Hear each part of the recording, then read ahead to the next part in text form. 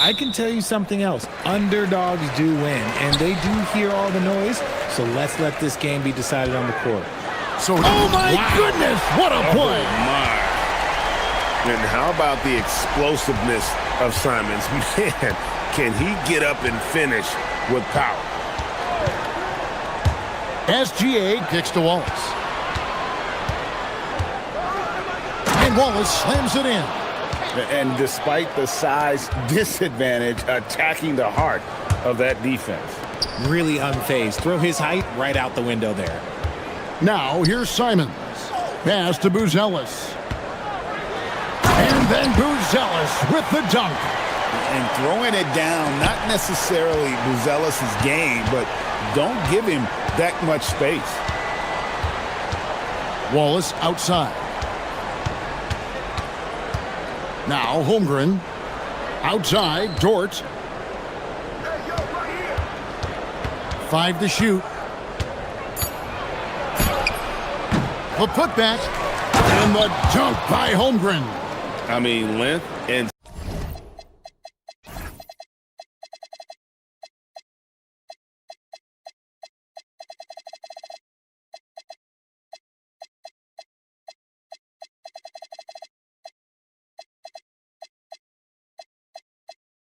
skill, and Holmgren has a lot of both.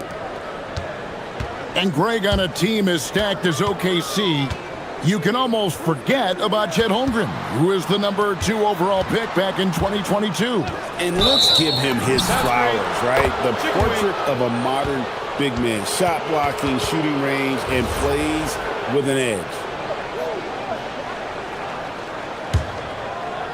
And we're about a minute and a half into the first quarter. SGA on the wing, covered by a Coral. Simons against Wallace, and the dunk by Holmgren.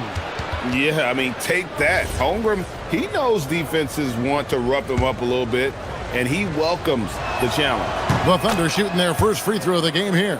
And Greg, the Thunder, NBA champions at last, and still incredibly young. And this is no fluke. They defended, they shared it, trusted in the system and one another.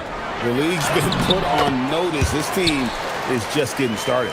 And once he got to the 10, I think he was surprised to find himself that wide open.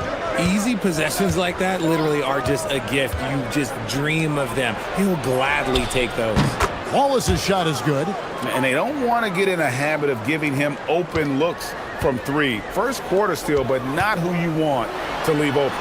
Simons kicks to Giddey.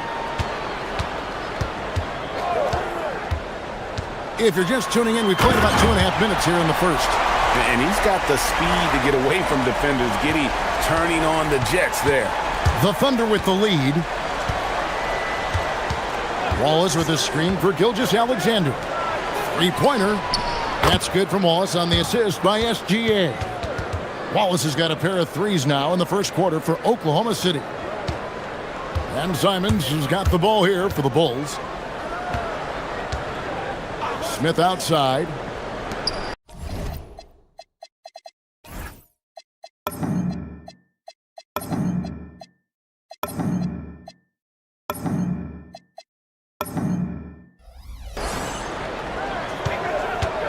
Simons with the ball. Smith with a screen on Williams. And Simons, here we go. Speed kills, and Simons has plenty of it. Here he goes. Wallace outside. And the dunk by Wallace. The D just kind of stepping aside and letting him get to the rim. There's a reason, GA, the lead is what it is right now. Yeah, it's going to take better rim protection than that if they're going to climb out of this hole. Here's Simons. The Thunder making the shot.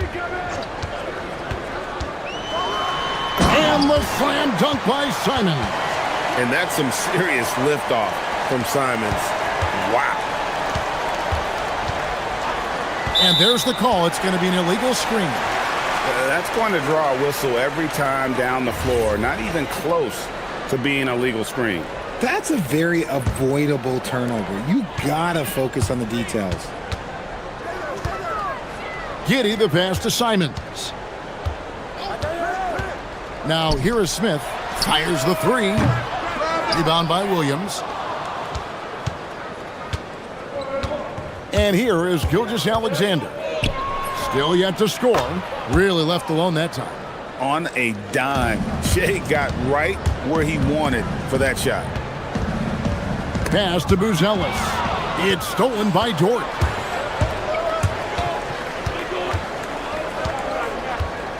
It's Williams high post. And Williams slams it in. And this sort of awesome dunk is one of the reasons this team is in charge of this game. Well, there's a swagger out there. You can see it on the court that they possess and are not afraid to show it either. Oklahoma City leading by 8. SGA looking it over.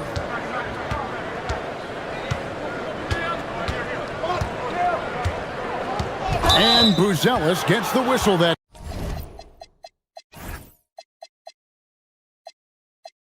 time. That'll be his second foul of the game.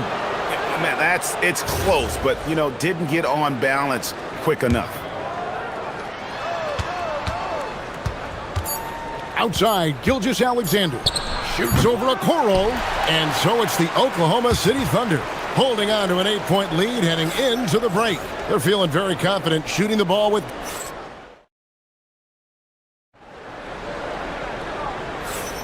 And thanks again for tuning in. If you're just joining us, we've played through one quarter of action so far. And what do you guys think so far about the offensive approach for the Thunder?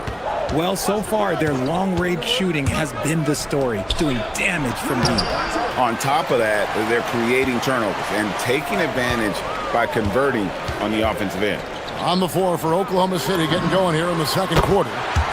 At the guard spots, we'll be seeing Gilgeous-Alexander and Wallace.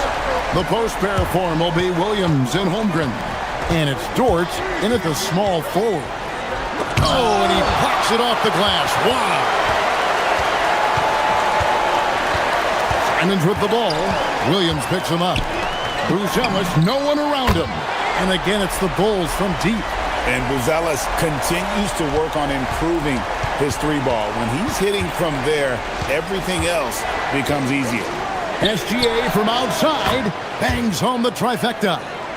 Gilgeous-Alexander's got 6 points. The real come at us, and we're coming right back at you. Yeah, I love the competitive fire right there. You drain a triple on us, and I'm coming for my revenge. Beyond the leaning, you could see his feet more set on that screen. Easy call.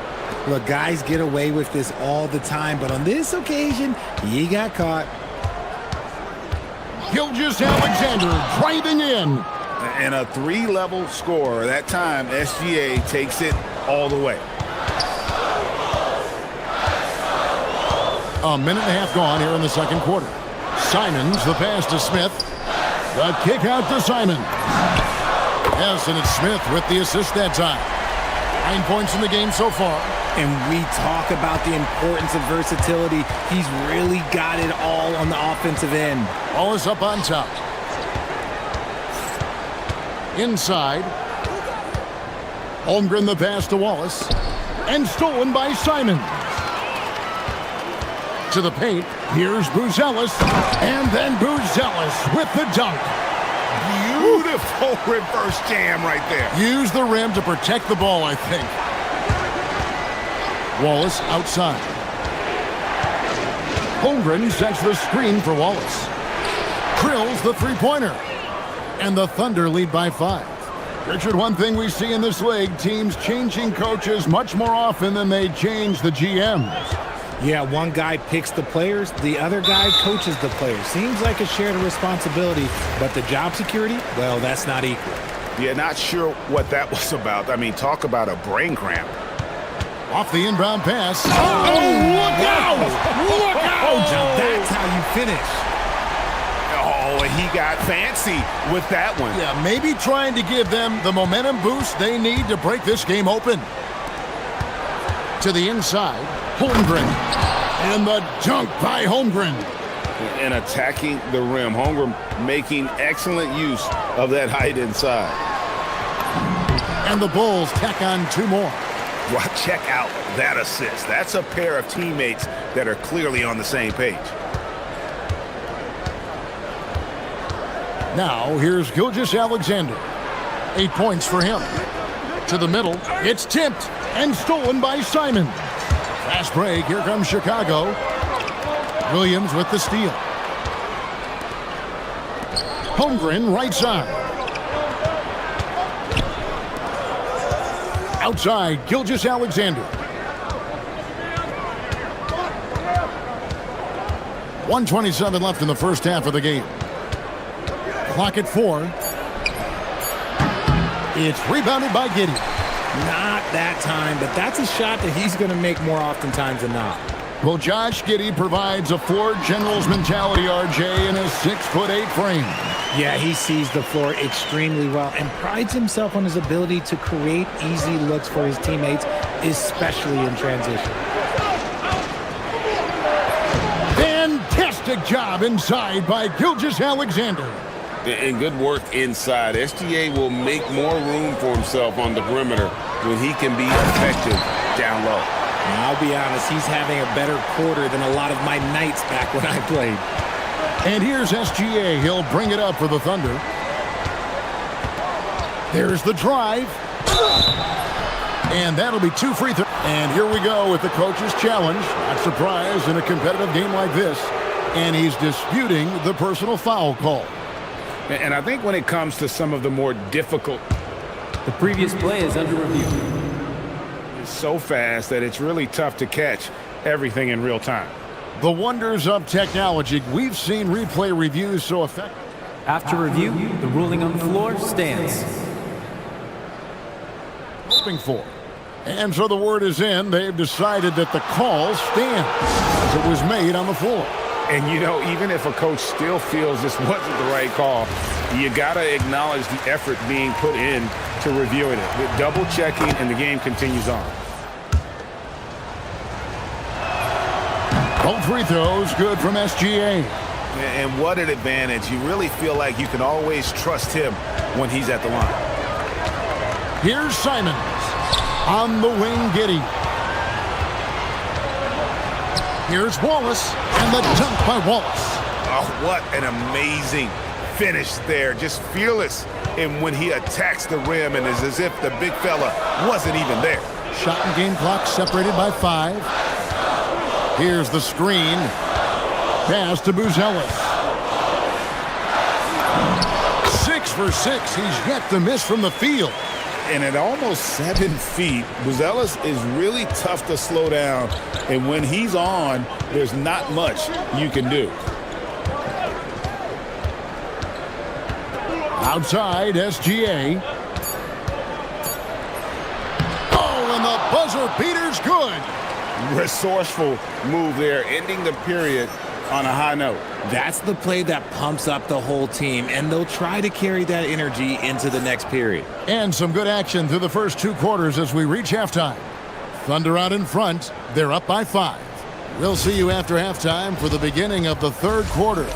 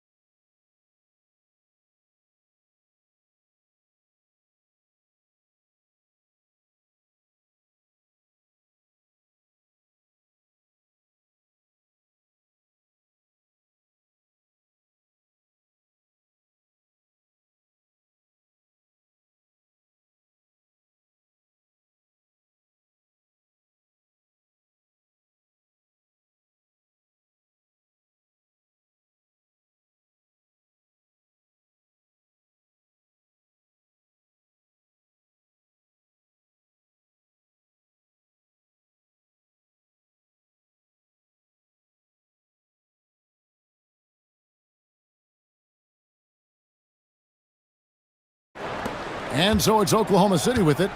It's a 5-point game. We've got a Coro. Smith is out there with Buzelis.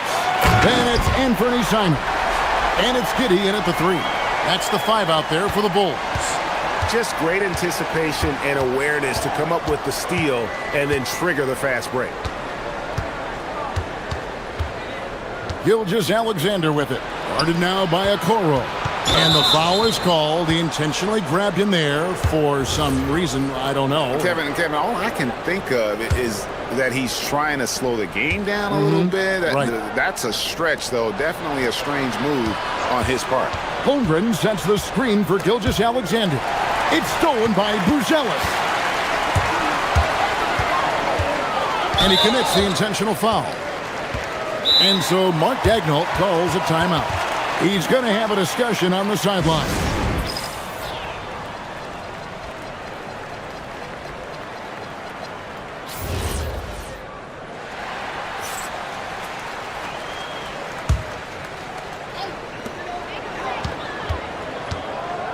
Simons against Williams. Smith with a screen on Williams. Here's Simons. He's got 13. Shot clock at 6. That's a 2 from Smith. And the rejection by Holmgren. Long 7-1 with that 7'6" wingspan. Holmgren can alter a block just about every shot in his vicinity. This is his second trip to the line in this one. And just a fantastic season a year ago in terms of his free throw shooting. 90% from the line. The Thunder leading by 4. Here in this third quarter, just over a minute play. Wallace. And a great assist by Gilgeous-Alexander as that one goes in. 18 points for Wallace. He's found his rhythm from deep, and you can see the confidence. And, of course, it helps space the floor, which gives this offense more room to operate. And Gilgeous-Alexander, here we go. Holmgren in the post. Working on Smith. Holmgren sets the screen for Wallace. And it's Isaac Okoro with the foul. That'll be his second foul of the game. Yeah, clearly struggling here with the foul. Still early, and just one more will put him over the limit. Now, Gilgeous-Alexander. He's got 15. This one for 3. That's good from Wallace on the assist from Gilgeous-Alexander. Wallace has got the lead up to 10 now for the Thunder. And there's the call on Lou Dort. That's his first foul. Holmgren with the steal. And a wide open look for SGA. From outside off the mark. 3-pointer, Simon. The Thunder pull it in. Gilgeous-Alexander with it. Wallace with a screen for SGA. Wants to get it to Holmgren and does. Outside for SGA. From distance, Shea puts it through. And perimeter scoring, I have to imagine it was a topic of discussion at halftime. And you see this so much more nowadays in the NBA. Teams putting a larger emphasis on jacking up threes. And with those points, he puts an end to that 10-0 run by the Thunder.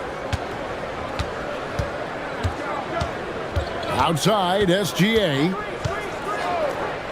Holmgren in the high post. Down low. Wallace kicks to Holmgren. And it's Isaac Okoro with the foul. That's his third foul of the game.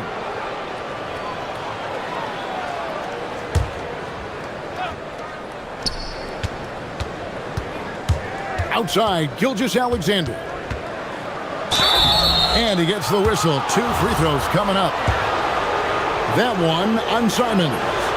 And Gilgeous-Alexander understands how to draw contact, especially when he's looking to score. Both free throws good from SGA. Bulls trail by 13. And it's Simons off the drive. And the slam dunk by Simons. And this is what Simons does best. Once he catches fire, this guy is a tough one to put out. Wallace outside. The 3. It's number 9 to fall. He's only taken 10 shots. Pick works well there. Not much resistance from the D. Yeah, that just comes down to a lack of effort. The defender has to do a better job fighting through the screen.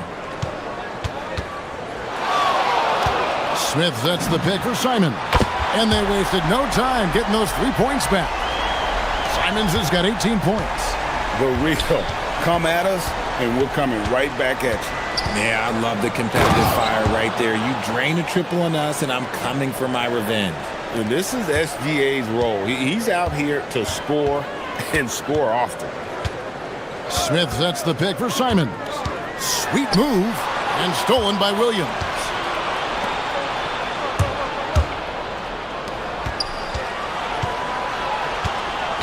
On the wing, Wallace, covered by Okoro. Wallace with a screen for Gilgeous-Alexander. 6 to shoot. Wallace finds Holmgren. No coverage that time. 9 points in the game so far. And guys, you can't allow Holmgren to gain confidence from the mid-range. He'll burn you when you give him those looks. Simons against Williams. Holmgren with the steal. It's Williams high post. Oh, and the jam by Williams. My goodness, that was absolutely filthy. Oh, nasty. This building is stunned. He dug deep, Greg, into his bag of tricks there. And so it's Oklahoma City feeling good about their 17-point lead heading into the break. And we'll see if they can keep up their tremendous. And as we head into the fourth, we'll see if there's a comeback in the works or if it's more of the same from the first 3 quarters. And it's Giddey with the ball for Chicago. Trailing by 17. And Oklahoma City looking who they've got to start the fourth quarter. At the guard spots, we'll be seeing Gilgeous-Alexander and Wallace. Dort and Williams up in the forward positions. And it's Holmgren in at the pivot spot, manning the middle. And what's your take, guys, on the hustle sticks for the Thunder? Great heads-up defensive play tonight, creating offensive opportunities for themselves by forcing deflections. And another place they're finding success is in transition. They've been working hard to get ahead of the defense and find those easy. And then Smith with the dunk. And he gives that rim a good tug on the way down. Oh, that's how you drive your point home right there. A top 10 pick in 2020, Jalen Smith, Richard, played for 3 teams before his 25th birthday. He's seen a lot. Yeah, that's such a challenge for a young player. I moved around a bit, but it was later in my career. Give Jalen credit. Despite the changes, he is still developing well. 6 on the shot clock. Here's SGA. It's rebounded by Giddey. Giddey's got 4 rebounds in this game. At the elbow, Smith. Laid in with a nice touch off the glass. Smith's got 5 points in the quarter. These are exactly the kind of shots they want to generate each and every time down the floor. Now, here's Gilgeous-Alexander. Covered by Okoro. SGA, good. Big miscommunication on defense. He recognizes it and quickly takes advantage. Yeah, they're going to do a much better job of putting a little bit of pressure on him on his way to the hoop. And you got to get out on that if you're the defense. Simon's too big a threat from deep. Outside, SGA. Here's Wallace. That's good, and SGA with the assist. SGA's got his 9th assist in the game now. Simons, the pass to Smith. Tried to come right back with the 3 of his own, but it's no good. Simons against SGA. Going inside. And again, Oklahoma City with the triple. He's just stretching him out. The defense has got to do a better job of staying attached to him. And the lack of defensive pressure on shots like that is a big reason they're down by double digits. That is not possible. What we just... is that possible? I think it is, Greg. Not probable, but like possible, like you said. And the 3 misses. Bulls trail by 18. And the foul called on Cason Wallace. That'll be his 2nd foul of the game. Yeah, clearly he had an established position there.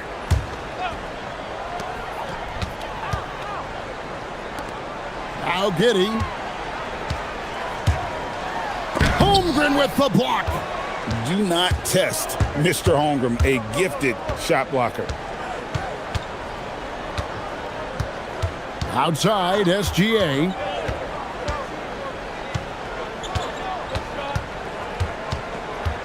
Clock at 6.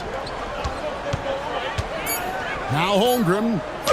It's in, and he's a very efficient 5 for 6 on the game. Late in the game, up big, they continue to attack. If you want to be great, you have to have that killer instinct. Here's Simons. It's in. His shot is pure. Somebody help this man. Get this man some help out there. He's doing everything he can to keep his team in the game. Wallace looking for an opening. Now Gilgeous-Alexander.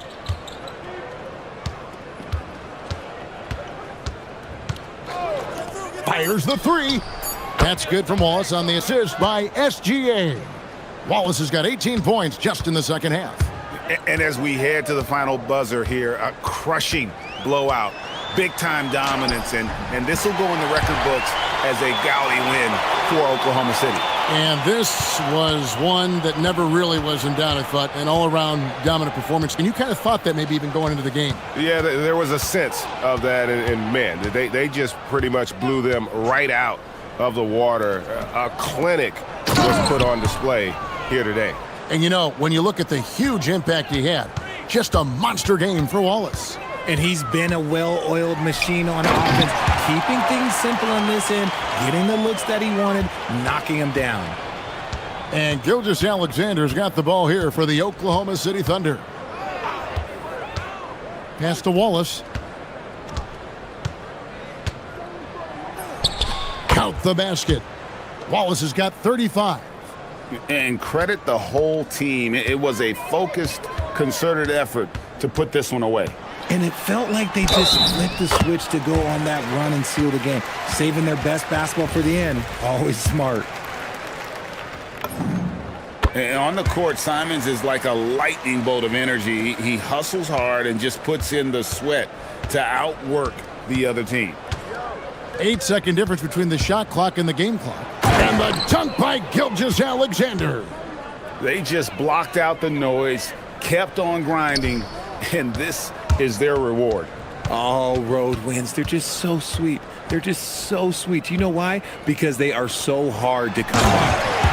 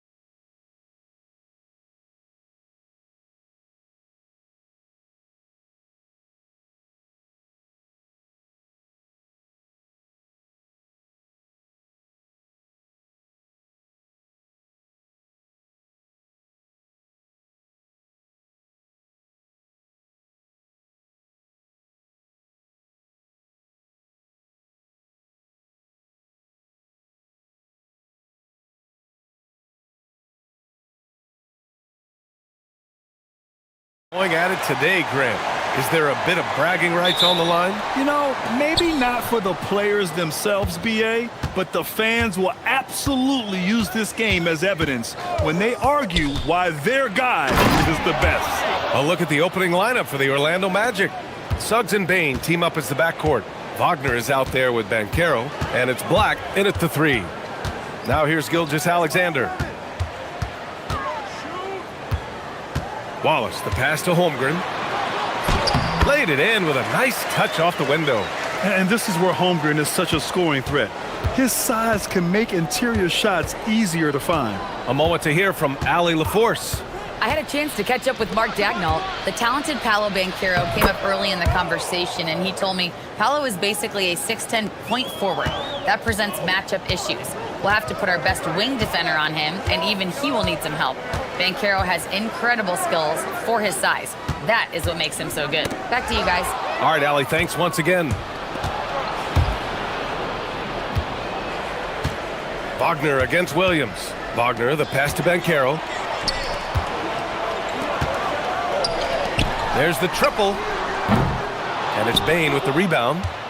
Well, after the Magic traded away Dwight Howard back in 2012, seems like they spent about a decade in limbo, Grant. That's so true, BA. And once they finally committed to building through the draft, the turnaround was pretty rapid, showing the upside of drafting and developing from the ground up. Here's Gilgeous-Alexander. Orlando making their last shot. Holmgren, the pass to Wallace.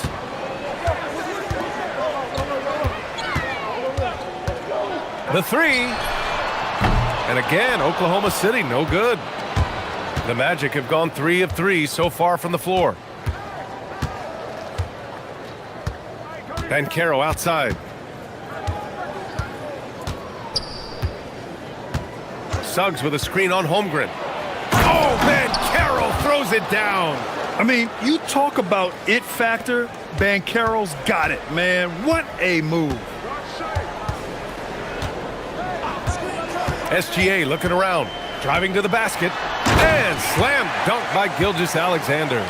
And one move ahead of the defense, a solid pick. And then the monster dunk to complete the play. Well done. Boy, picture-perfect teamwork that time, guys. One guy sacrificing for the other. That's how you succeed in this league. That one falls. Boy, nice pass that time by Suggs. I love his composure and presence. Now here's SGA. Tight defense on him. Wallace outside. Up top, SGA. Black defending. Just 5 to shoot. Jacks up a 3. Wallace misses. Orlando leading by 6.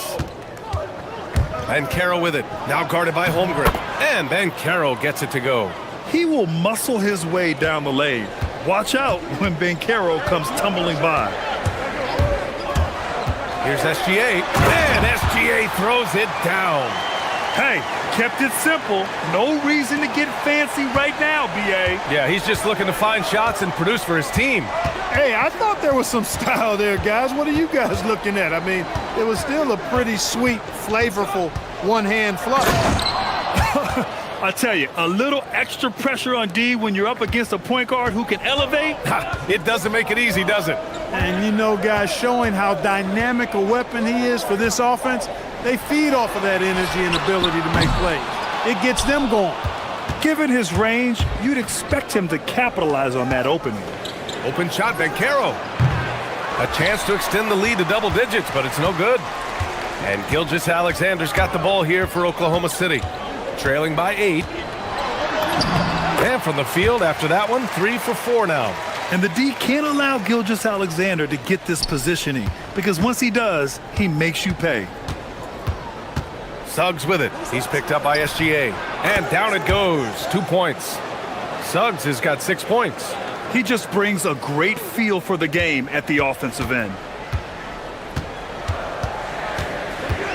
Suggs against Gilgeous-Alexander. And we've got 28 seconds left now in the first quarter. Wallace, the pass to Gilgeous-Alexander. Here's Holmgren. And it's Orlando with a rebound. Despite the miss, those are the kind of looks coaches hope to create. Wagner against Holmgren. Wagner with a screen on Williams. And the foul called on Jalen Williams. That's his first foul.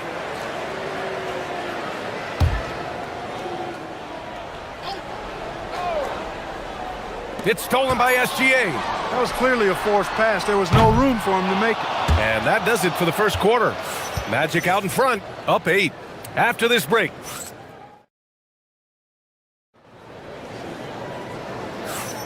Hope you've enjoyed the broadcast so far. Halfway through the first half in this one. And a moment to look at the scoring approach in terms of where the points are coming from for the Magic. I really like how they're knifing inside with confidence, exploiting any openings they see in the defense, taking advantage. Another area they've excelled in is the points in the paint. They've been able to gouge the interior defense so far in this one. SGA and Wallace are the backcourt. In it forward, it's Dort and Williams. And it's Holmgren in at the center position. That's the lineup for Oklahoma City. Now here's Suggs. A shot from the mid-range. Williams grabs the board. Couldn't quite line that one up. Just got to shake it off and move on to the next one. And Shai Gilgeous-Alexander has made the move from star to superstar, Grant. Well, no question, B.A. He's been a superstar for quite a few seasons now, but he's not satisfied and just continues to elevate his game year after year. Knocks it down from distance. Wallace has got 6 points in the quarter. Pick works well there, but the defense left a lot to be desired. Yeah, that's not the defense you need. You got to be tougher defensively. Thunder trail by 4. And we played just over a minute of basketball in the second quarter. Wallace, the pass to SGA. Back to Wallace. Clock at 4.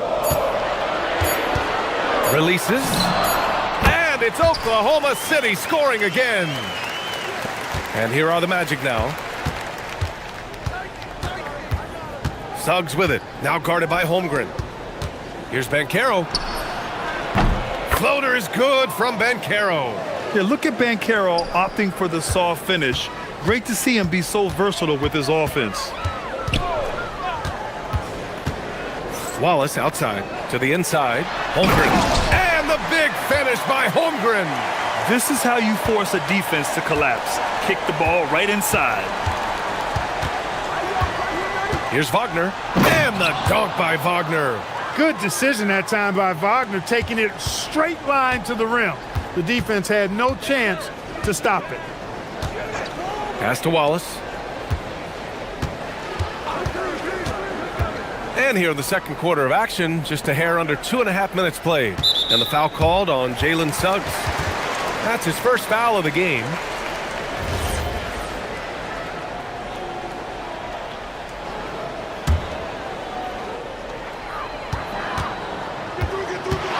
Gilgeous-Alexander with the ball.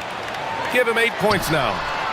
And one key for quality teams in this league, beating the opponents you're supposed to beat. What goes into that, Grant? Well, B.A., they call them trap games. An opponent that, on paper, isn't up to your level, especially when they're missing key guys. The thing is, can you find that juice to take care of business? And Carroll with a screen on Williams. Banchero outside. And stolen by Holmgren. Clever, crafty defense. He saw that pass coming before it was even made. Now here's Gilgeous-Alexander. Black defending. Back to Wallace. The 3 ball. It's rebounded by Wagner. Orlando leading by 4.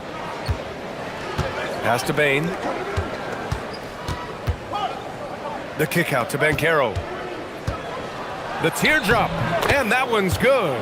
That's 12 points for Paolo Banchero. I mean, it's incredible. Banchero can be so dominant. A young player with such a promising future.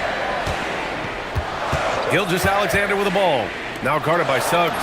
Holmgren for 2. Getting enough shots in close to play inside out. The Magic have gone a terrific 4 of 5 here in the second quarter. Well, Grant, you look up and down this Thunder roster. It is just loaded with winning players. Yeah, B.A. Guys who are going to make the right play, defend their spot, move without the ball. I mean, they've built something special in OKC, piece by piece. And it's SGA missing. And this is exactly who you want taking that shot. He just missed it. Suggs outside.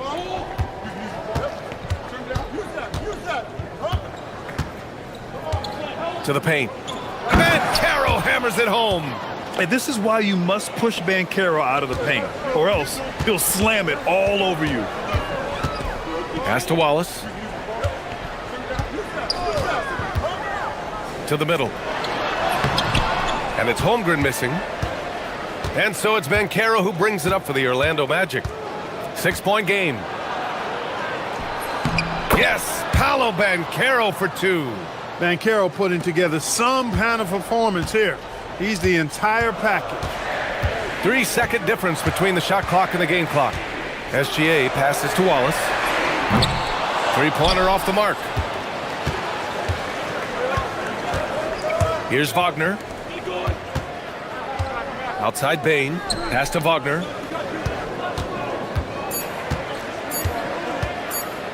And stolen by Holmgren. Paolo Banchero getting it done for Orlando. 8 points in the quarter, showing how effective he can be.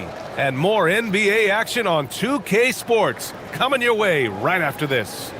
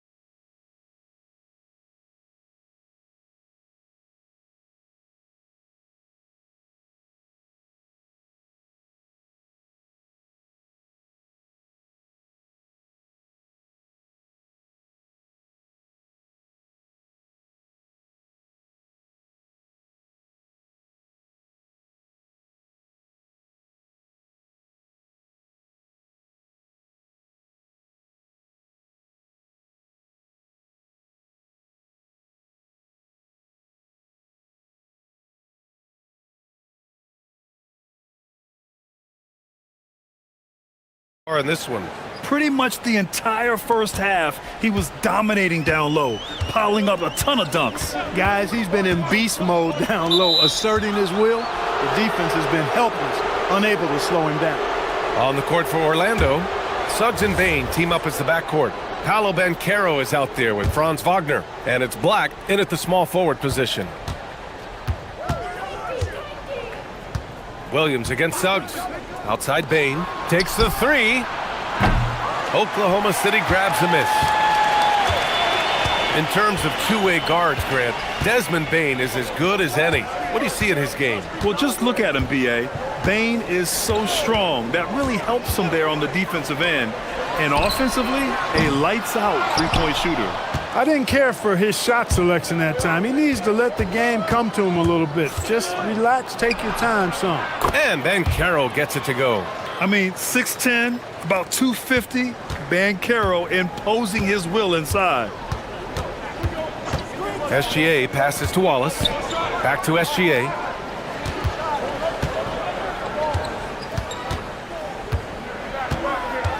Nice move.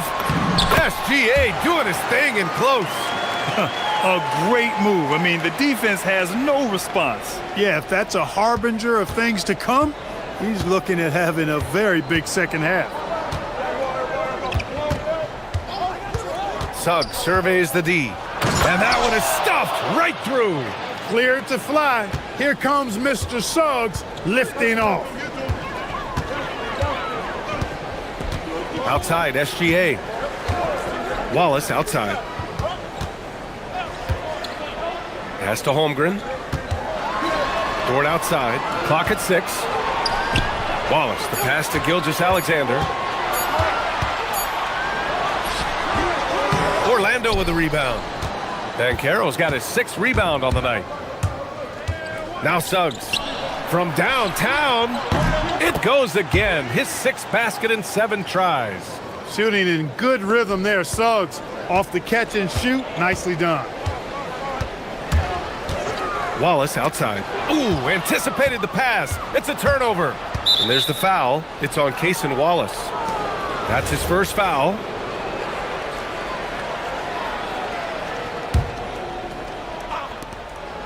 Suggs finds Banchero. Not quite 2.5 minutes played here in the second half. Outstanding D from Holmgren. I mean, I love seeing him make an impact with that kind of energy. Pass to Williams. Wagner with a steal.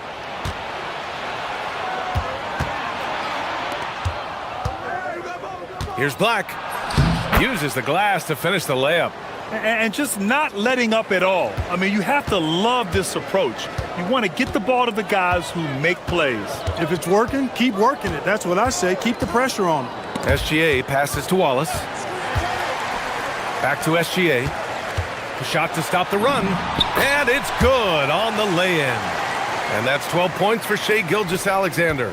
He's scoring the rock at will, but he needs more help from his teammates.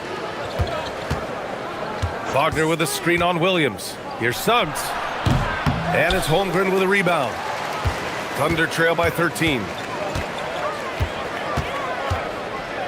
Outside, Gilgeous-Alexander. Wallace outside. 1:31 left in the third quarter. And they want a second opinion on that call. The signal. The ruling on the floor stands. In place. We've seen so many of these personal foul calls still disputed even after the video review. There's no doubt there's going to be a gray area in a lot of these calls. But at least we have the option to take a second look, so the officials can be sure they get it right. And they've made their decision. The call will stand. And as much as it hurts to lose a challenge, I think Coach would challenge that call again if he could. He really disagreed with the foul, and he's still peeved. Magic leading by 11. Suggs outside. 1:19 left to play in the third quarter of basketball. And Carroll with a screen on Williams. 6 to shoot. Here's Suggs. Lays it up and banks it in. Suggs has got 7 points for the quarter. So tough trying to slow down Suggs, especially when he gets it going, because he's persistent and relentless. Gilgeous-Alexander passes to Wallace. Down low. And stolen by Banchero. Oh, and he blocks it off the glass. Wow. Wow. I mean, the 7'6" wingspan coming in handy. Holmgren loves swatting away shots just like this. Thunder on D. Trailing by 13. Suggs with it. Now guarded by Holmgren. Some room here for Suggs. Nice form on the 20-footer. Suggs has got 9 points now in the second half.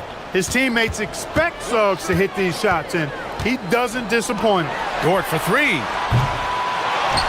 The kick out to Williams. That one's good. And so Gilgeous-Alexander with the assist. SGA's got 4 assists in the game. And so it's Suggs. He brings it up for Orlando. The biggest lead of the game, 15 points. There's a 4-second difference from the shot clock and the game clock. Black, right side.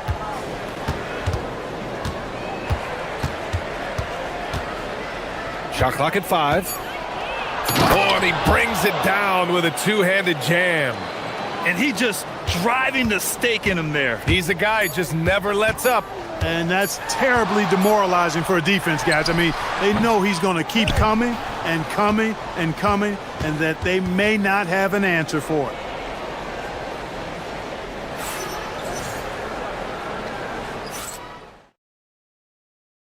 And it's time to bring up the State Farm assist of the game. And the winner today coming from an unlikely position. It's the big fella with the sweetest pass of the day. Boy, that's a nice asset to have. It's a huge boost to any offense, too. It adds a whole nother dimension when you've got a big guy that can pass. And 1 quarter to go in a game that, to this point, has not been an evenly fought contest. SGA and Wallace are the backcourt. Inside, we got Williams and Holmgren, and it's Dort in at the 3. That's the lineup for Oklahoma City. Yeah, a defense has to be very aware of Gilgeous-Alexander's attack mindset. He wants to get to the rim and do maximum damage. It's Suggs with a drive. Sweet little floater.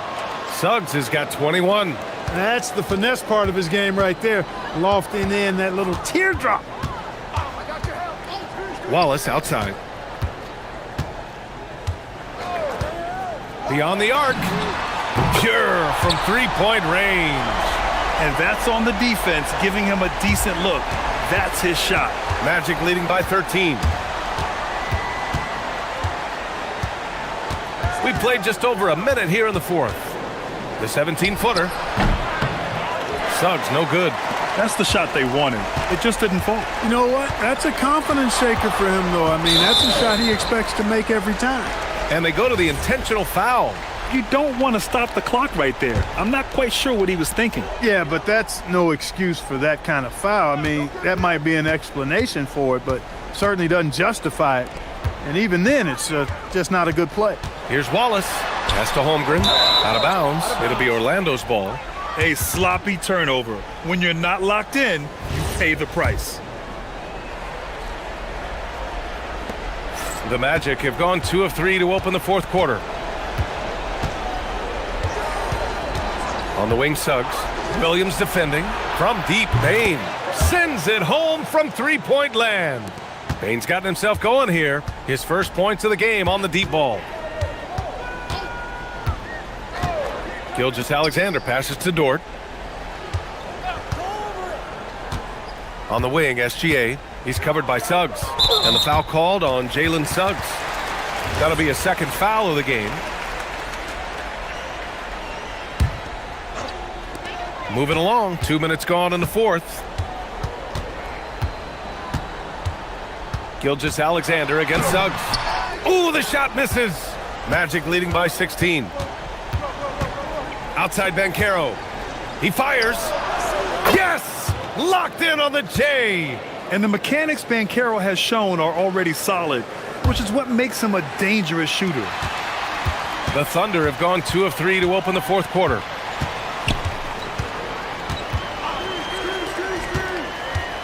Holmgren with a screen on Suggs. Yes, sir! The finish with the jam! And you know, as a roller, Holmgren shows great hands, and he makes nice adjustments moving downhill. That free throw good from Holmgren. Over 2.5 minutes in the books here in the fourth. Williams against Suggs. Bain fires! No good from 3! That's his shot, and one I'm sure he wants back. SGA. Oh, impressive footwork down low. Took that orange right to the rack, and they just let him go by. They've got time on their side here, Grant. And if they're smart, they'll milk the clock a little. We've got 1:48 left to play in the fourth quarter of this one. Here's Wagner. Down to 5 on the shot clock. Holmgren there for the rebound. And so it's Gilgeous-Alexander with it. He brings it up for the Oklahoma City Thunder. It's a 13-point game. Bucket is good! That's where they'd like all their shots to come from. For Orlando, they've gone 4 of 7 from the field in the fourth quarter. And there's a whistle. That's going to go on Lou Dort. That's his first foul of the game.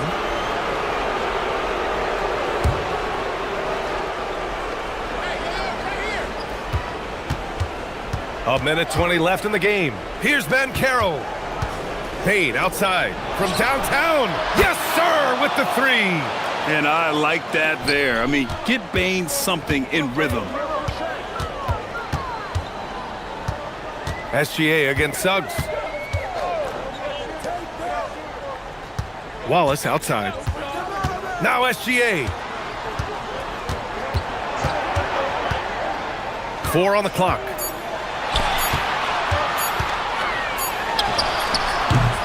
Wagner with the rebound. Well, I like the defense there. Right up in his grill, didn't give him a chance. Banchero in the post. He's covered by Holmgren. Shoots! And he sinks the jumper. Stepping up and nailing an important shot to put this away. And, you know, this run shows what kind of attitude this team has. I mean, the win is there. Go get it. Now SGA.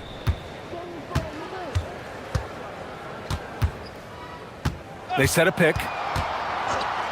A one-handed jam, rocking the rim.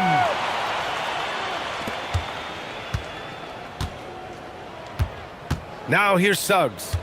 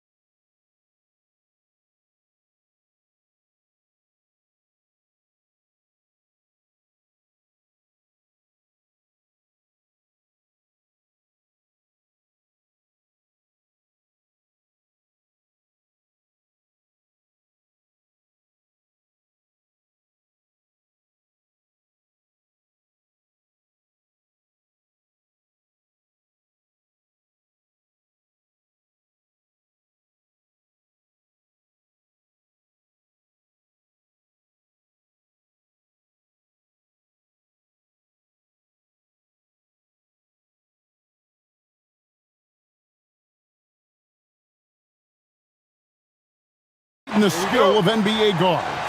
Two of the league's best going head-to-head. And when I think basketball, I envision guards pushing the tempo, taking threes. The modern NBA has a lot of talent. The pace has never been higher. Now Sacramento starting five. We've got Drew Eubanks. Hunter is out there with Keegan Murray. Then it's DeRozan, and it's Levine in at the point. Eubanks. Nice move, and it's good on the layup. And the fireworks begin.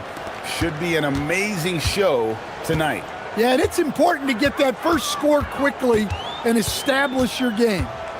Now, here's Suggs.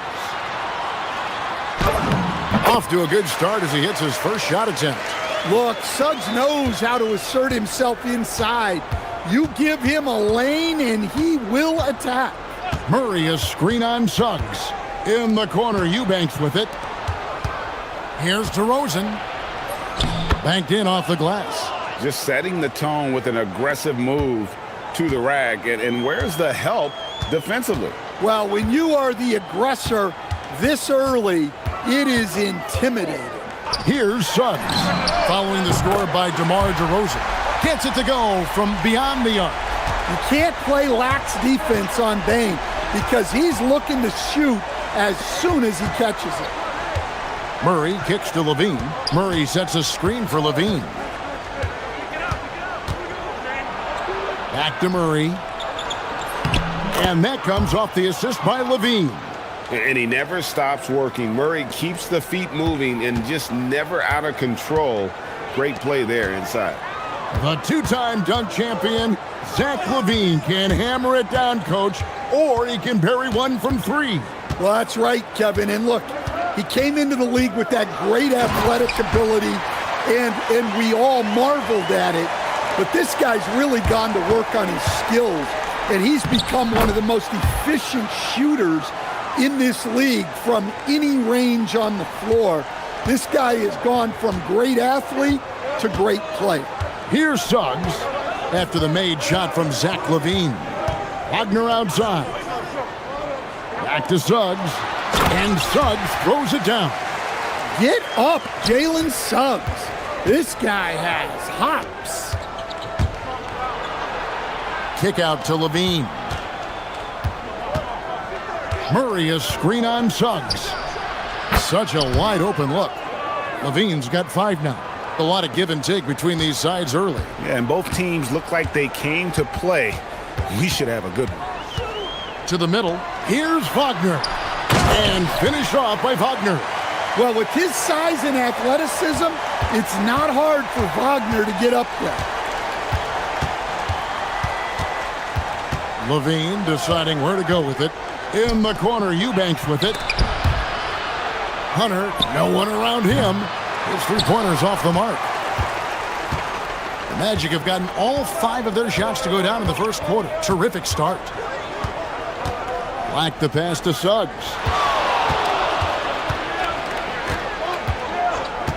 There's a minute 34 left here in the first quarter. Bane, no good. Sacramento's gone 1 of 2 from long range in the first quarter. Count it, good. With a number of moves and shots to choose from, Hunter is scary. Nice bucket there. And great offensive firepower for the Kings. But you know what, Stan? They know they got to defend. Well, their head coach, Doug Christie, made his bones at that end. But it's on these players to execute, and that'll be the challenge. Now here's Levine. Jalen Suggs unable to get his last shot to go. And Levine, here we go. And then Levine with the jam. And Levine showing off his explosive leaping ability there off the drive. Suggs against Murray. Suggs passes to Banchero. And finished off by Banchero. And the one-hand slam just looks so pretty when it's in his hand and he's the one doing the slam. Agreed. He is smooth as silk, even on a power finish. Now here's Murray. Poke loose and stolen by Wagner. Shot and game clock separated by 5. Outside, Suggs. And the 3 ball is good. Suggs has got 9 points. Yeah, Wagner has the ability to spot these openings and moves the ball whenever he can. Levine dishes to Murray, and there it is for him. And folks, the coach's challenge has been... After the review, the ruling on the floor is overturned. And I think when it comes to some of the more difficult calls to make, personal fouls can be tough. The action is so fast that it's really tough to catch everything in real time. The wonders of technology. We've seen replay reviews so effectively, and involving the coaches by being able now to challenge like this is something a lot of people have been hoping for. And the announcement on the review is that the foul was called in error. So they have determined to overrule the original call. And guys, this is what it's all about, getting the call right. And I think in this case, the video review showed that while it was a tough call to make on the floor, they got it right with the review. The first quarter all wrapped up, and it's been an exciting game so far. It's Sacramento up by 1. We'll get right back to the end.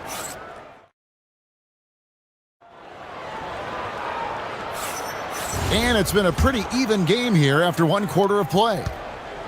And let's take a moment here to get your guys' take on scoring so far for Sacramento. Well, their game plan has been very effective so far. They're working the ball inside, putting constant pressure on the defense. And also, guys, they're playing for one another right now. All those extra passes are leading to easy buckets. The guard pair for him will be Suggs and Bain. Franz Wagner is out there with Paolo Banchero, and it's Black in at the small forward position. That's the group start the second quarter for the Magic. And that one's good, Wagner. Well, he fits the definition of a stretch big. Franz Wagner has legit range. To stand, you don't see a whole lot of players, 6'10", with the perimeter skills of a Franz Wagner. Oh, you sure don't, Kevin. And not a guy with his size, strength, and skill, and he can create shots for himself. He can finish through contact, and he will also create shots for his teammates. It's Suggs with the drive, and the basket is good. Suggs has got 11. Just a terrific drive by Suggs. When he sees lanes to the rim open up, he attacks with no hesitation. To the paint, and it's Murray with the jam. Good job of stepping up to the plate there, seizing back the momentum for his team. Yeah, plenty of lead changes in this game. It's gone back and forth. Outside, Suggs. And that won't go, missing the go-ahead bucket. And here's Levine, who brings it up for the Sacramento Kings. And the whistle blows. It's going to be on Jalen Suggs. That is his first foul of the game.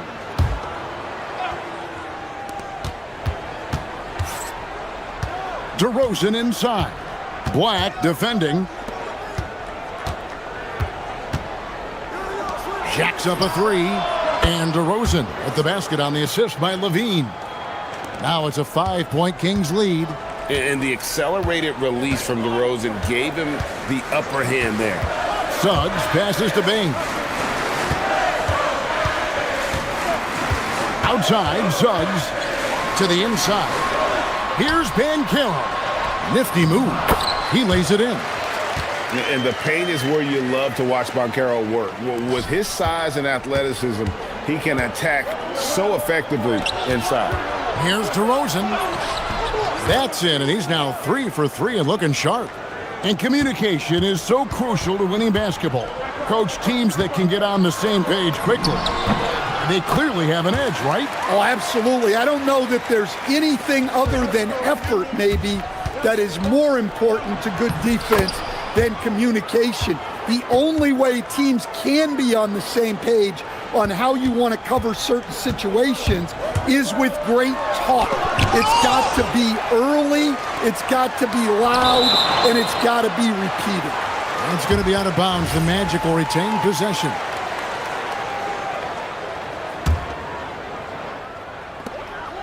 We've got 1:55 left in the first half. Goes back up. Suggs. And Suggs throws it down. Everything is working for Suggs offensively at the moment. This is a very encouraging sight to see. Levine passes to Eubanks. Suggs against Levine. Well, he's a bit of an undersized center. However, his leaping ability can certainly mask that. It's Suggs with the drive. And Suggs throws it down. Using that momentum to just prepare for liftoff. Suggs, boy, a problem on the drive. And Levine throws it down. Oh, inflicting some punishment with the two-hand flush. They're going for the throat. Suggs kicks to Bain. Misses the three. Finding space on the perimeter, but he couldn't capitalize. On the wing, Levine. Black defending. Murray sets a screen for Levine. 4 on the shot clock. Pass to Eubanks. The three ball. Orlando grabs the miss. The shot and game clock separated by 4. And this kid is just a natural-born scorer. Banchero can post you up, face you up, and also beat you in transition. Outside, Levine. Murray a screen on Suggs. Levine can't hit. It's Suggs with the drive. That is ferocious. You said it. That was ferocious. And so it's Zach Levine making things happen for the Kings. Setting up teammates and getting buckets. He is looking as determined as ever. Back to the action in just a minute.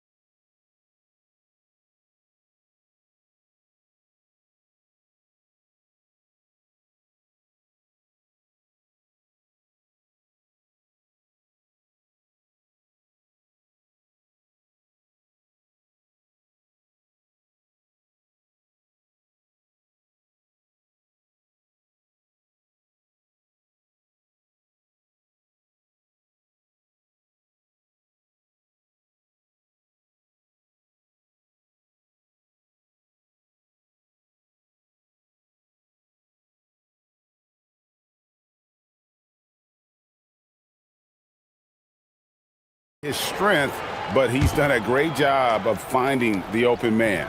Well, the way I see it, it's an added bonus.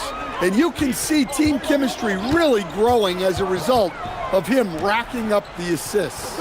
Here's who Doug Christie is starting in the second half. They've got Hunter. Drew Eubanks out there with Murray. Then it's Zach Levine, and it's DeRozan in at the shooting guard position. And it's Suggs missing. The Kings leading. On the wing, Levine. Black defending. DeRozan against Bain. And DeRozan kicks to Levine.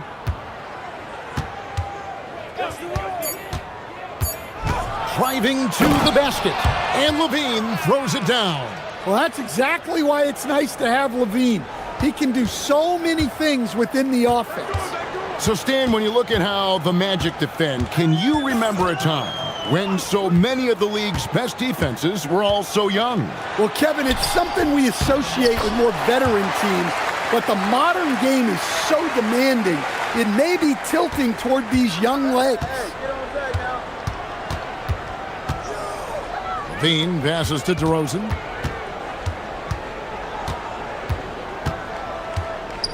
Back to Levine. Pass to DeRozan. There's the three. And that one is off. Orlando's gone 3 of 5 from beyond the arc so far tonight. Here's Suggs. Kicks it out to Wagner. On the wing, Bain. Guarded by Levine. Here's Suggs. No luck that time on the shot that would have put them on top. The Kings shooting the lights out in this one, 77%. Eubanks finds Levine. They set the screen. It's good from long range. Levine's got 20. You can't forget about Levine from deep. Suggs looking around. Count it. And with that basket, he's now 9 of 15 from the floor. And you gotta love the big bucket in the paint in this sort of a grind-it-out game. Suggs against Levine. Here's Eubanks. That's good, and it's Levine with the assist. Levine's got assist number 8 here in this one already. Suggs against Murray. Wagner outside, inside, and finished off by Banchero. When Banchero gets in tight, that's how he likes to finish. No layups for this big guy. He's all about the finish. That one goes. Count it. Well, over the course of the night, he's been taking shots he's comfortable with, and it's working. Here's Suggs. It's hauled in by the Kings. Eubanks got 6 rebounds now in the game.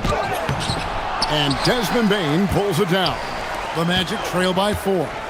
Here's Wagner. And finished off by Wagner. And smart ball movement there from Banchero. And that selflessness will endear him to his teammates. And Levine, here we go. And he comes up with the deuce. Levine's got 9 points here in the second half. Well, the defense can't lose track of him. He's just too talented offensively. Pass to Bain. Murray against Suggs. And here's Banchero. And 2 shots coming up at the line. And yep, we thought we might see it. And the coach's challenge. After review, the ruling on the floor stands. And this is the time now where the officials can review in closer detail what constituted the original personal foul. Getting a different angle can sometimes make it a lot easier to determine. Indeed, and the one thing with replay review is that when you see the slow motion replays, you really get a new appreciation for just the immense speed at which these players are moving at, and how fast the action really is, and how hard it can be sometimes, Greg, to make the right call. And so the word is in. They've decided that the call stands as it was made on the floor.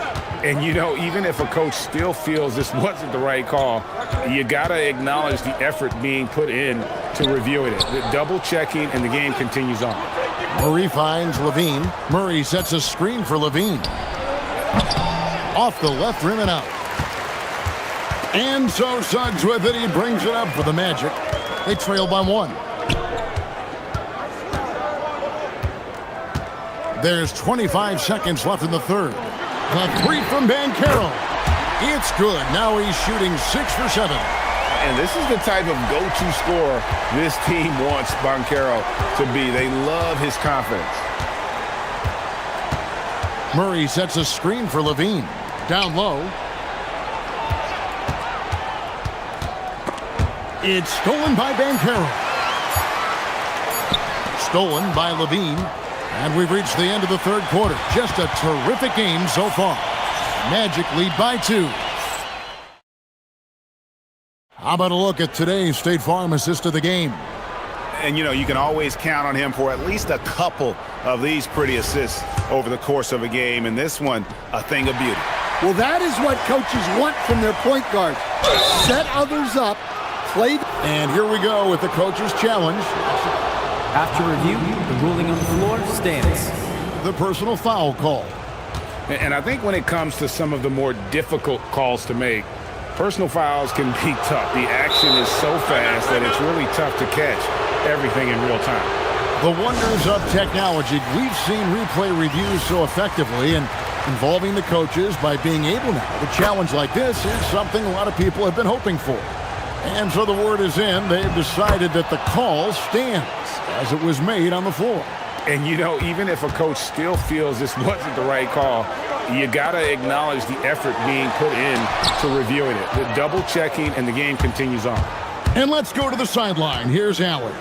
Hi, guys. Well, Jamal Mosley was just reviewing the plan with his team. He pleaded with his guys to keep their emotions in check, saying, "You're battling right now. Continue to play smart. Don't try to be a hero out there. Play for one another." Guys, let's see what happens. And Allie, thanks so much. Suggs dishes to Banchero. And the layup's good off the glass. Banchero's got the game tied up here for Orlando. And Banchero is putting it all together, capable of scoring from all three levels. Murray sets a screen for Levine. Off target from three-point range. Orlando's gone 4-6 from outside the arc tonight. And Jamal Mosley has called timeout. And clearly an important juncture. He's going to have some choice words with his team. About a minute played here in the fourth quarter. Outside, Suggs. Wagner outside. Banchero, a screen on Hunter. Wagner from long range. Here's Eubanks. The lead pass was put in just the right spot. And the Kings lead by 2. And nice dime from Hunter there. An unselfish player who knows how to look for his teammates. Wagner finds Suggs. Banchero inside, working on Hunter. And we have an intentional foul there, GA. Wish I could say why. That one's pretty strange. I mean, no idea what got into his head right there. Wagner, a screen on Murray. And it's Suggs missing. Yeah, you expect him to make those. Good look. Just couldn't find the mark.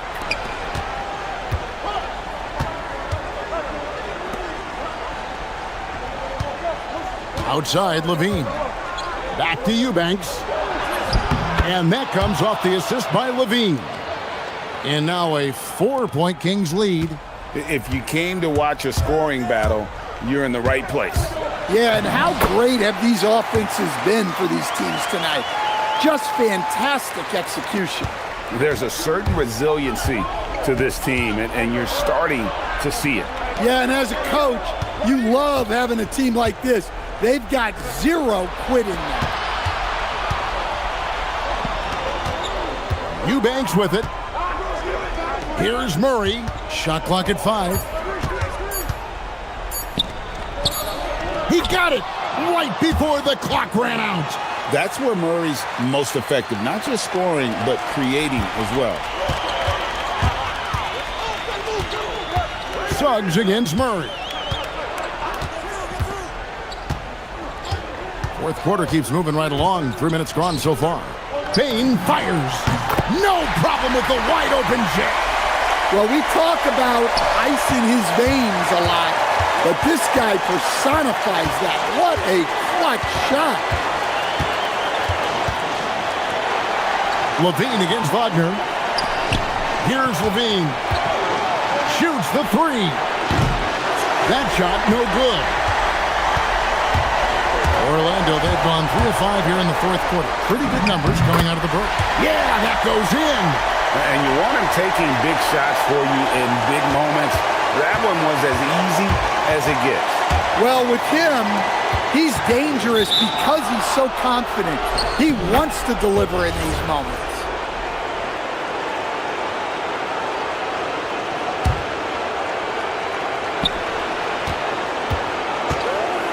Outside, Levine. Outside, Hunter. Payne with the steal. And before he had time to bring the ball back in off the pump fake, out, and they're off. Clutch points from Bane. Never scared of the moment. DeRozan rips it down with 2 hands. How about the heart DeRozan plays with? In the clutch, he's fully committed to getting his team whatever they need. Suggs. Off the glass. Well, he's got that clutch gene in him. Suggs digging deep when they needed it. Hunter sets a screen for Levine. DeRozan. Oh, the slam dunk. That is world class. Yeah, and I can say from experience, his coach just breathed a huge sigh of relief. Suggs buries the jumper. And because it's so easy for him to get to the cup, Suggs doesn't shoot a ton of mid-range jumpers, but he has it in his arsenal. Outside Murray. Oh, that was a two-hander. And Murray loves knocking down the big shot. He does not fear the moment. And here is Suggs. 23 seconds left in the fourth. And he jams it in. A big-time bucket there. They've got to play for a stop here with the two-point lead. Most important thing, no open threes. Murray a screen on Suggs. And Levine, here we go. Good. That's such a tough finish. Levine with outstanding focus to score through contact. And they go to the intentional foul.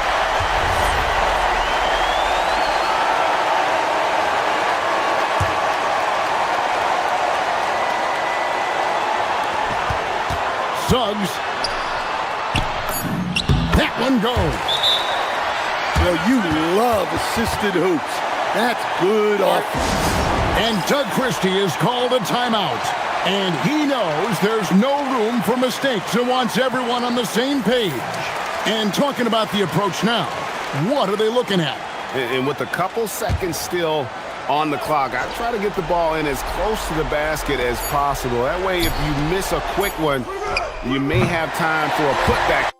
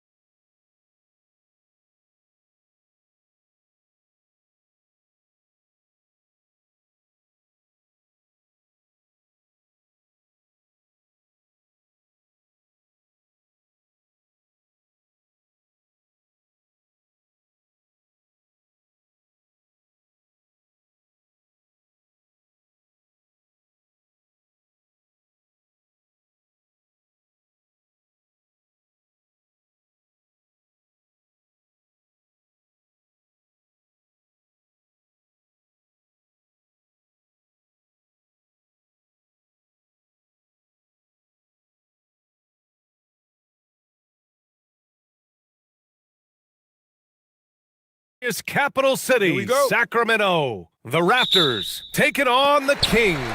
For Toronto, consistency is their goal. They want to win each half, each quarter, each possession. Kings, Raptors, just moments away right after this. So let's take a look at the starters for the Toronto Raptors. We've got R.J. Barrett. Scotty Barnes is out there with Brandon Ingram. And it's Murray Boyles in at the 2. That one drops for him. We've seen this time and again. R.J. Barrett will not be deterred by a little contact. On the wing, Levine. He's guarded by Barnes. Back to Murray. Oh, it's stolen. Outside Barrett. Pass to Mamukelashvili. And for some reason...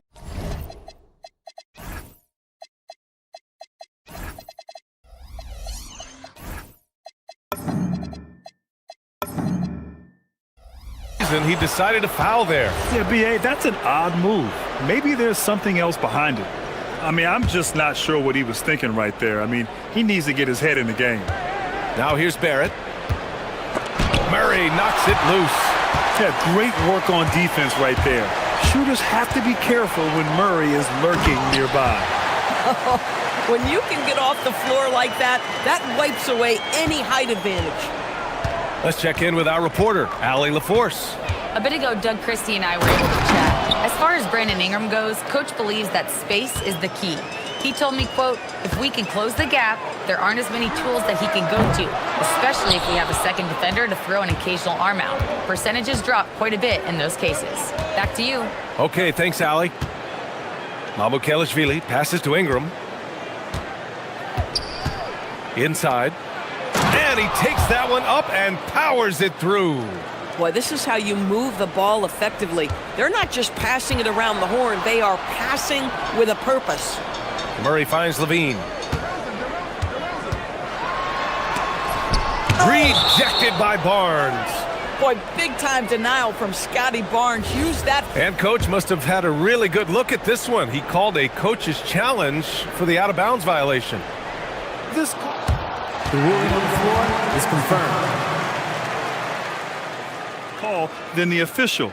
It's really just a matter of where the action takes place on the court. Hey, when you're on the bench and see what looks like an obvious mistake on this call, you almost have to challenge. No matter when it comes in the game, you don't want to surrender any possessions. And the ruling has been made.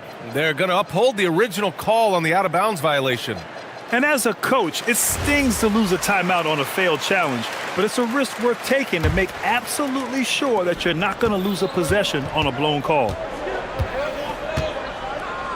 Here's Barrett, and denied. He sends it right off the glass.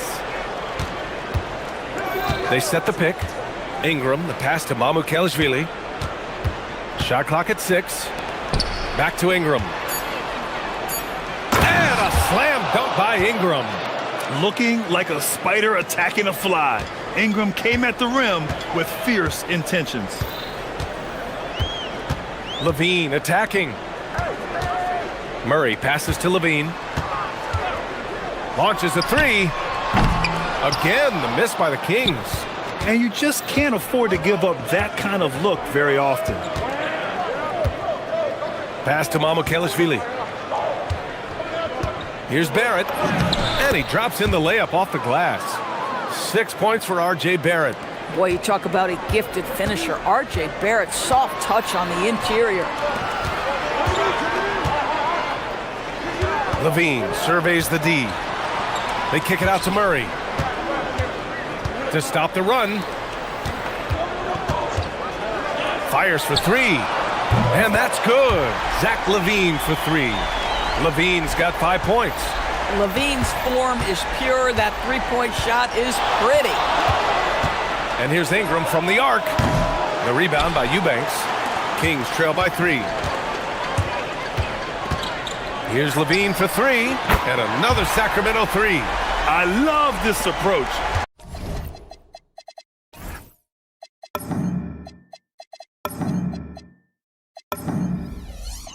getting him involved early, and it's already paying off. They know that if this guy goes off, their chances of winning rise exponentially. A brilliant dunk, and he hangs up there for a while, too. Like he's posing for the camera. He's just hanging out, posing for pictures, just making himself at home. Now here's Levine. Give him 8.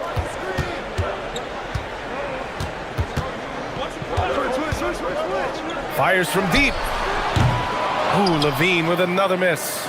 He's got a great defensive mind. He gets good position and affects the release. And he did it without fouling, and that's become an art, changing shots without making contact. The offensive rebound. Pass to Barrett. From the arc. Nails it from 3. He's got 11. Well, you have to understand, spacing is provided when you can make threes. R.J. Barrett delivers. Now here's DeRozan, covered by Ingram, and the dunk by DeRozan.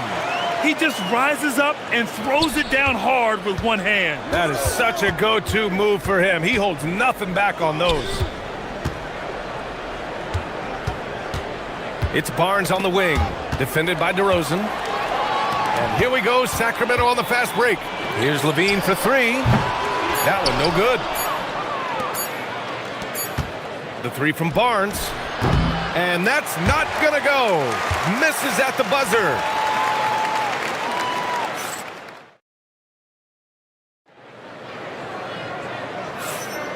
And this has been a fairly close game through the first quarter. We'll see what happens here in the second. And a look now at how the offensive approach has been going here so far for the Raptors. In the early goings, their effort level has been exceptional. The speeding around the defense and opening up options with good penetration. And their assist total, also impressive early, creating with the pass and playing for teammates. The duo inside, Murray and Sabonis. Zach LaVine out there with DeMar DeRozan. And it's Hunter in a small forward. That's the 5 to begin the second quarter for the Kings. Gives us a chance to catch up with Allie LaForce. Thanks a lot, Brian. Well, the son of Hall of Fame big man Arvydas Sabonis, Domantas said he was a 7-footer that could do everything, like a point guard. He's at a whole different level. I'm just another basketball player. He is a legend. But his father said, Domantas is a warrior like me, and I'm very proud. Back to you. Great stuff. Okay, Allie, thanks a lot. And there's the screen. Ingram, the pass to Mamukelashvili. And that one's good. Ingram. And a lot of spot-up shooters now, adding a one-dribble pull-up 3 to the repertoire. Yeah, when you have defenders selling out to contest that catch and shoot, you got to reload, relocate, and let it fly. It's a valuable counter for those long-distance specialists. Here's Ingram, following that last 3-pointer by Sacramento. Pass to Mamukelashvili. Outside Barrett. Puts the move on. Rips it home off a terrific move. And when the game is this close, you have to go all out. He certainly understands his role, huh? When the shot goes up, just crashes the offensive glass. And that's so demoralizing to your opponent. To play great defense and have the possession end that way, that's tough to take. Sacramento shooting their first free throw in this game. Zach LaVine, one of the most entertaining players in the league. Boy, when he's cooking offensively, look out. And that's gotta hurt. A turnover for a free run at the rim. And now we know who has the momentum. It's still close, though. These teams have been neck and neck. Let's see the response here. And Sacramento has possession, following the 3-point basket by Toronto. LaVine on the take. Count it. Now 8 for 13 with that basket. When you think of Zach LaVine, his athleticism pops, right? This guy off the drive, so hard to guard. They set the screen. Barrett into the lane. And they pick up 2. Barrett's got 13. Yeah, terrific work in the two-man game. Results in an easy bucket. That's how you do it. Outside Hunter. Sabonis outside. Out to the right wing.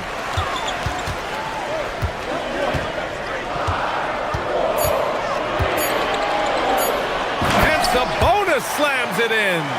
I'll tell you, Domantas Sabonis has got some big-time athleticism. That's a pretty dunk. And Grant, the son of Hall of Famer Arvydas Sabonis. How much do you think Domas modeled his game after his dad? Well, B.A., I played against his dad. Arvidas was 5 inches taller, but the elite skill set shared in common. No doubt, Domas took a lot of pointers from his father. Here's oh, wow! Body control, flair for the dramatic, Levine in style. Ingram against Hunter. The shot by Ingram, no good. That's a decent look for him. He just couldn't convert. Outside Levine. And now they decide to foul intentionally.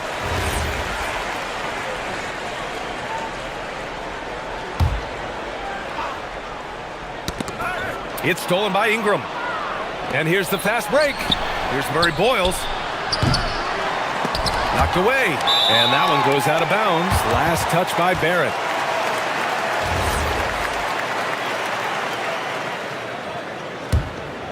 Sacramento leading by 3. DeRozan outside. Look at DeRozan making his presence felt. Well, the unbelievable footwork and touch for DeMar DeRozan, it is on display nightly. Pass to Barnes. Buries it from 3. Barnes has got his first 3 points of the game.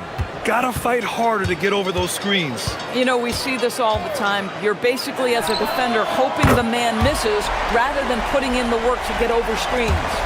And this is how he shines. He's a big part of their floor spacing. And right now, Greg, he is doing a great job delivering for this team. Productive and efficient. Now here's Ingram. Going inside. And a slam dunk by Ingram. Moving so well at 6'8". Ingram can be a lot to handle, especially on the drive. On the wing, Murray. 24 seconds left in the first half of basketball. Levine passes to DeRozan. 5 to shoot. Here's Murray. Can't get it to fall. Ingram deciding where to go with it.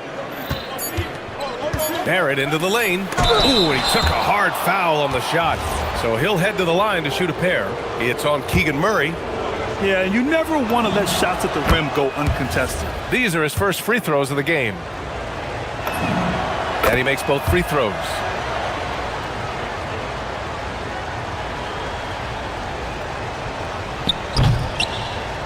Out of bounds, it'll be Raptors ball. Yeah, a little bit of miscommunication there. They'll want to talk about that one. And here's Ingram from the arc. And that's not going to go.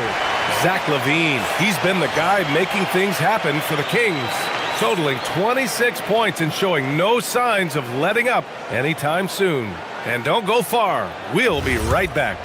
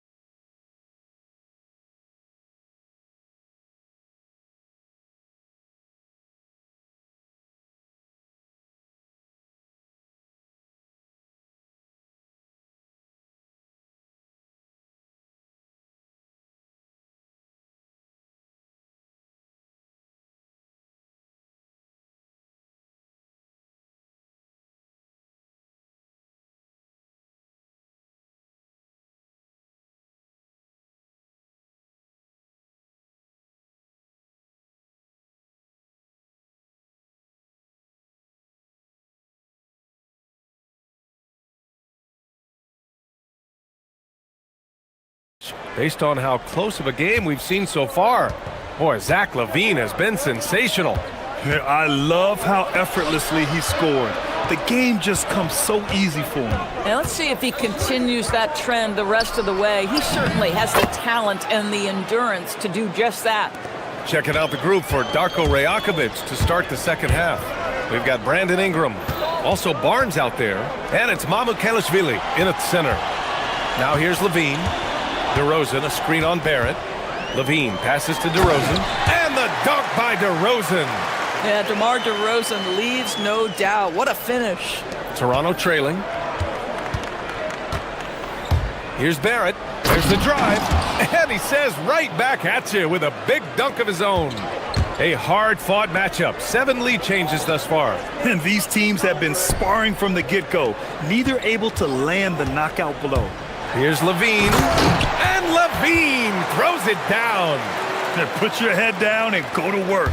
That's what they need to do. Boy, the tide is running one way and then shifts back in the other direction. I've lost count of how many lead changes we've had here tonight.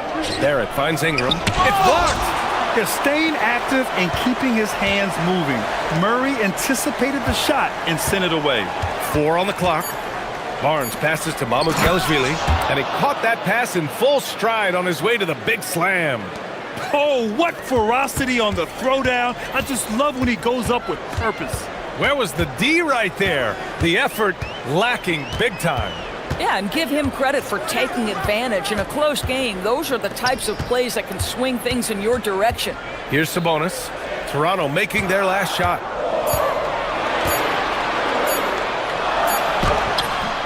Rebound Toronto. Boy, just tremendous effort on defense. That's a clear message from him. No easy buckets. Barrett with it. Picked up by DeRozan. Shot is good by Barrett. And now a 3-point Toronto lead. There's a confidence and a comfortability to what R.J. Barrett is doing nightly. Boy, is he cooking right now. Murray, a screen on Barnes. Pass to Murray. Back to Levine.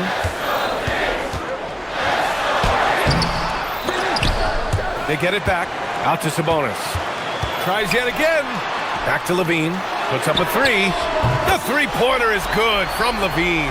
That's such a beautiful, high-arcing jump shot from Zach Levine. And here is Barrett. 21 points in the game. Outside Ingram.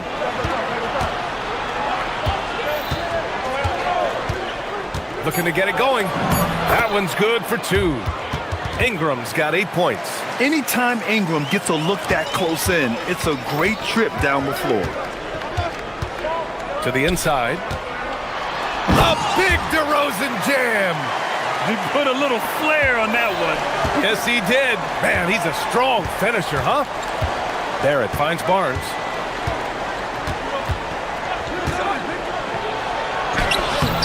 And Domas Sabonis pulls it down. Sacramento has gotten 6 of 10 three-pointers to drop. Here's DeRozan. And he misses the go-ahead basket. The Raptors have gotten 5 of 7 attempts in the third quarter. There's a screen, and play stops. A whistle there on what looks like an illegal screen. You can get away with one once in a while, but it looked like he wasn't completely set on that pick. I don't think there's any question. There are so many rules that favor the offense these days. You've got to be able to equal things out when an illegal screen is set. And Levine throws it down. When Levine plays with energy, there's very little a defense can do to contain him. Pass to Mamukelashvili. Kicks it out to Barrett. There's 49 seconds left in the third quarter. The rebound by Murray. The Kings leading.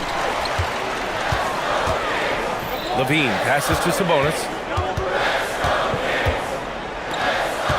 Levine against Barnes. Sabonis with a screen on Barnes. And Sabonis the bucket on the assist by Levine. Sabonis has gotten his second bucket of the game. What you love is a big man who understands the timing of a roll. Set the screen, get to the open spot. That is beautiful basketball. Boy, he couldn't have asked for a better look. That's tough to take. Here's Levine for 3. Rebound Toronto.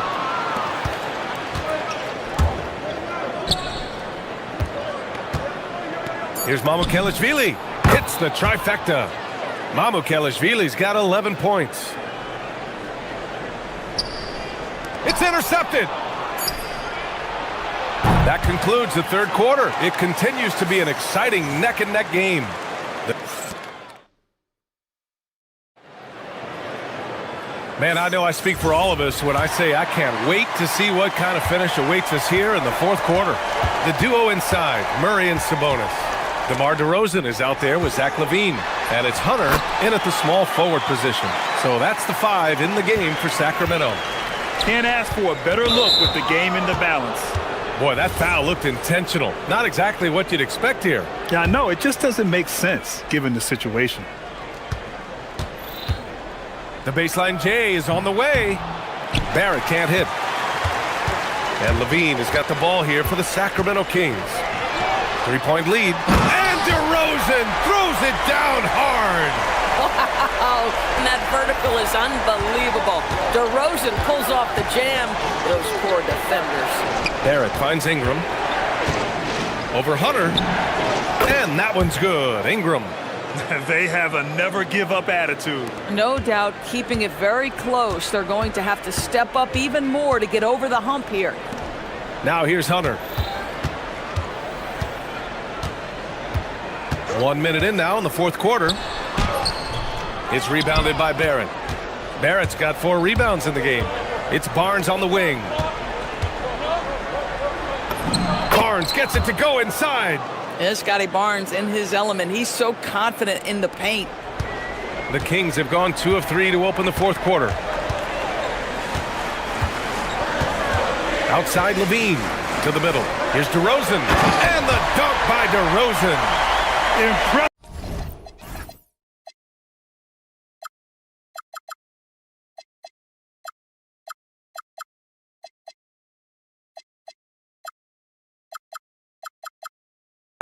One-hand slam right there, B.A. Man, as long as he's confident about it, I'm good with it. Maybe use 2 hands next time. He knows where he is. Now here's Barrett. Ingram on the wing.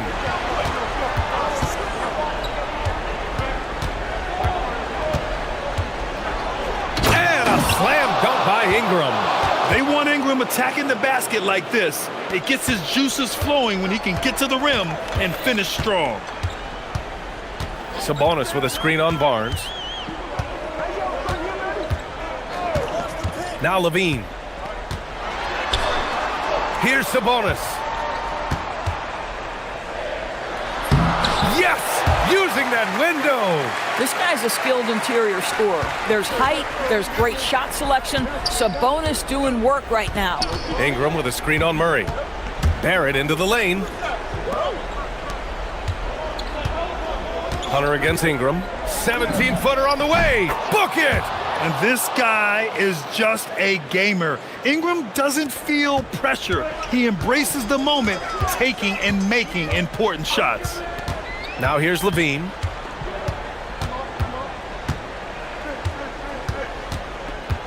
Here's Sabonis.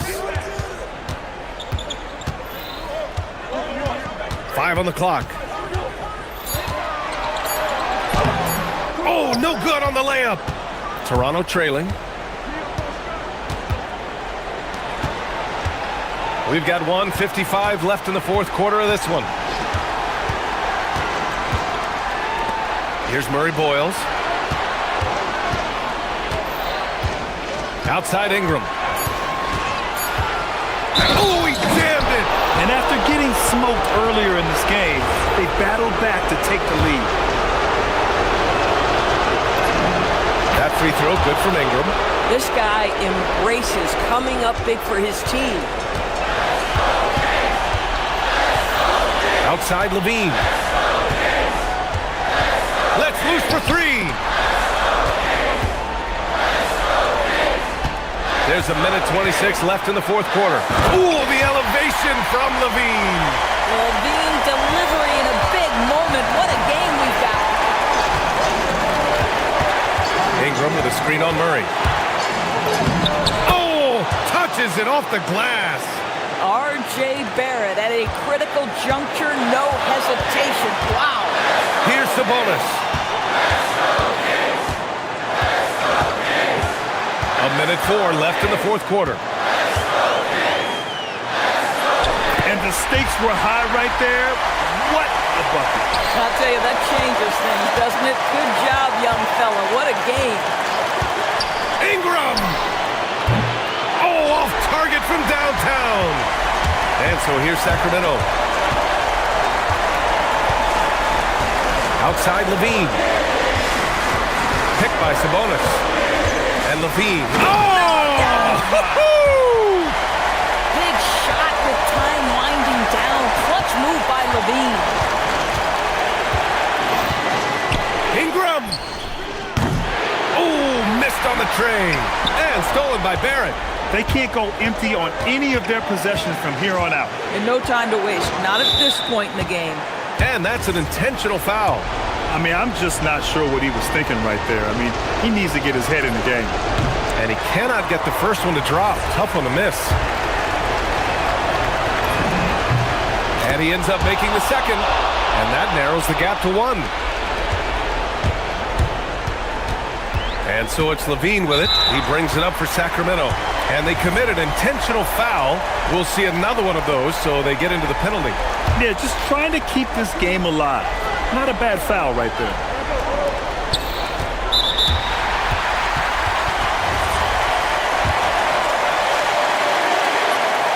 Good on the first, and that'll put him up 2.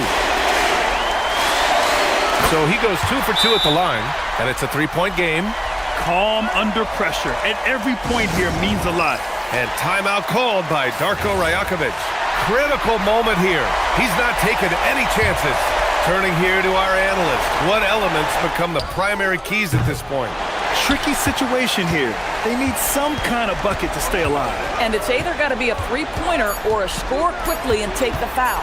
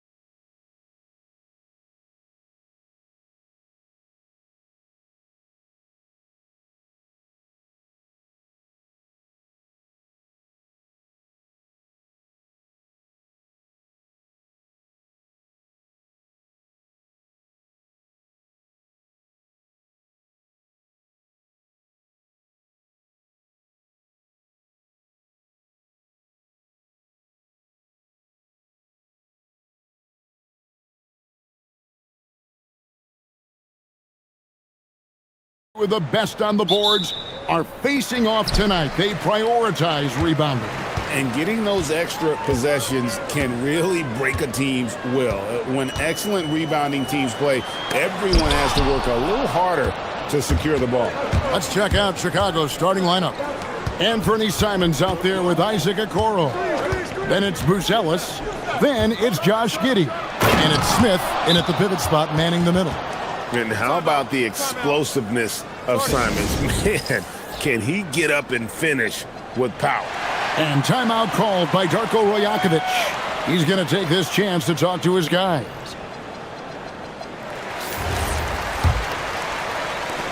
Here's Toronto now. Barrett with the ball. The quick look, no good that time.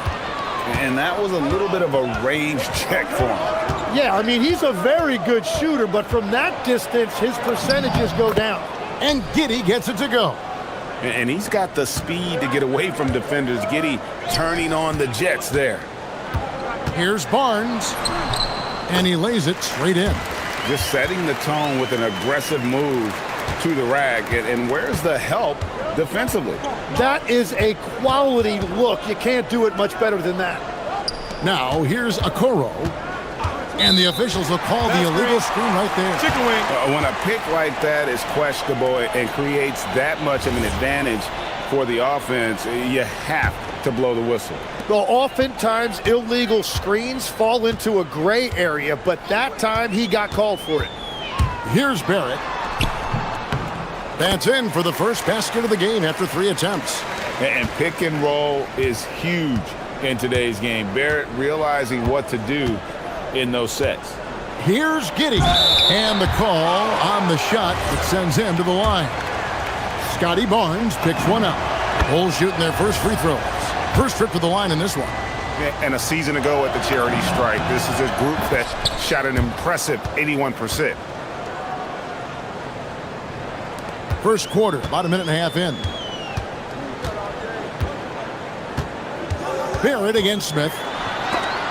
And the rejection by Smith. Barnes passes to Mamu Kalishvili. A second chance effort, and the layup is good. And their post play has been really solid right off the bat. The Bulls have gone 2 of 3 here to start out the game. And Simons wide open. He'll fire. His second shot goes in, off to a good start, 2 for 2.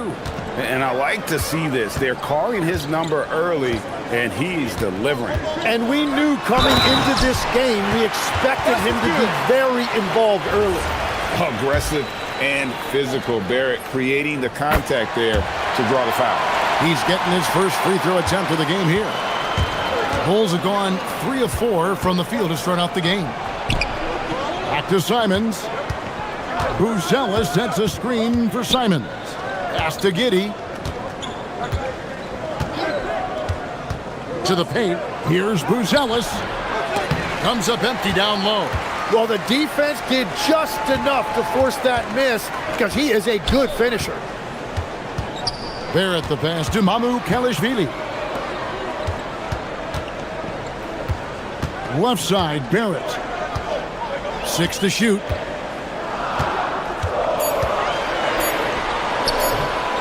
There's his third field goal, and now he's made half of his 6 shots. With defenses usually playing him to drive, Barrett's developed a nice little floater for when he can't get to the rim. Here's Simons. Drives to the hoop, and it's Mamu Kalishvili with the rebound. And the points coming for them now, Greg in bunches. And we're seeing what a high-octane offense should look like. Simons kicks to Giddey. Launches it. It's rebounded by Scotty Barnes. There's the pick. Barrett the pass to Mamu Kalishvili. Not the kind of aggressive defense they need to cut into the lead. Yeah, you have to protect the rim, Greg, a little better. Yeah, I mean, when you're fighting back, you cannot give up plays like that. Looking to end the run. Giddey, no good. Raptors leading by 5. Here's Ingram. Nice concentration to hit the double clutch layup. And how about when Ingram turns on the Jets, especially there in transition? Here's Simon. Oh, what a slam! Clean that up. And Kevin, even though they're down, he's still looking to do the spectacular, and he did. Well, maybe this is the best time to do it. And the shot goes in. Making plays in traffic. This is where Barrett's most effective. And that one is hammered home. Love seeing a point guard who can explode to the rim like that. Oh, great attitude and even a better finish. Okay, I see ya. That's your point guard getting up. So it's Toronto now. The Bulls getting their last shot to go. And you can see he just didn't get squared up with his feet. Toronto shooting their third and fourth free throw attempts of the game. And that's good as he hits both of his shots. Here's Simons. 6 points for him.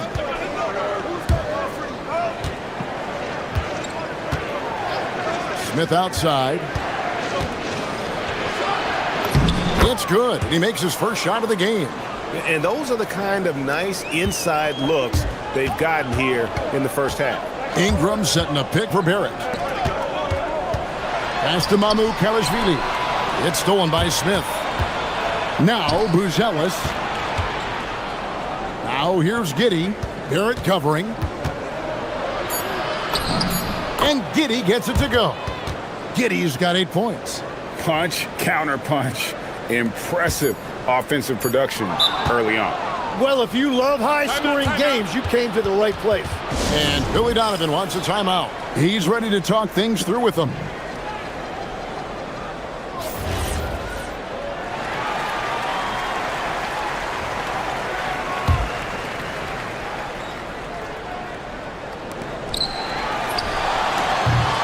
What a performance from R.J. Barrett. He has been the story for the tour.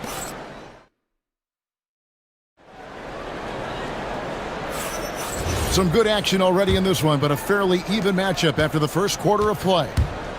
And a closer look here at the scoring breakdown for the Raptors. And guys, they've done a great job feeding their bigs inside. They are just punishing the opposition in the paint. Well, the defense has been conceding the mid-range shot, and they've taken advantage of that, and as a result, they've found a lot of success. So on the floor for Chicago to start the second quarter. We've got Anthony Simon. Josh Giddey is out there with Buzelis. Then it's Isaac Okoro, and it's Smith in at the 5. And here is Simons after Brandon Ingram getting his shot to go from deep.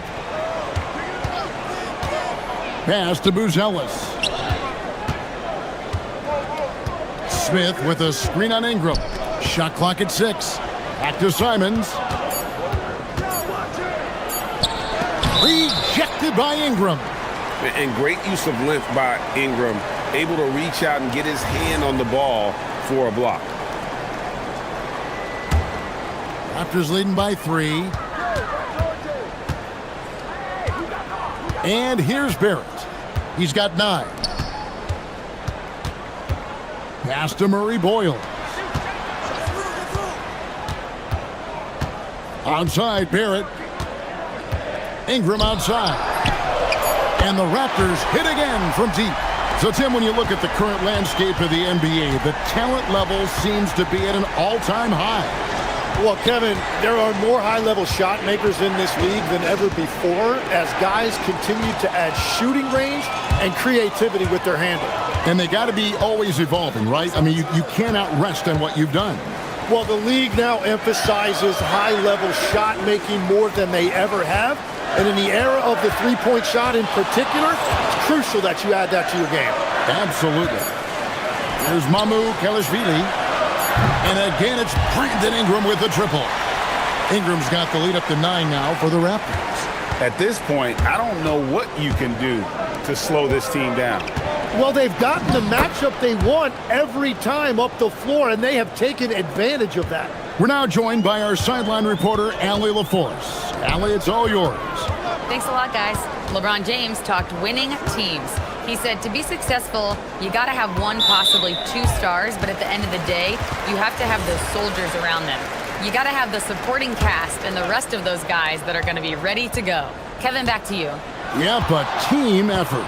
Allie LaForge with that report. Great job as always, Allie. Thanks. Here's Ingram. After Chicago picking up a basket just moments ago. Off target from the wing. You're not going to see that very often. Plenty of space, but he just, let's face it, he whiffs on that. No one near Smith as he lets it go. Hits the three-point bomb. And now it's just a 4-point Raptor lead. There at the pass to Mamu Kalishvili. It's hauled in by the Bulls. And for those of you just joining us, we're in the second quarter with about 3 minutes gone by. Pass to Buzelis.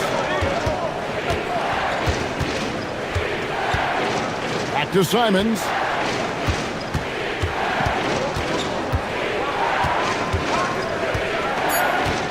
To the inside. And then Buzelis with the dunk. It doesn't take much to get Buzelis up to the rim. He just pops off the floor and is right there. Fires from deep. A three-pointer is right on target. Mamu Kalishvili has got 7. You can't just stop when there's a pick set up. Gotta fight over it as a defender. Well, you just have to communicate those switches. If you don't, it's on you. For 3, Ingram. The shot misses. Bulls trail by 5. To the middle.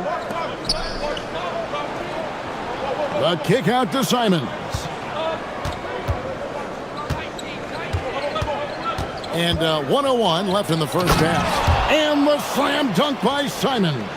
Speed kills, and Simons has plenty of it. And play stops. Whistle on what looks to be an illegal screen. That's going to draw a whistle every time down the floor. Not even close to being a legal screen. Well, my feeling is you just want to make sure it's called consistently both ways. Smith sets the pick for Simons. Here's the 3. The rebound by Brandon Ingram. And so it's Ingram who brings up the ball for the Toronto Raptors. Their biggest lead of the game was 9. Pass to Mamu Kalishvili. We've got 28 seconds left to play here in the half. Misses the layup. He had him with that pump fake. Bulls trail by 3. Here's Giddey. And he banks in the layup. That's 12 points here for Josh Giddey. And how about the body control? Giddey refusing to let the defense alter that shot. Ingram deciding where to go with it. And the Raptors miss again. And Billy Donovan wants a timeout. Coach is going to talk some things over with the team. Might be seeing something to adjust.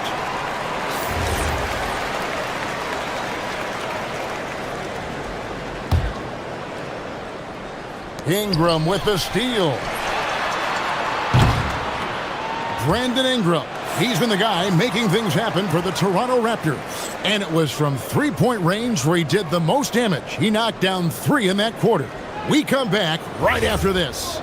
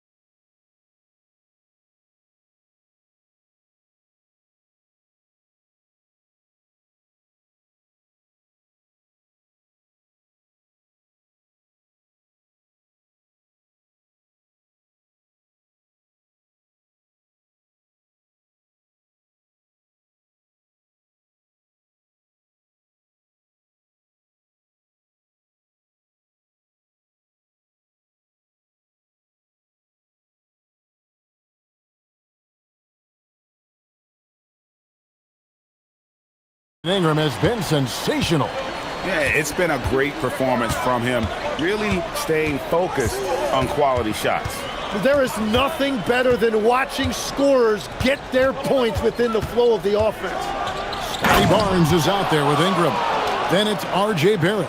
And it's Mamu Kalashvili in at the 5 spot. That's the group starting the second half for Darko Rajakovic. Toronto with the ball after the Bulls pick up 2. Here's Barrett. Rebound by Smith. Chicago leading. Takes it inside. And then Buzelis with the dunk. Look at the moves from Buzelis. The big fella showing great quickness on the attack. Barrett wide open. He fires. It's rebounded by Giddey. The Bulls shooting the lights out in this building, 68% from the field. Wow, what a play! Unbelievable! Wow, and that sort of showmanship is just deflating right now to a team trying to get back into a game like this. Ouch, Greg, that is definitely an emphasis jam. A big apostrophe or exclamation point, maybe even a question mark. The shot by Buzelis, no good. Raptors trail by 5. Outside, Barrett. Into the lane. And contact on the shot. And folks, the coach's challenge has been... After review, the ruling on the floor stands. It comes to some of the more difficult calls to make. Personal fouls can be tough. The action is so fast that it's really tough to catch everything in real time. The wonders of technology. We've seen replay reviews so effectively, and involving the coaches by being able now to challenge like this is something a lot of people have been hoping for. And so the word is in. They've decided that the call stands as it was made on the floor. And, you know, even if a coach still feels this wasn't the right call, you got to acknowledge the effort being put in to reviewing it with double checking, and the game continues on. With his soft touch around the rim, Buzelis should score a lot of points in the paint over his career. There's a good screen. Here's Mamu Kalashvili. Hits it from three-point range. Mamu Kalashvili has got 10 points in the game. And we're playing about as much defense as they did there. Not nearly enough. Simons. Smith finds Giddey. Smith sets the pick for Giddey. And he just kept working. Giddey felt the whistle coming and able to finish the play. And this is his second trip to the line in the game. That free throw good from Giddey.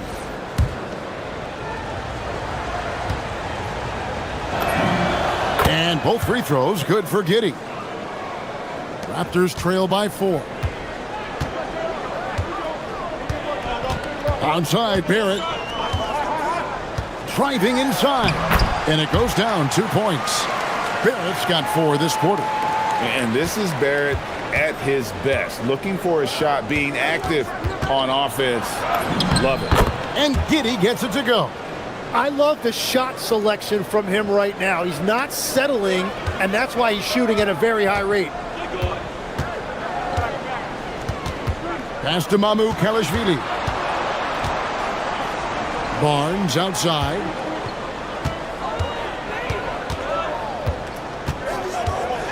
And the dunk by Barnes. And this kid has hops. Barnes gets airborne there and slams it down. Here's Giddey. Yep, it counts. He's got 18. I love the unselfishness, and you know coaches do as well. His willingness to share the ball elevates this offense. Here's Mamu Kalashvili. 10 points for him. Outside, Barrett. Just 5 on the clock. Toronto needs to get off a shot. And it's Mamu Kalashvili missing. Well, they did a great job putting a body on him, and they didn't allow him to convert. And Barnes sends it back. And going out of bounds. Last touch by Barnes. In the third quarter with just over 3.5 minutes off the clock. And Barrett has got the ball here for Toronto. They trail by 6. Ingram outside. Drills it from outside. Ingram's got 16 points. A solid shooter from outside the arc. Ingram is fantastic at realizing when he should take those shots. Buzelis with the ball. He's covered by Ingram. Buzelis' shot is good. Important points there. Got him on a nice play, getting the ball inside and right to the bucket. This guy is a fantastic athlete. Barrett looking like a man on a mission with that slam. Here's Simons. The Raptors getting the bucket. And, oh, he jams it right over Scotty Barnes. Wow. And this sort of awesome dunk is one of the reasons this team is in charge of this game. Well, there's a swagger out there. You can see it on the court that they possess and are not afraid to show it either. It's been this way since halftime. Tremendous production from beyond the arc. They have found a weakness in the defense, and it's on their ability to defend the... Whoa! He flew in there! Wow! And this is what Simons does best. Once he catches fire, this guy is a tough one to put out. Barrett kicks to Ingram. It's hauled in by the Bulls. To the inside with 4 seconds on the clock. Well, this is a good reminder for anybody who thinks he's too small for a 5. His athletic ability totally levels the playing field. Just such a well-rounded offensive player. He's got a little bit of everything. That concludes the third quarter. It continues to be an exciting neck-and-neck game.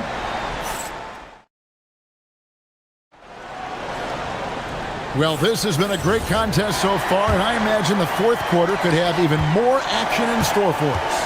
So the Bulls 5 right now. Jalen Smith is out there with Buzelis. Then it's Isaac Okoro. Then it's Anthony Simons. And it's Giddey in at the 3. Took the opportunity when he saw it. Ingram's got the first basket as we get going in the fourth for the Raptors. The kick out to Simons. And Barnes sends it back. Oh, tremendous defense there from Barnes. That 7'2" wingspan coming in handy. And it's the Bulls with the ball. They lead by 1. It's Ingram on the wing. Good ball movement here by the Raptors. Ingram setting a pick for Barrett to take the lead. And Ingram the bucket on the assist by Barrett. Ingram's got 11 in the second half. Bottom line, you need shooters on your team who can space the floor. And that's how you create that spacing, and that will open up a lot of options offensively. And for the Raptors, they're shooting fantastically in this game, 62%. Oh, nice! Look at that.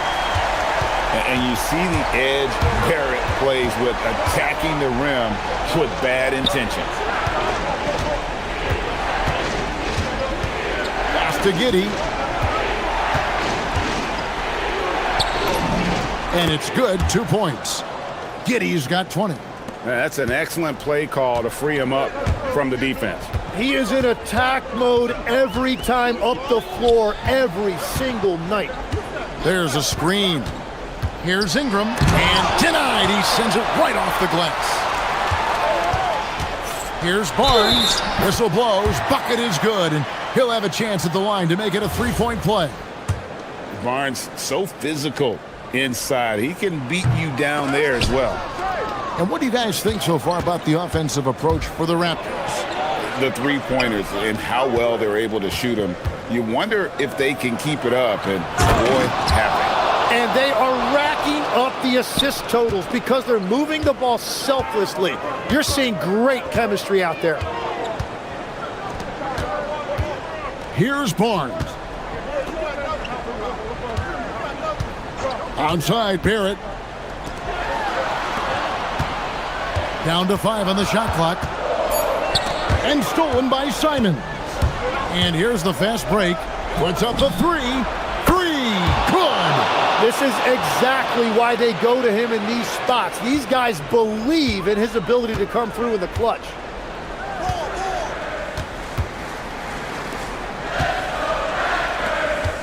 They set the pick.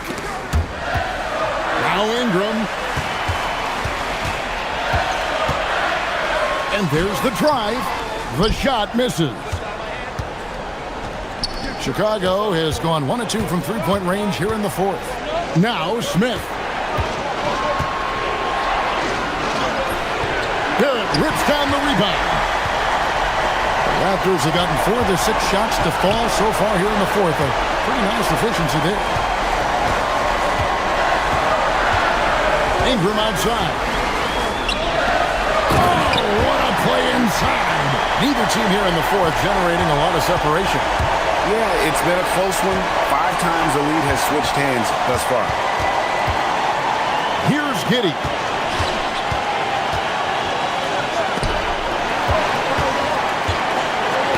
It's stolen by Barrett. And here's the fast break. Barrett leading the way. And Okoro over to help. Now, here's Barrett. Covered by Okoro. Jacks up a 3. Knocks down the 3. Confident and composed on the three-point shot at a critical juncture. Now Giddey. It falls! That is world class. What a huge shot at this point in the game. Left side, Barrett. Smooth move on the jam. And coming through in a big way, you have to love Barrett there, taking over down the stretch. Here's Smith, beyond the arc. That one misses. Now, here's Barrett, covered by Okoro. Now Ingram. They set the pick. Now Barrett, just 4 to shoot. Driving in, he nails it from 11. They're in total command of this game with time starting to run out. And this is where you really want to be mindful. No turnovers, no sloppy play. Yeah, I love the communication and the chemistry between those teammates.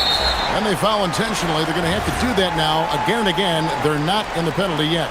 That's right. No other option but to foul and hope for some misses. Here's Ingram.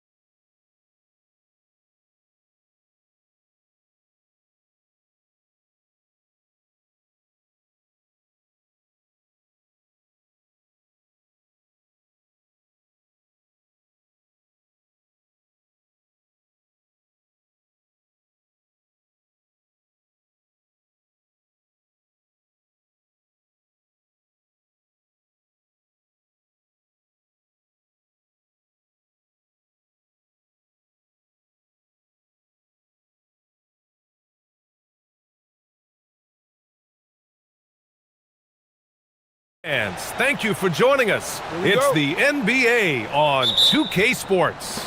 Brian Anderson here, alongside Grant Hill and Richard Jefferson, with Ali LaForce joining us from the floor. And now the opening lineup for Chicago. Isaac Okoro is out there with Anthony Simons. Then it's Buzelis. Then it's Josh Giddey. And it's Smith in at the 5, roaming the paint. Here's Holmgren. Second chance effort. And he sinks the layup. And this is what Coach wants to see from Holmgren. Outworking the defense to get a second chance look. Here's Giddey. Oh, clanks that one. He's 0 for 1 to start. But one thing that's fun to watch, when Josh Giddey grabs a defensive rebound and goes coast to coast, RJ.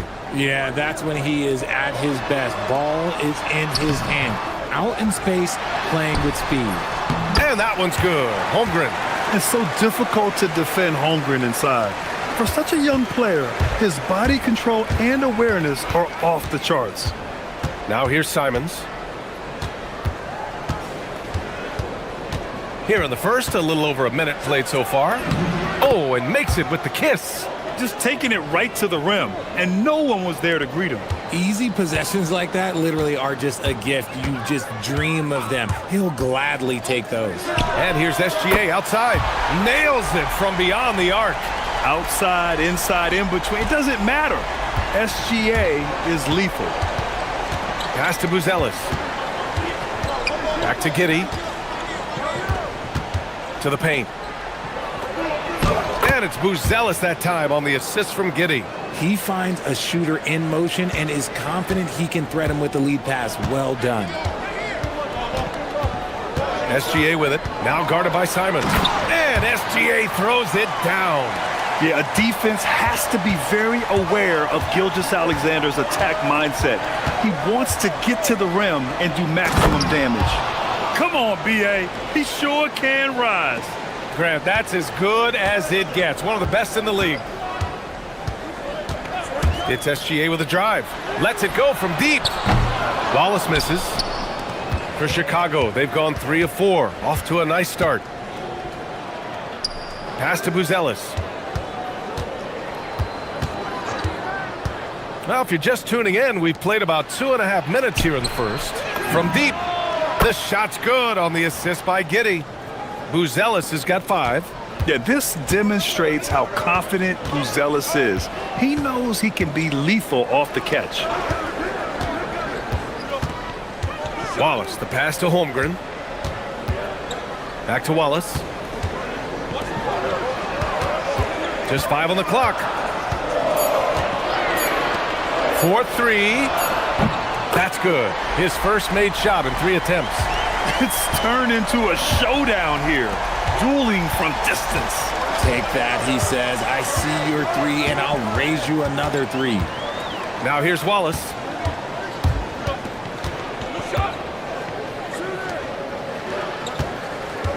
Down low. And there's a whistle. He'll head to the line to shoot 2. That's on Jalen Smith. Richard, it's been a dry spell for the Bulls for a few seasons now. How do they reverse that? Well, it starts with strong drafts. They haven't had a top 10 pick since 2020, and it's made it hard for them to land some of these bigger prospects and grow from within. Now here's Simons. Pass to Smith. Okoro outside. Simons against Williams. Now here's Giddey for 3. On target from range. And Giddey is working to improve this part of his game. The defense at least has to respect his 3. Gilgeous-Alexander passes to Wallace. SGA deciding where to go with it.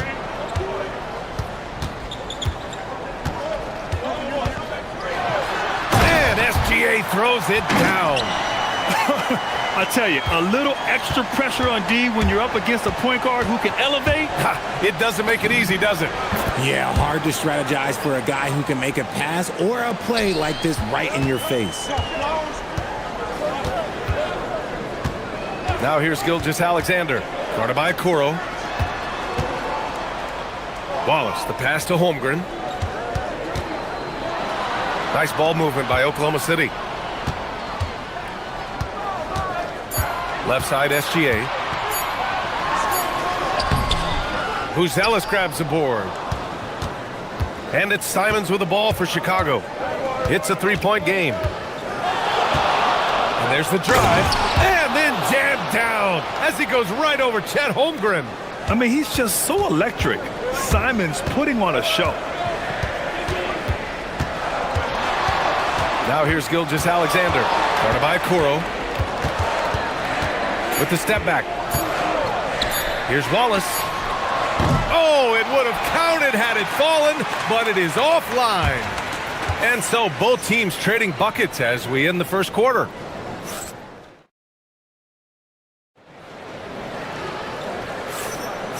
Good action already in this one, but a fairly even matchup after this first quarter of play. And from what we've seen from Oklahoma City, what's your take so far? Well, a big differentiator was their ability to generate offense by pounding the glass.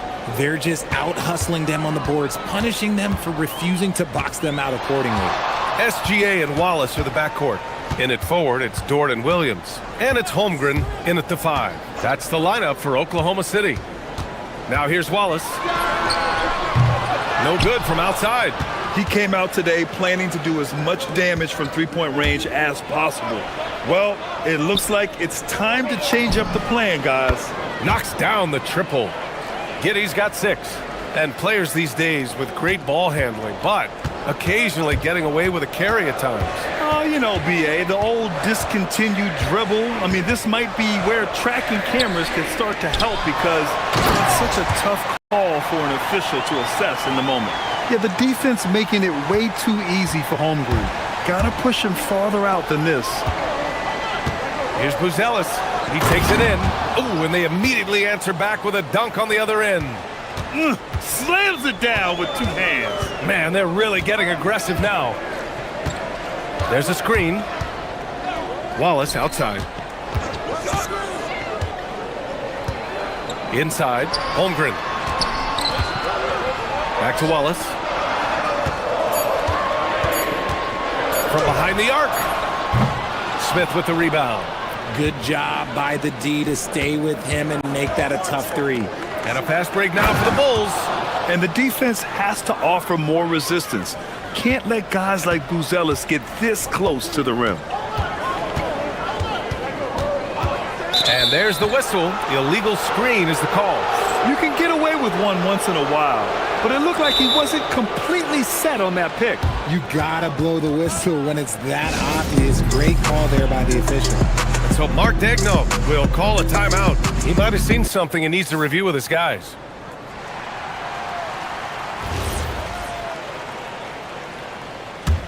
Chicago leading by 7. The drive by Simons. Oh, a rim-rattling two-handed jam. Their offense is looking like a well-oiled machine, getting any look they want. Right about that. Seems like they haven't missed. The shot's good from SGA. And the D can't allow Gilgeous-Alexander to get this positioning, because once he does, he makes you pay.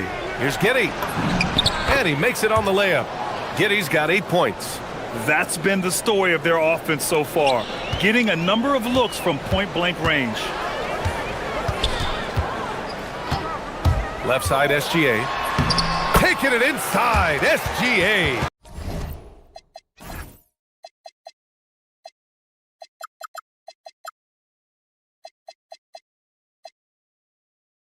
Love how selfless he is setting brick screens like this. Plays like that right there are what help create easy scoring opportunities. Simons passes to Giddey. It's rebounded by Oklahoma City. And about 3 minutes played now in the second quarter. Gilgeous-Alexander punches it home. Hey, kept it simple. No reason to get fancy right now, B.A. Yeah, he's just looking to find shots and produce for his team.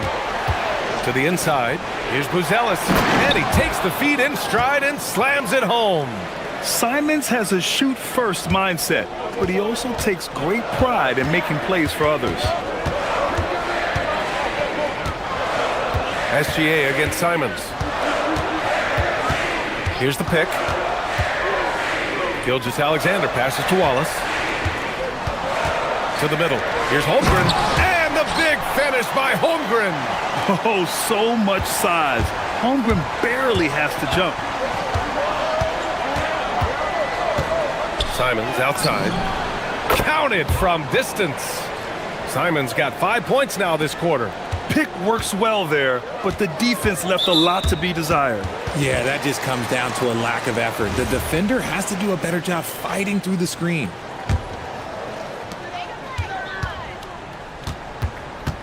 .59 seconds left to play in the first half. SGA with it, guarded now by Okoro. Simons with a steal. That is how you deny entry. Great effort. Here's Buzelis. Williams defending. Simons passes to Smith. A chance to push it to double digits, but it's off the mark. Thunder trail by 8. Pass to Williams. Takes a 3. Buzelis grabs the board. Chicago is gone 5 of 6 from three-point land so far. Smith with a screen on SGA. Giddey passes to Smith. The shot's good on the assist by Giddey. Smith's got 5 now. Yeah, I just love the game of Giddey. Looks for others first. A great guy to play with. And here's Wallace. Back to Gilgeous-Alexander. Over Okoro. Boy, clanks that one off the back iron and it falls. He's got 15. He's bringing a lot of energy to this offense, not letting the scoreboard discourage him right now. He's going to keep putting up shots regardless of the score. That's the kind of player he is. And so it's the Chicago Bulls up by a healthy 8 points at the end of the period. And it's mostly due to their superb shooting. They've wasted very few possessions. We'll be right back with you shortly.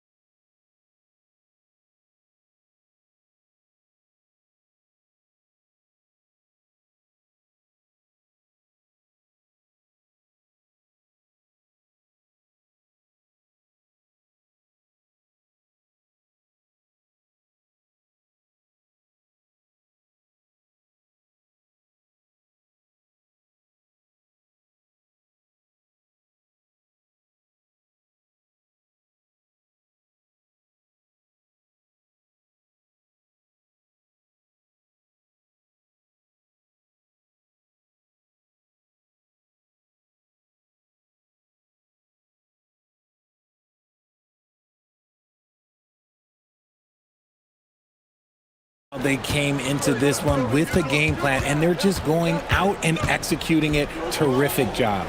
Second half underway. Here's who Billy Donovan's got on the floor. We've got Anthony Smith. That is powerful. Oh, yes! He's just showing off tonight. Simons, an explosive scorer with great energy.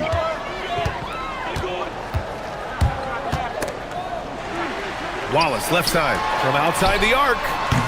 And it's Giddey with a rebound. Bulls leading by 10. Count it. And sometimes defenders just forget how tall Giddey is. I mean, the 6'8" guard is solid finishing inside. Wallace outside. To the paint. Here's Holmgren. Back to Wallace. SGA with it. Guarded now by Okoro. Down to 5 on the shot clock. And SGA throws it down. Ooh, bouncy. That should give him a nice lift. Good timing. They needed that one. And they need more where that came from. They're not out of this hole yet. A nice shot by Smith. And just shredding apart the defense with his passing. He's helping to pace this offense so well. He's locked in with his teammates right now, setting guys up in perfect position. There's the block.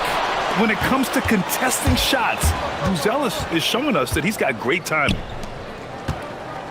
Smith outside.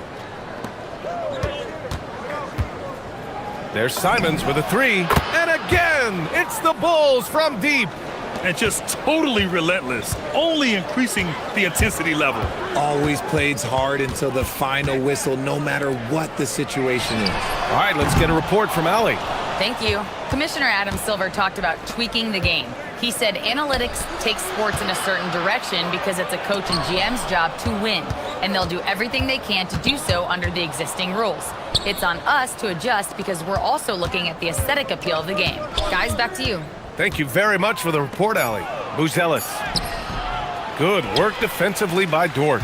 Gotta applaud the defensive effort. It's not easy to stop him getting in the lane like that. Gilgeous-Alexander into the lane. There's the three. And another miss by Oklahoma City. And here's Chicago. They've gone on a 10-2 run, not allowing much. Count it. Simons got 20. I'll tell you, Simons can really book it. When he's at full speed, good luck catching up. SGA passes to Wallace. And that comes off the assist by Gilgeous-Alexander. If you're not right up there on him, oh, he's going to make you pay.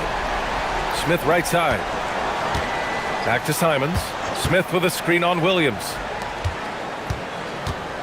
Simons outside. Pass to Buzelis. Williams against Simons. Inside. Dort with a steal.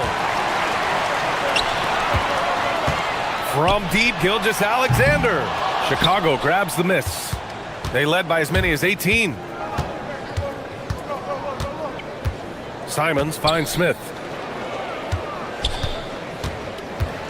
Simons deciding where to go with it. Smith with a screen on Williams. Boom! He jams it straight down. And it's tough to defend the pick and roll with Simons running it. He's got a great sense of that set. Outside Gilgeous-Alexander. And looks like an illegal pick was set. That gets the ref's attention. The screener was leaning a bit right there. His feet may not have been planted.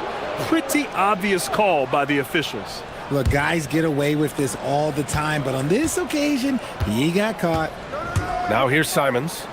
22 points for him. Showing the bounce. Simons says dunk. Now here's SGA. He's closely guarded. And slam dunk by Gilgeous-Alexander. Now that's how you use the screen right there.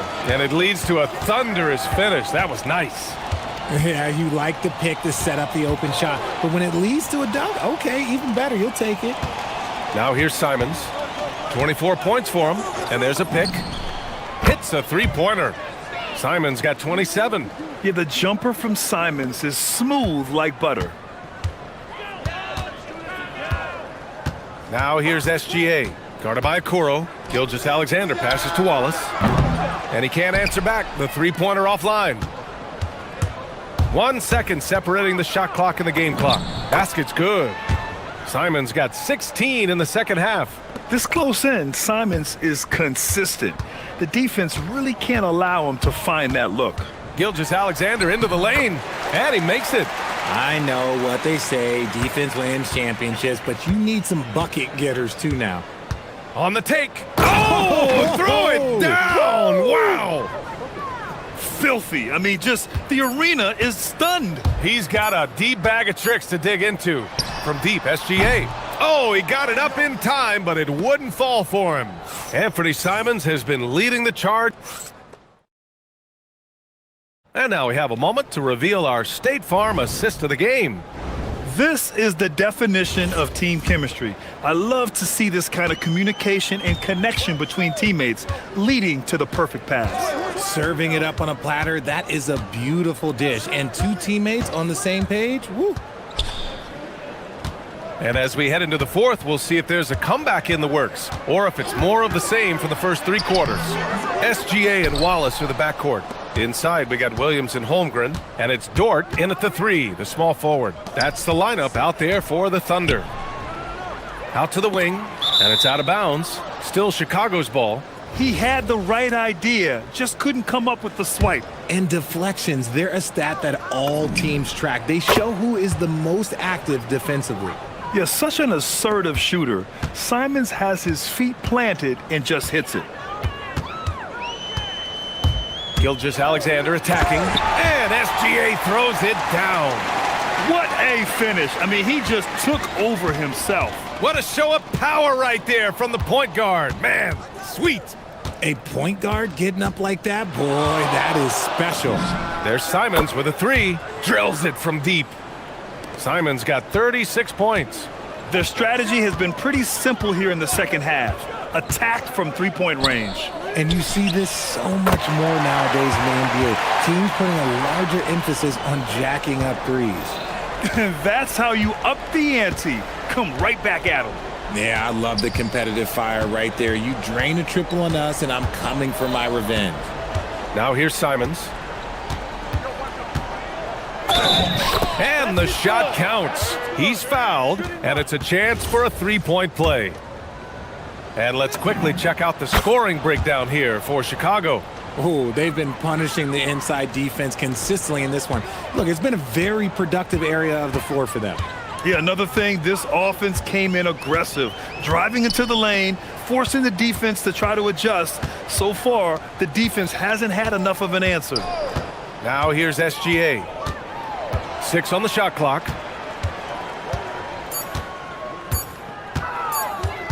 There's a screen. Chicago grabs the miss. Smith's got rebound number 5 here tonight. Now here's Simons. Not a lot of room.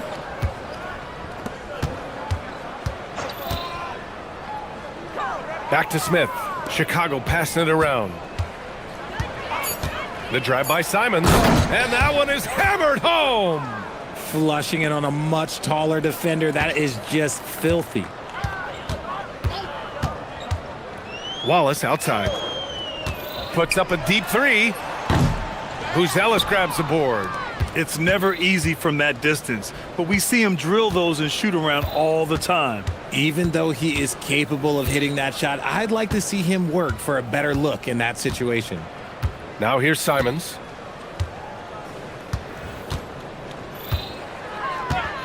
Over Williams. Jams it in off a great move. And as we're starting to see more of Buzelis, his coaches want more of that. Just impacting the glass. Gilgeous-Alexander. And that one's good. SGA's got 4 points this quarter. And man, is he in a zone right now. Seems like he can't miss. Here's Simons. And the foul called on Jalen Williams. That's foul number 2 for him. And let's face it, they won't get back in the game with fouls like that. They set the pick. Simons against Williams. Simons outside. Shot clock at 3. Nice pass. Nice catch. And a resounding dunk. He was grabbing the rim to extend the hang time. Hey, maybe making sure the landing was kinder than the takeoff. Pass to Wallace. Here's Holmgren. Back to Wallace. Holmgren with a screen on Simons. Wallace. It's hauled in by the Bulls. The defensive breakdown gives him a wide open look, but he can't take advantage. And you can see how scary this team can be when everything is clicking for them. Just a terrific performance for the Bulls. And the disparity in the talent was obvious by the end. Sometimes you just don't have enough ammunition to compete. Yeah, B.A., just a total beatdown. And the next time these teams meet, I can't imagine it'll be any different. And of all the highlights and performances we've seen here tonight, the one thing that stands out is what an unbelievable night it's been for Anthony Simons. You look forward to playing with someone who doesn't just move the ball, but moves it with a purpose. Now here's Gilgeous-Alexander. Wallace, the pass to Dort. Now here's SGA. He's covered by Simons. Here's SGA. And he knocks the jumper down. And such a clever player in pick and rolls, Gilgeous-Alexander is unpredictable and understands how to attack defenses. 3 seconds separating the shot and game clocks. Williams against Simons. Takes it inside. And it's Holmgren with a rebound. Right side, SGA. Banked it in off the glass. Well, he's still battling, doing everything possible to keep them in this game.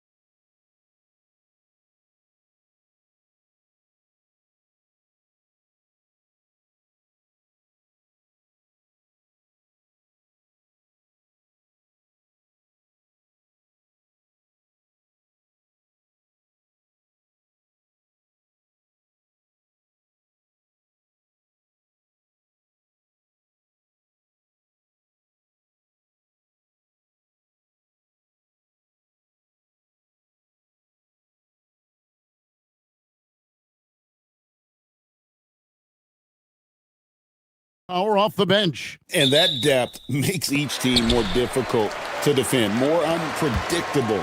Both sides have a lot of guys who can step up on any given night.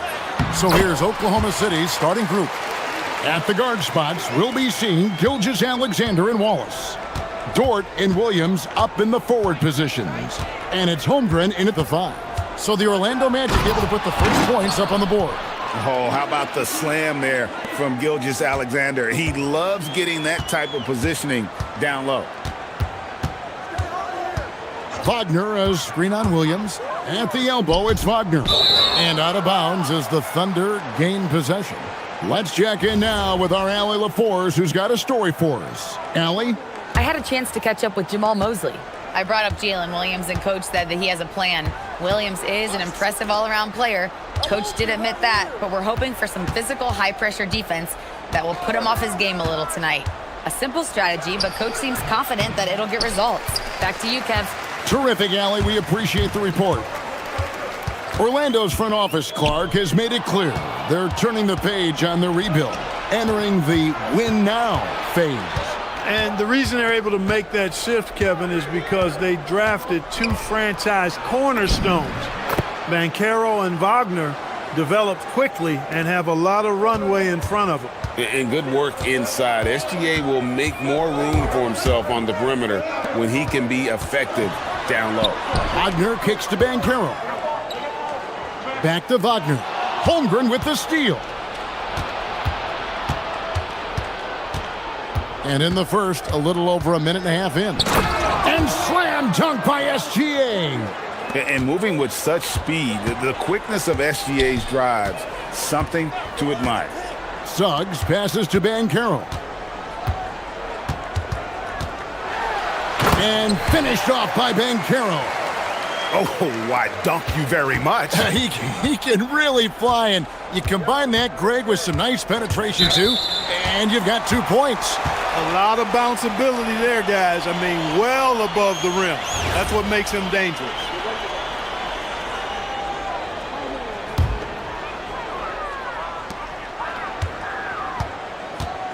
Now, Suggs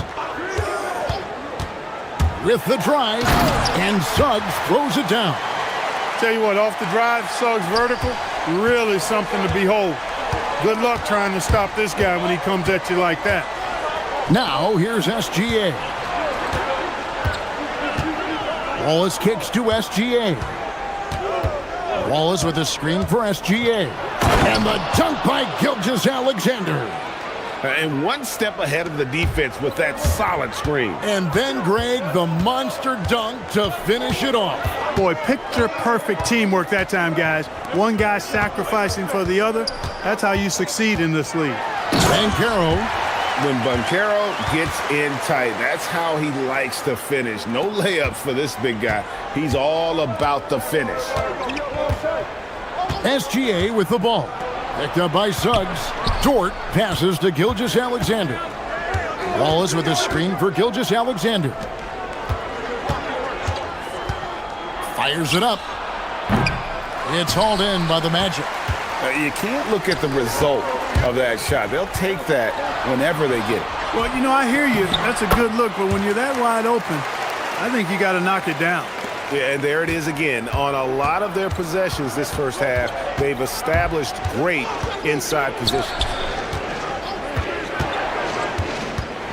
Wallace with the ball. Working on Black. And the dunk by Holmgren. And given that Holmgren is 7 feet tall, he's a threat to throw it down at any time. Wagner as screen on Williams. Pass to Banchero.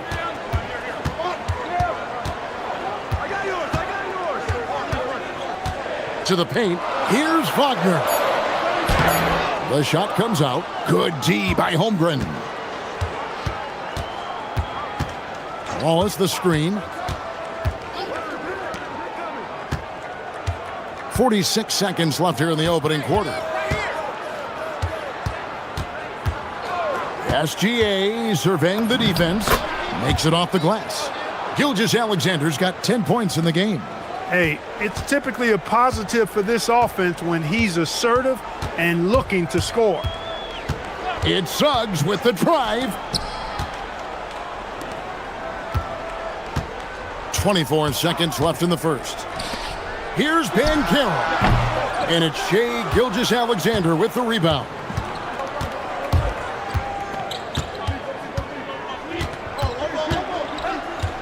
Wallace with a screen on Bain. The kick out to Williams. Wallace outside. And the last shot at the buzzer doesn't go in for him. Shai Gilgeous-Alexander, guys, has been on display.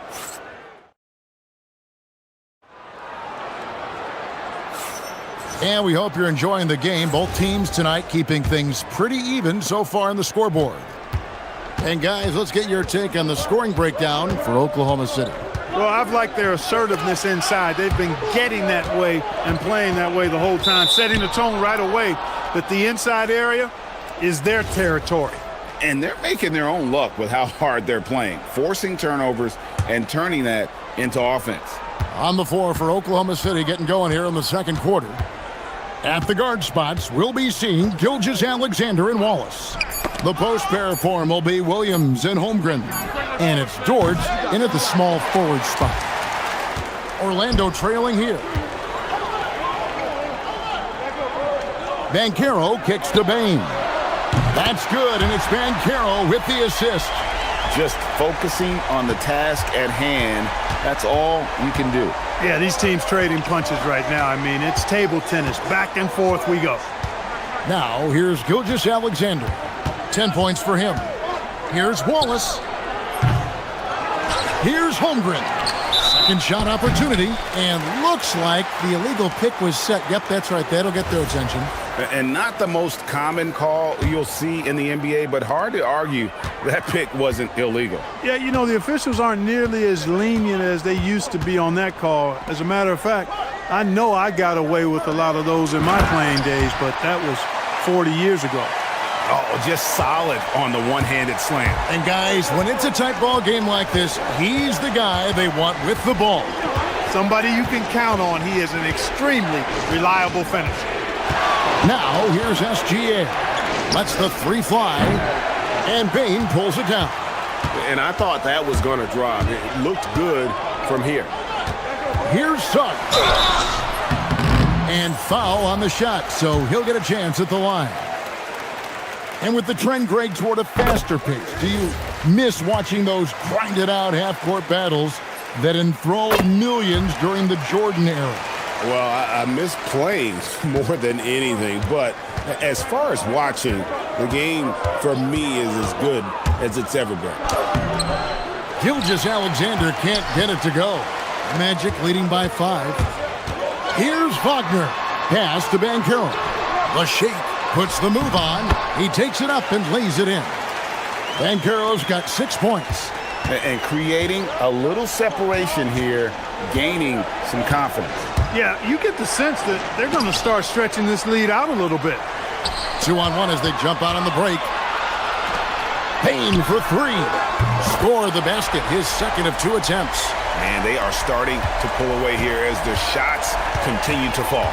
Yeah, I agree with you. A big run taking place right now, and it looks to be the beginning of the end. It's picked off. Here's Black. Wallace covering. Black kicks to Banchero. Thunder with the rebound. Now here's SGA. 10 points for him. And here's Wallace. Will it go? And the dunk by Holmgren. You want a high percentage take offensively, get it to Holmgren in that spot. And Suggs has got the ball here for the Magic. And he drives in, and Suggs throws it down. And he can do a lot more damage to the rim than that when he wants to. Oh, you're right. And with the lead they're enjoying, I'm surprised he didn't put a little something extra on that one. Well, I think he did plenty of damage nonetheless. I mean, it was only with one hand, but he still threw that down pretty hard. And the rejection by Holmgren. And so it looks like the Magic will retain possession here.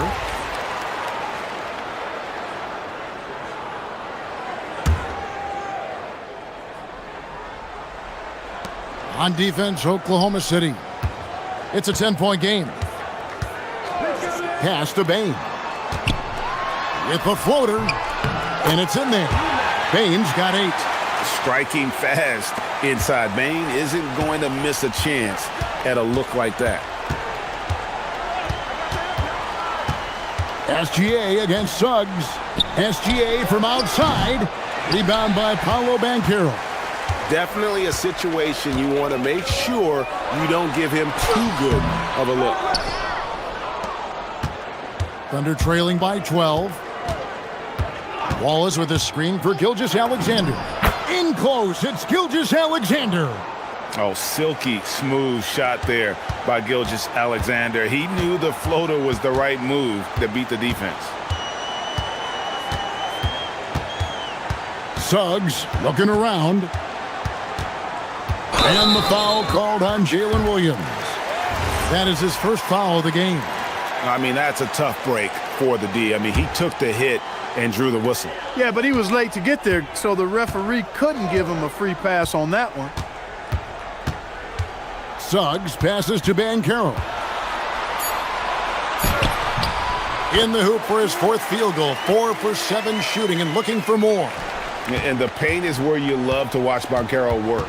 With his size and athleticism, he can attack so effectively inside. Now, here's SGA. 12 points for him. It's stolen by Suggs. For the finish. And finished off by Banchero. That's a double whammy, guys. That's right. A great defensive play, then the emphatic stuff. Well, turning defense to offense, we talk about it all the time. Try to hit your opponent at the other end before they can set up the defense. And so it's the Orlando Magic with a 14-point lead as we bring the quarter to a close. They've got their field goal percentage to thank for that. They've been hot from all over the floor tonight. And don't go away. We'll be right back.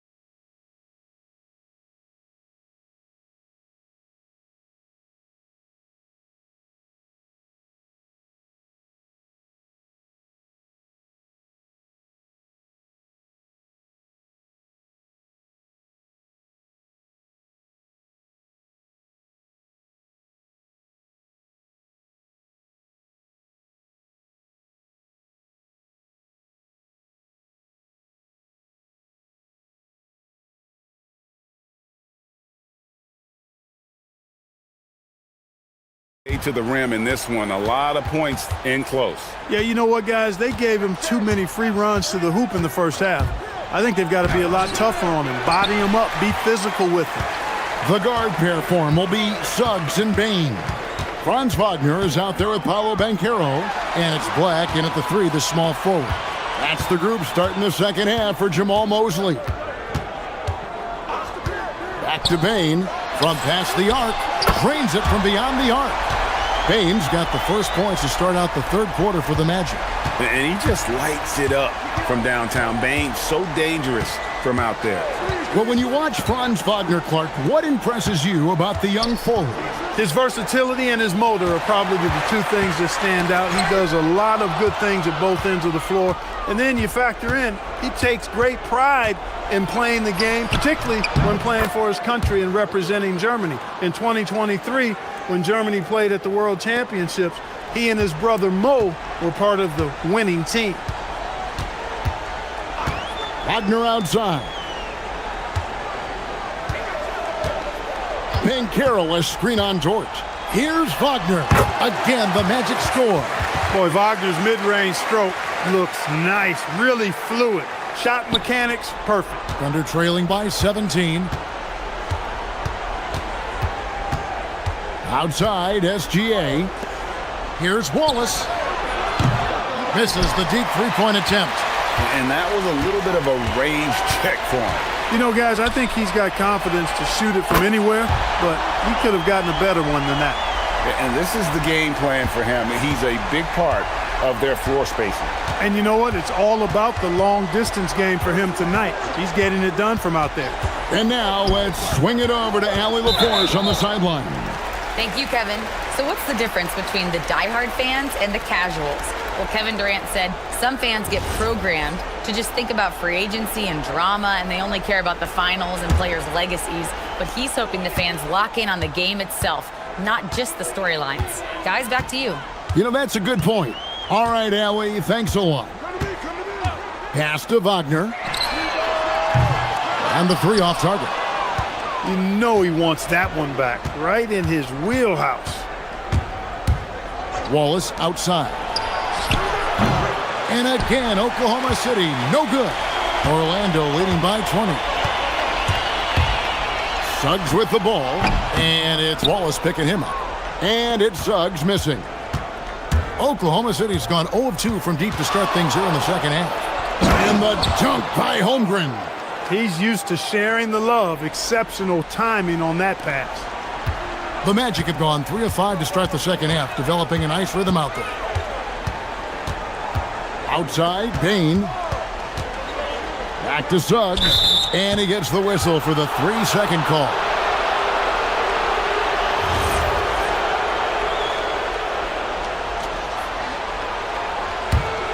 Thunder trailing by 18.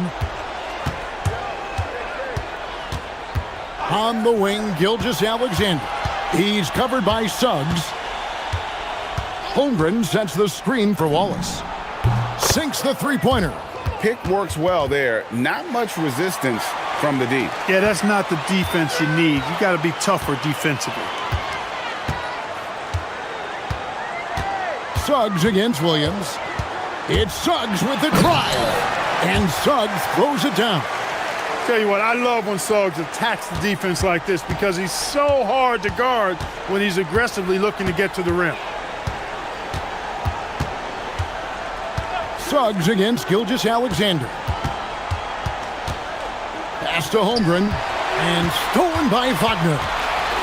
And now Orlando on the break. That's a really decisive and impressive read by Wagner, setting up his teammate nicely for the hoop. SGA with the ball. 14 points for him. Wallace looking for an opening. Wants to get it to Holmgren and does. Pass to Wallace. 5 on the clock. SGA from outside. Bankero grabs the board. Bankero's got 5 rebounds tonight. Suggs dishes to Bankero. And finished off by Bankero. Bankero just attacking the rim. Going up over the defense that time. And so it's SGA with it. He brings it up for Oklahoma City. And that's a foul called on Franz Wagner. That is his first foul of the game. 32 seconds left to play here in the third. Out to Wallace. Shoots over Black. Holmgren. It's good on the putback. I mean, length and skill. And Holmgren has a lot of both. Orlando leading by 19 points. Here's Suggs. 12 points for him. Wagner with a screen for Suggs. Kicks it out to Wagner. Banchero passes to Suggs. And finished off by Banchero. And I've been impressed with the unselfishness, but also getting guys the ball where they can do something with it. He is delivering a lot of room service times tonight. One sweet one after another. And while we can now, let's take a look at today's State Farm assist of the game. And how about the big fella here showing us he's got some point guard skill here with the tremendous setup. Hey, that was a high-level pass no matter what position it came from. But it does make it stand out a little more when it's made by the big fella. And 1 quarter to go in a game that to this point has not been an evenly fought contest. So for Oklahoma City right now, at the guard spots, we'll be seeing Gilgeous-Alexander and Wallace. Dort and Williams up in the forward positions. And it's Holmgren in at the center. Wallace's shot is good. He was licking his chops there. Got a good look. Here are the Magic now. Now Suggs. Pass to Wagner. Back to Suggs. And Suggs throws it down. So tough trying to slow down Suggs, especially when he gets it going, because he's persistent and relentless. Down low, it's tipped. One-on-one fast break. Black with it. Now SGA defending. All right, well, look at how the hustle game has been going for Orlando. I like their defense tonight, and we don't talk about that side of the ball enough. You can really change a game when you get a bunch of steals and get out in transition. Yeah, you know, the defense just hasn't been able to keep up with them in this one. The transition game, as a result of good defense, has been very strong. And with the lead, I like the strategy here. Continue to get the ball to guys who can do something with it. If it's working, keep working it. That's what I say. Keep the pressure on it. Wallace kicks to Gilgeous-Alexander. 6 on the shot clock. To end the run. Rebound by Paolo Banchero. Banchero's got 6 rebounds now in the game. Pass to Bain. Suggs against Dort. Banchero, a screen on Dort. There's the lob to Banchero.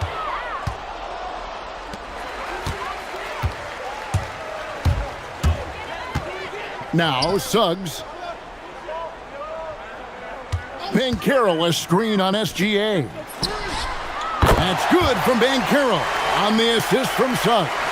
And this is something Banchero continues to hone, wanting to become a dangerous threat from deep. And Gilgeous-Alexander, here we go. And that one drops. And with that basket, he's able to end a 10-0 run by the Magic. For Orlando, they've gotten every shot they've taken so far in the fourth quarter to go in. That's 5 in a row to start the quarter. Dort against Wagner. Banchero, a screen on Dort. Shot clock at 6. From 17 feet out. Not enough on that one as it misses. For Oklahoma City, they've gone 2 of 3 from the field to get the fourth quarter started. Inside, Banchero, and finished off by Banchero. And Banchero is putting it all together, capable of scoring from all 3 levels. Wallace with a screen for SGA. From outside the arc, it's hauled in by the Magic. And not allowing the shooter even an inch of breathing room on that one. And guys, that's exactly the kind of high-impact defense they want to see out of him. Suggs dishes to Banchero. Yes, and with this one winding down, it's obvious to everyone who watched it. Just a total mismatch and a true show of strength for the Magic. As one-sided as it gets today, you know, there were some dominant moments in about every facet of this game for that team. Yeah, I mean, Kevin, it's hard to think of what didn't go right for them. Game planning by the coaches, execution by the players, everything was just on target. And one of the key components to this victory, if not the biggest, was the incredible performance for Paolo Banchero. It was the kind of game for him that all scorers dream of, where the basket seemed as wide as a barrel.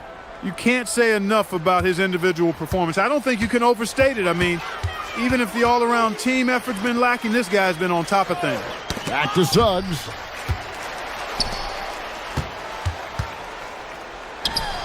That's good, and it's Banchero with the assist. And it's just competing, you know, giving your best when it matters most. Yeah, you know, once they got victory in their view, a huge injection of energy and a great run to finish it off. And here's Banchero. He'll bring it up for the Magic. They've allowed just 7 points here in the fourth quarter. You know what? You've got to always be in control of your emotions. Great frustration right there, and I agree with you. Self-control of your emotions, a must-have if you're going to play winning basketball. Now, here's Suggs.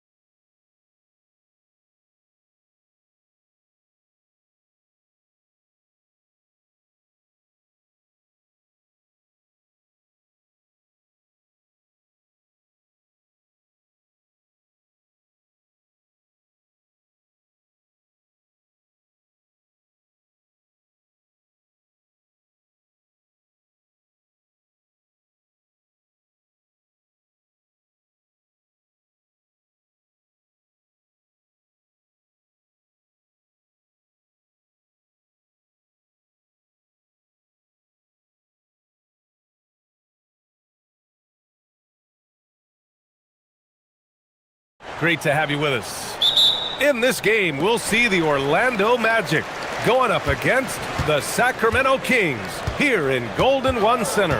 This is Brian Anderson, Coach Stan Van Gundy, and the Hall of Famer Grant Hill here with me at the table, and Allie LaForce reporting from the sidelines. So a look at our starters for Orlando.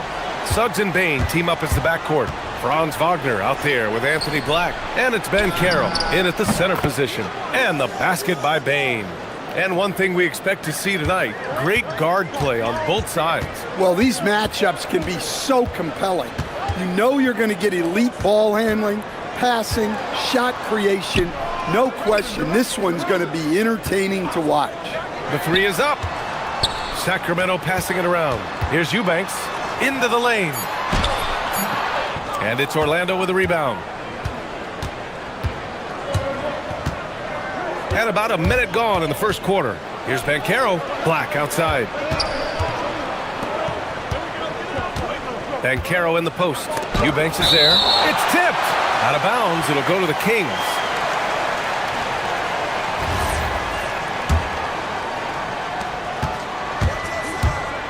Levine with it.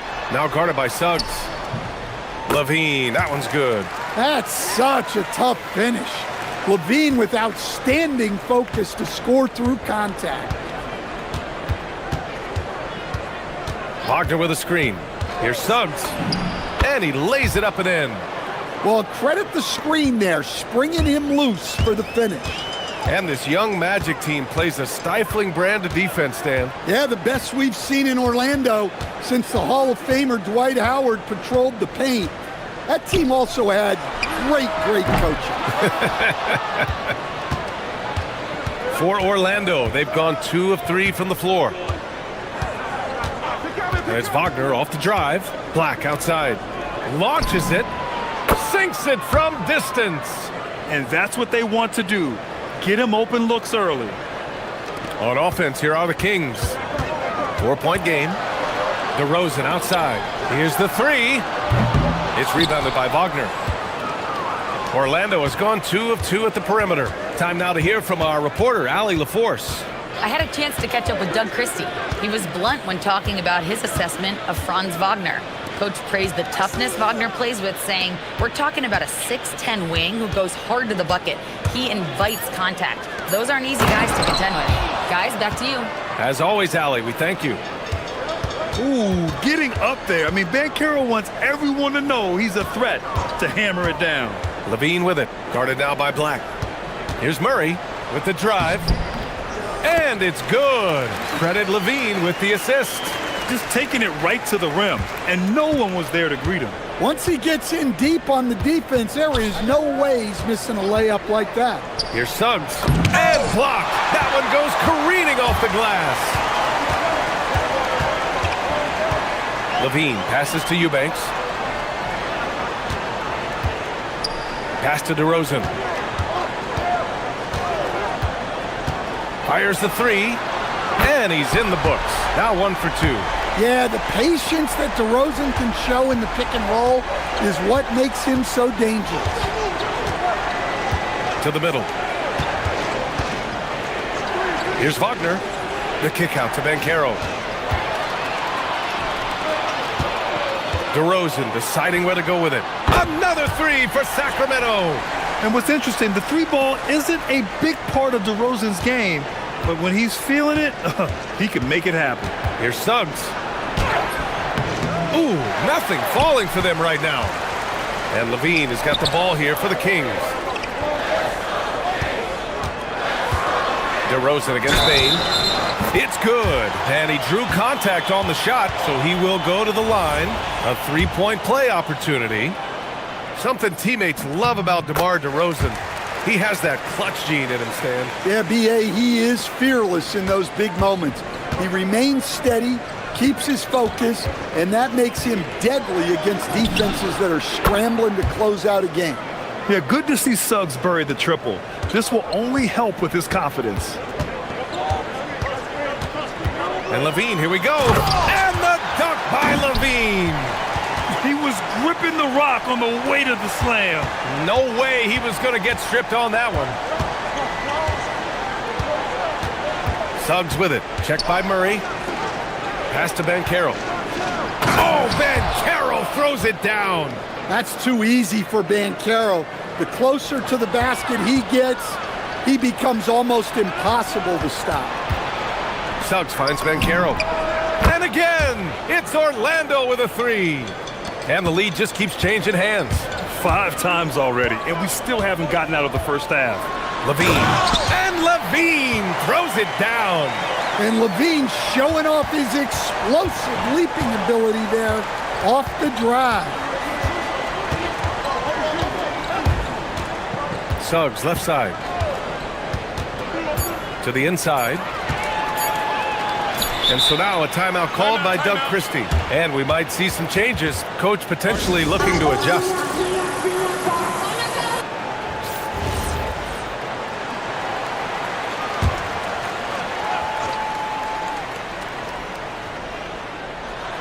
And stolen by Banchero.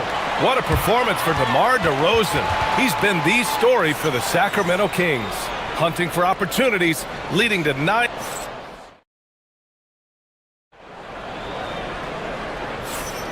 And if you're just joining us, it's been a pretty even game through the first quarter.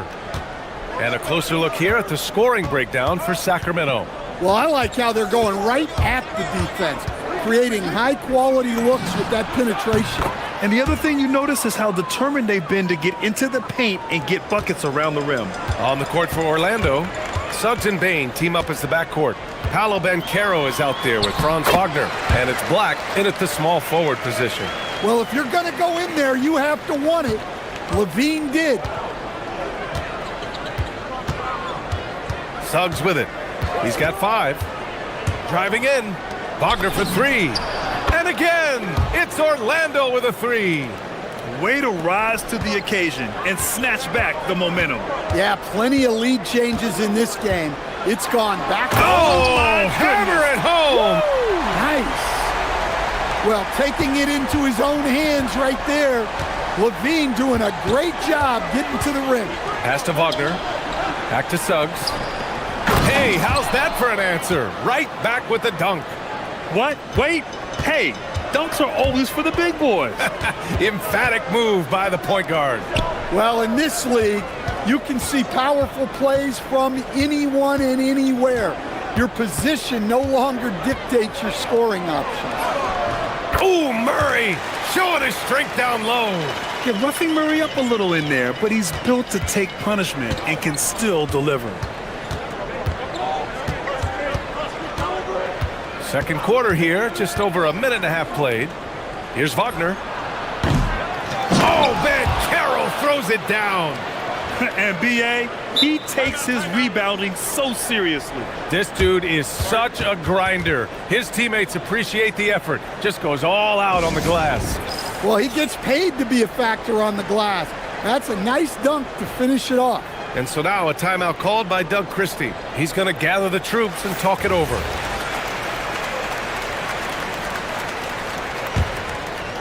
Kings trail by 3. DeRozan right side. Outside for Levine. Eubanks the screen. Suggs against Levine. Ooh, plenty of contact on that shot. And here comes the coach's challenge. He disagrees with the foul. He does not hesitate to ask for a second look. It's a pretty heated game. Every call matters. The ruling on the floor is confirmed. Foul calls still disputed even after the video review. There's no doubt there's going to be a gray area in a lot of these calls. But at least we have the option to take a second look, so the officials can be sure they get it right. And they've made their decision. The call will stand. And as much as it hurts to lose a challenge, I think Coach would challenge that call again if he could. He really disagreed with the foul, and he's still peeved.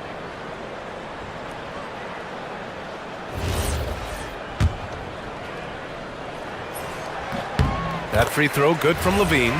Coach, I've heard you say one of the most frustrating things to watch is a team that beats itself. Yeah, B.A., I think one of the things is before you can win, you got to make sure you don't lose. And when you're doing things like turning the ball over or fouling needlessly, those are probably the two biggest areas. Those are beat yourself types of stats, and it's hard to get away with those at the highest level. And Levine, here we go. It's hauled in by Black. Yeah, he might want to avoid looking over at the bench for a little bit here. A missed dunk like that is infuriating to a coach. Well, he can beat you in a lot of ways. Very challenging to defend. Oh, Zach Levine, way back there. Well, look, Levine is as dangerous from everywhere on the floor as anyone you'll see. As confident a player as you'll find. Outside Bane, the three. He drops it from range. Bane's got 6 here in the quarter. Exchanging buckets from downtown. That's been a staple of tonight's game. Yeah, sometimes you get in a shootout like this, but you just hope that you can get a stop first. And so now a timeout called by Doug Christie. He'll take the opportunity to regroup.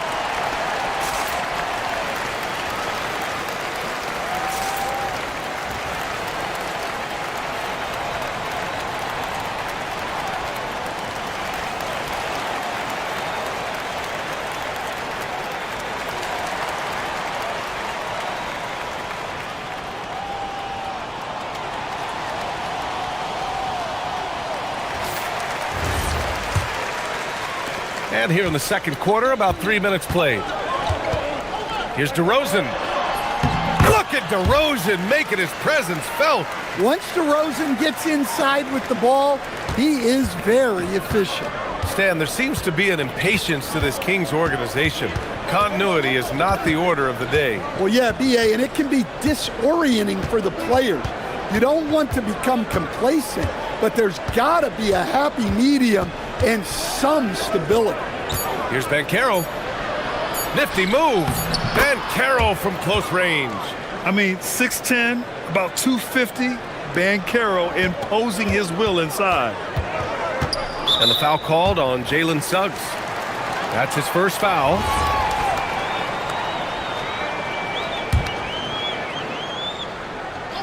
And just over 3.5 minutes played here in the second quarter. Three-pointer. Eubanks gets the bucket. Yeah, showing off that ability to stretch the floor. Seems like everyone is a threat at the arc these days. It's Suggs with a drive. Wagner for 3. The rebound by Murray. And Levine has got the ball here for the Sacramento Kings. And he drives in.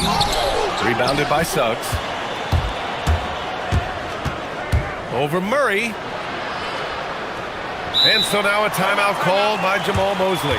We might see him looking to make some tweaks to the strategy. It may be a players' league, but the coaches obviously play a big part as well. And this is when a coach earns his paycheck. Analyze the situation and give your players the information they need to succeed. Suggs outside. Driving inside. 5 on the clock. From deep, Banchero. It goes again. His 6th basket in 7 tries. His ability to shoot off the catch is a big plus. Banchero has quick reactions, a really versatile scorer. They get it again. Murray. Off target at the rim. Orlando leading by 5. You'd like to let the clock run and take the final shot. Yeah, unless it's a gimme, there's no reason to put up an early shot here. Wagner for 3. And another 3 for Orlando. And timeout called by Doug Christie. He's going to take a minute to regroup with his players.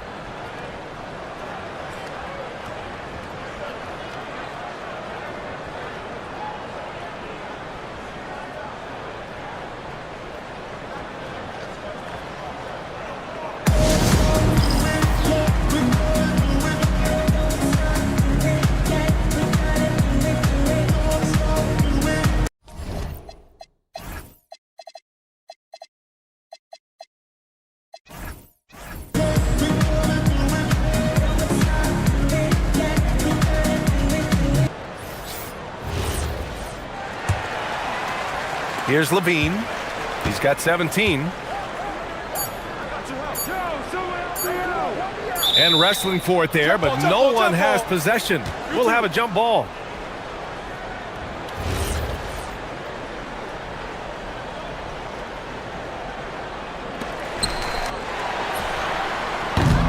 So we conclude the first half. It's the Magic up by 8. And we'll be right back after halftime for the start of the third quarter. See you in just a bit.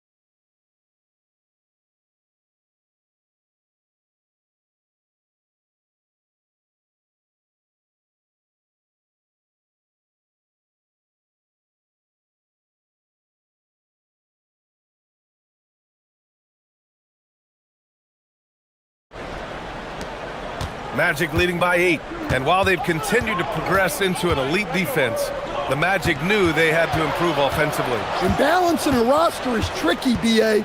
You don't want to lose that defensive identity, but you got to give up something to get something back.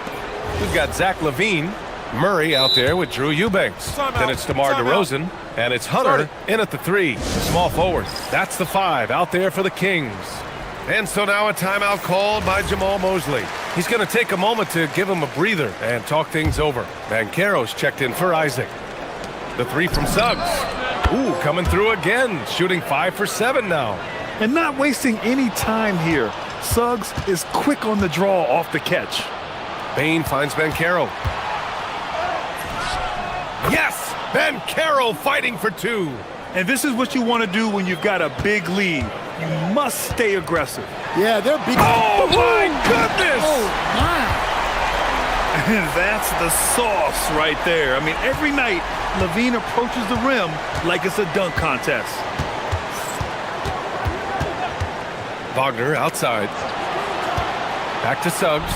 Oh, and that one, no question, powered it down. And he just driving the stake in him there. He's a guy who just never lets up. Yeah, they're not pulling any punches here. Wow. Well, the defense has got to know. When LaVine is getting hot like this, they're in for a long night. Here's Suggs. Black, left side. 6 to shoot.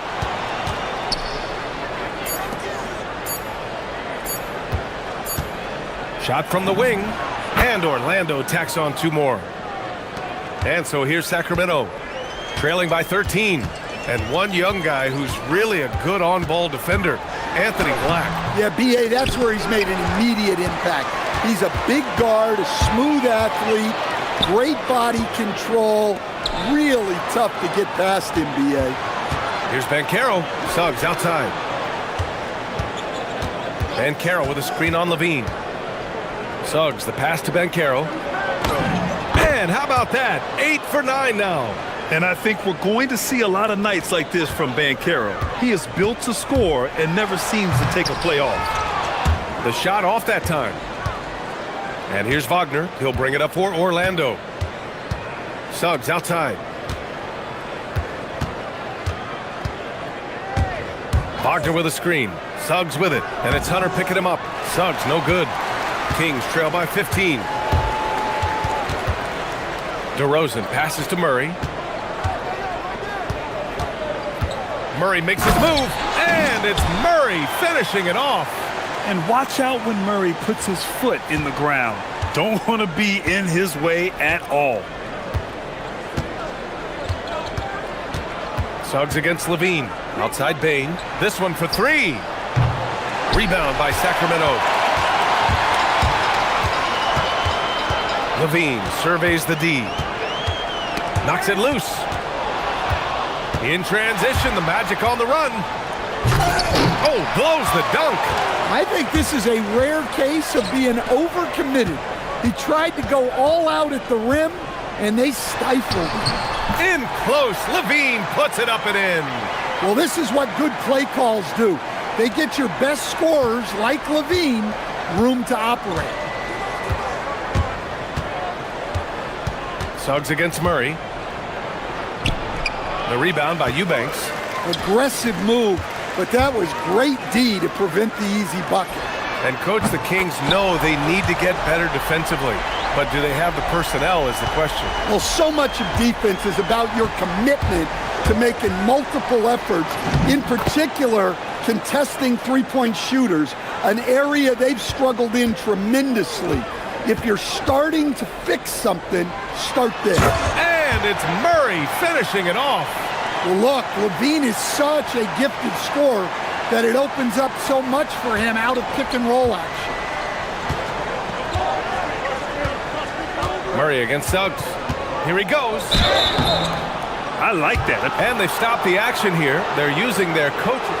After review, the ruling on the floor stands. Worried that this would slow the action down. But with so many close calls in every game, the NBA was smart to adopt this challenge policy in 2019. You know, one thing this does for a coach is let his players know he's got their back. If they're adamant that the call was wrong, he'll back them up and make the refs take another look. And they've made their decision. The call will stand. And as much as it hurts to lose a challenge, I think coach would challenge that call again if he could. He really disagreed with the foul, and he's still peeved. Well, one thing you like about Jalen Suggs is this guy's a hard worker. You see that on the court, and you see it off in the way he's continued to work on his game. And even from where we're sitting, you could clearly tell it was a foul. Sacramento shooting their 4th and 5th attempts at the free throw line tonight. And so now a timeout called by Jamal Mosley. Coach taking this moment to speak to his guys, maybe alter some of the game plan.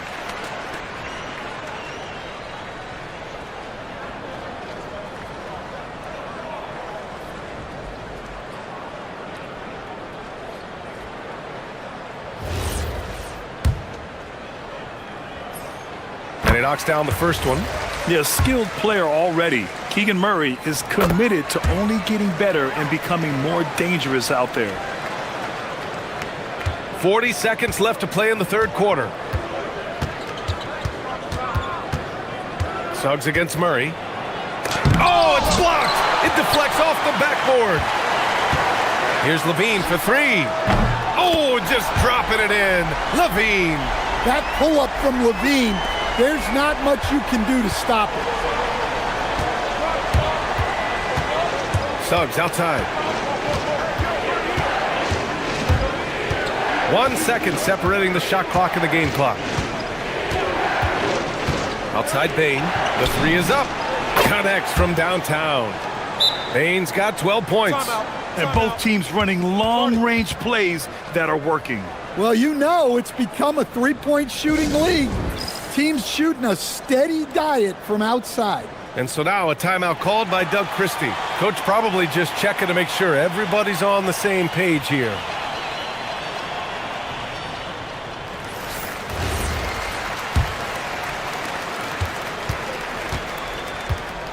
Now Levine. Here's Eubanks. That drops. And it comes off an assist from Levine. Levine's got his 5th assist in this one. Nice read. Sets his teammate up. You like how they're sharing the ball. Points coming in bunches as we wrap. All right, let's take a look at our assist of the game presented by State Farm. Woo, I'm fired up to see this dish one more time. It's always great to see your two guards share the wealth. Yeah, and if you have both guards dishing like that and putting up points, wow, a coach's dream. And with 3 quarters behind us, we'll start the fourth in what is still anybody's ball game. Fourth quarter, on the court for the Magic. Suggs and Bain team up as the backcourt. Anthony Black out there with Franz Wagner. And it's Isaac in at the pivot spot, manning the middle. Suggs with it. Checked by Murray. Kicks it out to Wagner. Gets the three to fall. And the Magic lead by 10. Look, that's the readiness of Wagner. He's prepared to shoot the moment he catches the ball. Levine can't hit. And you never want to give a shooter like him a clean look. It's stolen by Hunter. Murray looking around. Drives to the hoop. Pass to Eubanks. Eubanks the screen. Here's Levine. And the bucket is good. Levine's got 11 points here in the second half. Yeah, he's leading the charge for them. But let's be honest, he needs more help if they're going to get out in front. Well, consistent scoring is a good foundation for a comeback. They can't be wasting possessions now. Absolutely ruthless. He's not about to start showing mercy now. Yeah, he's leaving no doubt in this one. Doing everything he can to slam the door on a comeback.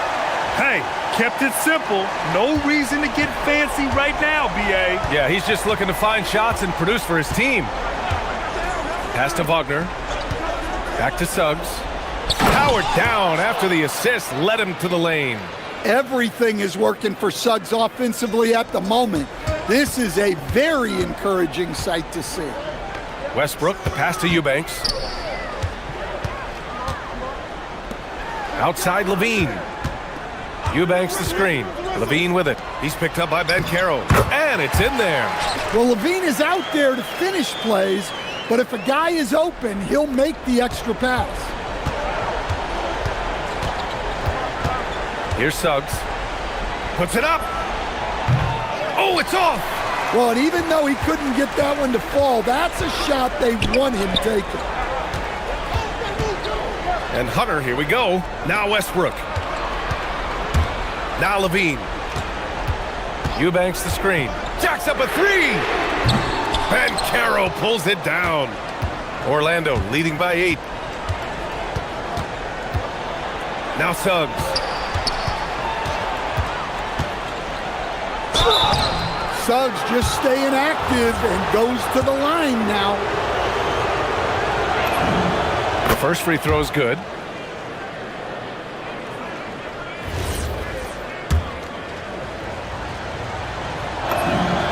Suggs hits them both.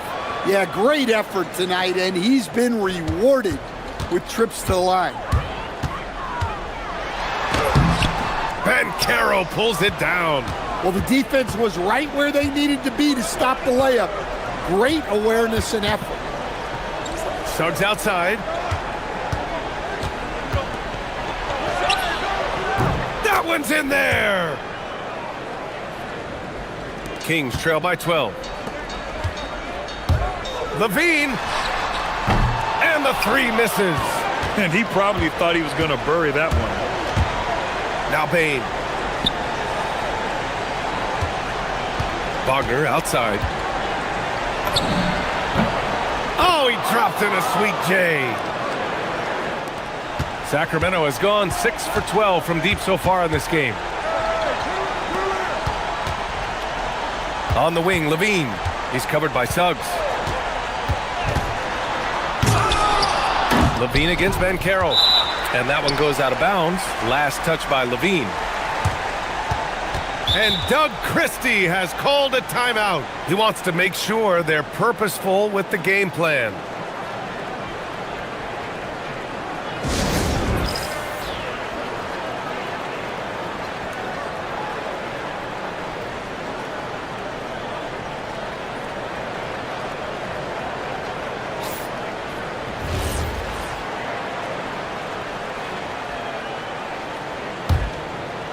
Orlando leading by 14. Wagner outside. The bucket is good! They came out and had a statement win with their performance tonight. A fantastic effort to get it done here for the Magic. Loved how much they moved the ball out there tonight. Oh, what a jam! Levine walking on air. Well, that's just a nice slam there from Levine. He makes it look so easy. And Suggs has got the ball here for the Orlando Magic. The release. And no one in the vicinity. Safe to say, the outcome is no longer in question. Yeah, look, sometimes you just break your opponent's spirit, and I think this has been one of those times. Westbrook. Ooh, the three doesn't go. He's got to be mad at himself. You won't get a better look than that. Banchero. He gets it to go. Leaving nothing to chance. This run shutting the door on him. Yeah, this run has poured a bucket of water on any ember of a potential comeback.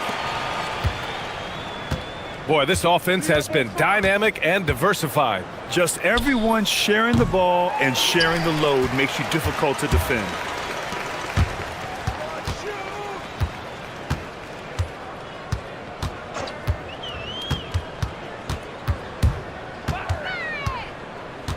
"16 seconds left to play in the fourth. And here's Suggs.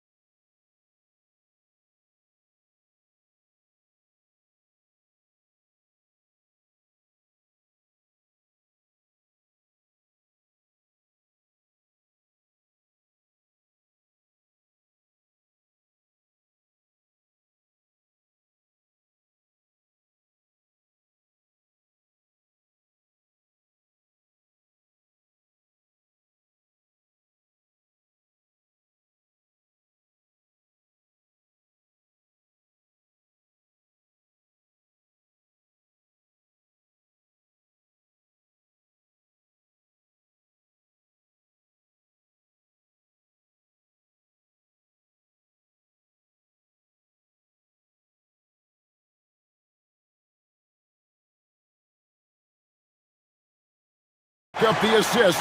Greg, they pride themselves on playing unselfish basketball. Yeah, both sides pre.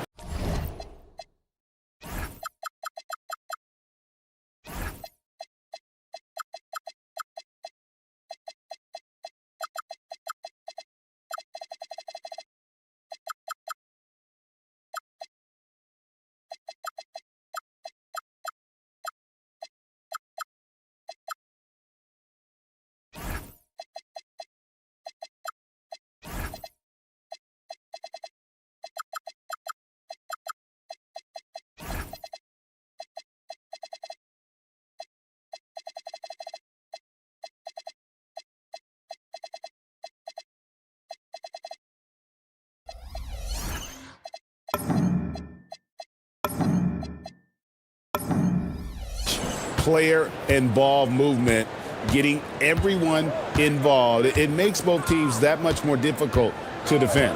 Now Sacramento's starting five. Murray and Sabonis make up the inside pair. Zach LaVine is out there at DeRozan. And it's Hunter in at the 3 spot. Off to a good start as he hits his first shot attempt.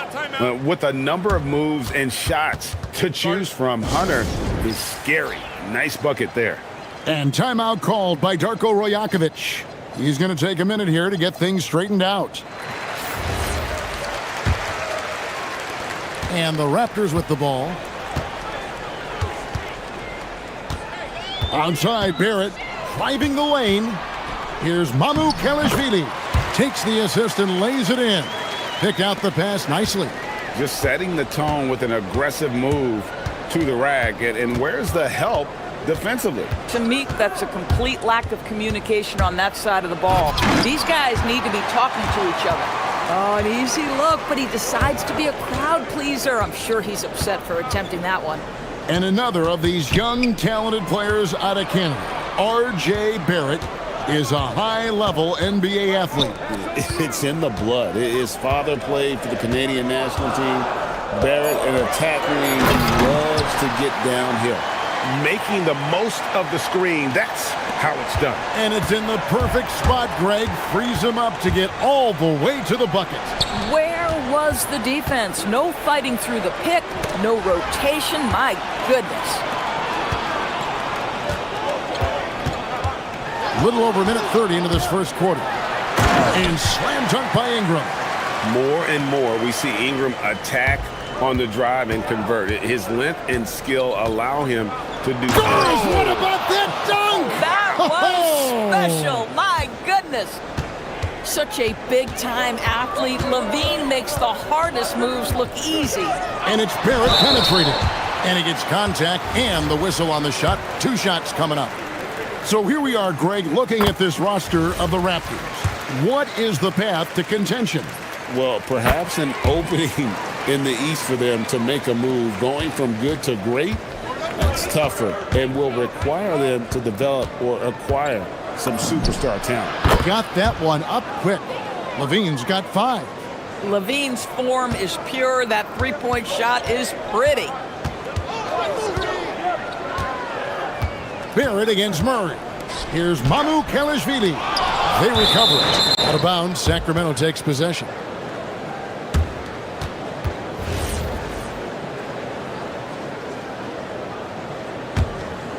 Here's LaVine.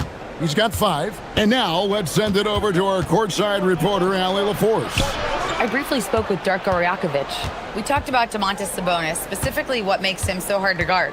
Coach told me his basketball IQ and just the way he sees the floor. He just seems to know where to be at all times.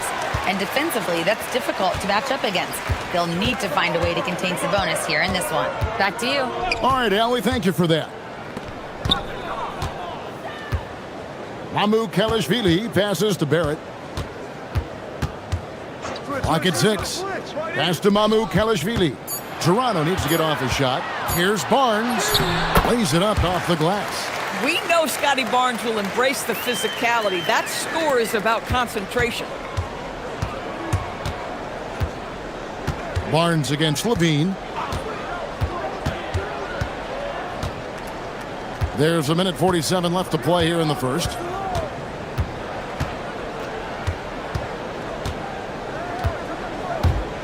There's the triple. Offensive rebound. Outside for Murray. Back to Sabonis. Sabonis sets the pick for Levine. He nails it, and we're tied up. 8 points for him. I'll tell you, a number of ways to score off the pick and roll, and Levine makes it look easy. There at the pass to Mamu Kalishvili. From the arc, and R.J. Barrett hits from deep. Barrett's got 5 points so far. And an eye for an eye. Both teams working to stretch the floor. Well, that three-point shot just gives you so much room to operate on the offensive end. DeRozan against Ingram. Shooting foul. And, yep, we thought we might see it. And the coach's challenge has been triggered on the personal foul call. After review, the ruling on the floor stands. The original personal foul. Getting a different angle can sometimes make it a lot easier to determine. Indeed, and the one thing with replay review is that when you see the slow motion replays, you really get a new appreciation for just the immense speed at which these players are moving and how fast the action really is and how hard it can be sometimes, you know, Greg, to make the right call. And so the word is in. They've decided that the call stands as it was made on the floor. And, you know, even if a coach still feels this wasn't the right call, you got to acknowledge the effort being put in to reviewing it. The double checking, and the game continues on. And it's Barrett penetrating. This guy can finish with either hand. What a finish from R.J. Barrett. They can trade 2 for 1 here. Would be the right move, I believe, right now. Outside, Sabonis. Again, the miss by the Kings. That's a look you cannot pass up. It's also one you should miss. Barrett kicks to Ingram. Pass to Mamu Kalishvili. And down it goes. Dunked through off a wonderful assist. Clearly, he's one of the best there is in the business when it comes to making that lead pass. Here's Levine. Outside, Sabonis.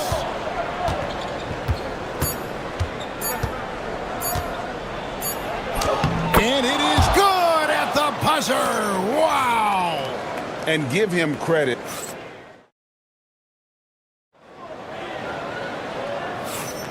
And some good action in the books as we get back to the game that's been pretty close here so far.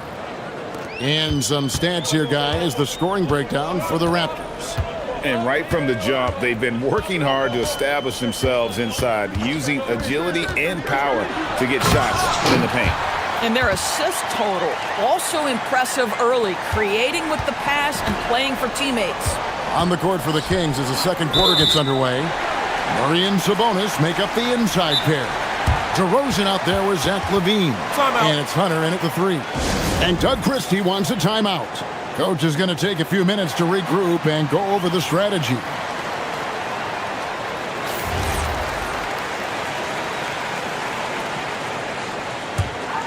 Toronto leading by 5. Hey, Greg, they dropped the interim tag for Doug Christie as he's now the permanent head coach of the Kings. Well, we'll have to see how permanent that is. The 5th head coach in the last 7 years. That seat is always hot in Sacramento. Sabonis' screen on Barnes. Levine kicks to Sabonis. Levine with it. Headed now by Barnes. Sabonis. And that comes off the assist by Levine. Sabonis has got his second basket of the game. This guy's a skilled interior scorer. There's height. There's great shot selection. Sabonis doing work right now. There at the pass to Mamu Kalishvili. Yes, that goes in. Mamu Kalishvili has got the lead up to 8 now for the Raptors. Levine looking around. And then Levine with the jam. Oh, what a finish by Zach LaVine. Off his feet in a hurry, folks. Barnes against DeRozan. Barnes dishes to Ingram. Barnes sets a screen for Ingram. No good from outside. The Kings trail by 6. Pass to Levine. Beyond the arc. Murray, he hangs in there and cashes in on the second chance points. And so aggressive on the offensive glass. Murray using that size well. Barrett against Murray. That's a floater go, and it's laid in by Barrett. Barrett's got 7 points for the quarter. How about the touch on that shot? That is tougher than it looks, folks. Right side, Sabonis. You see a lot of pick and rolls, but you also, Greg, hear about inverted screens. Can you explain to the viewers what that means? Yeah, that's where your guard actually is the one setting the pick for the bigger player, and having little guys who are willing to put their body on the line. You think of a Steph Curry, a John Stockton, two of the best to ever do it. DeRozan for three. And it's Toronto with the rebound. Quarter number 2, around 3 minutes gone by. It's Barrett on the wing, covered by Hunter. Here's Barnes, and the shot is good. And it's an 8-point Raptor lead. Wow, soft touch from Barnes. He's trying to develop the floater game now. I see you, Scotty. And Doug Christie wants a timeout. This now will give him a chance to discuss some potential changes. Eubanks, he's checked in for Domantas Sabonis. He dialed that one up from long distance. Levine's got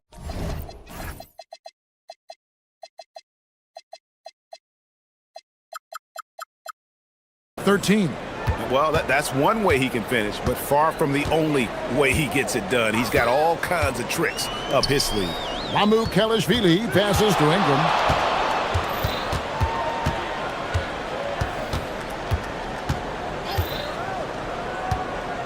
Pass to Mamu Kalashvili. The three. And it's Ingram missing. And the way he was able to reach out towards that release had an impact. Well, no question. He altered that shot, and most of the time, that's just as good as blocking it. That one's good, and the Raptor lead is cut down to 2 on the bucket from Levine. He's found his rhythm from deep, and you can see the confidence. And I think the defender knows once he gets cooking, look out. The bucket looks awfully big to him right now. And that one's good, Barnes. He's got 6. There's Scotty Barnes in his element. He's so confident in the paint. And here's Levine, who brings it up for the Sacramento Kings. He takes it in. Pass to Eubanks. Back to Levine. Here's Eubanks. Sacramento moving it around. That one's good, and the Raptor lead is cut down to just 1 on the basket from Levine. Feet planted, angle set. All Levine needed was the basketball. Up top, Barrett. He's covered by Murray. Ingram outside.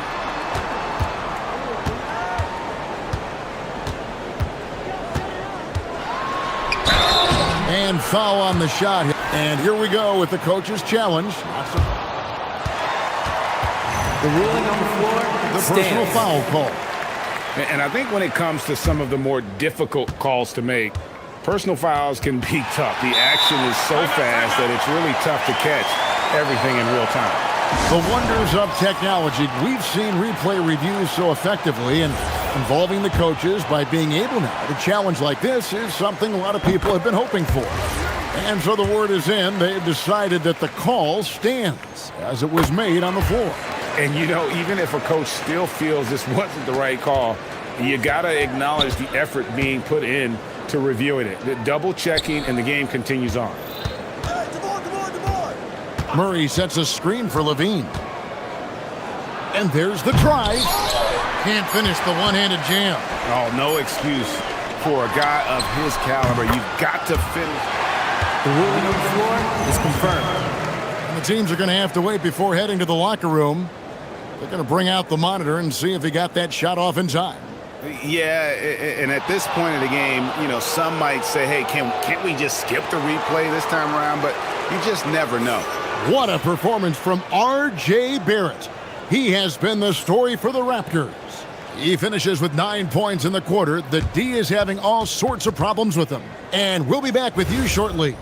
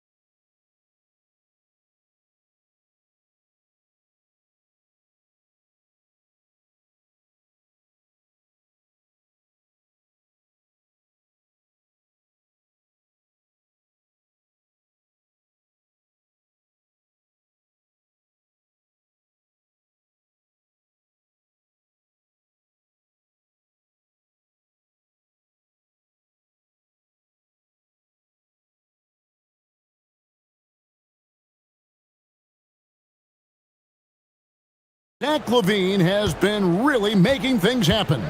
Man, how about the amount he's contributing in the scoring column? Through 2 quarters, he has been terrific. And one would expect that the defense made some adjustments at halftime, but he has the ability to answer right back. Ingram is out there with Scotty Barnes.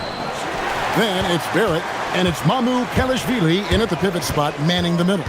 That's the group starting the second half for Darko Rajakovic. Here's Mamu Kelishvili. He's got 6. Barrett the pass to Mamu Kelishvili. Here's Barnes. It's deflected. Here's DeRozan, and DeRozan throws it down. Boy, this guy's so quick with the ball in his hands. DeRozan's acceleration makes him effective. Ingram a screen on Murray. Barrett, and Barrett slams it in. And he just dangles from the bucket after sending that one through. And you can see which team has the swagger right now. DeRozan passes to LaVine.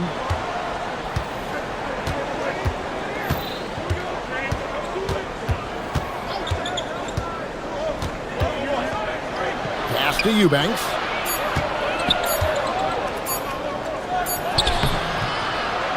And it's Murray Boyles with the rebound. Raptors leading by 5. Up top, Barrett. He's covered by Murray. Slammed home, and he draws the foul. A chance for another point at the free throw line. That's on Keegan Murray. Well, this guy is a committed scorer. You get physical with R.J. Barrett. He knows how to stay under control. And Doug Christie wants a timeout. Looking for a breather and maybe adjusting a thing or two.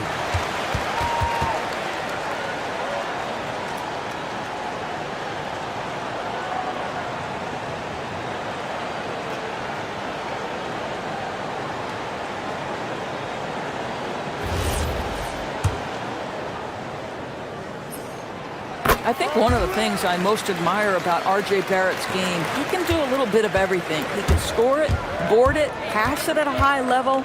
This young man can play the game. And I gotta say, sort of surprising he goes for a slam that difficult when they're trailing. But still a magnificent move to the rim. And there's the foul. It's on Keegan Murray. That's his 4th foul of the contest. Outside, Barrett, and the call is going to be, yes, it is, an illegal screen. Beyond the leaning, you could see his feet more set on that screen. Easy call. You know, he's just leaning a little bit. You try to get away with it, but boy, the official all over it. Here's DeRozan. Murray outside. Pass to LaVine. Murray is screen on Barnes. Murray finds LaVine. Back to Murray. Sacramento moving it around. Now Barnes. He has 6. Eubanks grabs the miss. Boy, that's the kind of contest you need to force the miss. LaVine passes to Hunter. That's good, and it's LaVine with the assist. Hunter's got 5.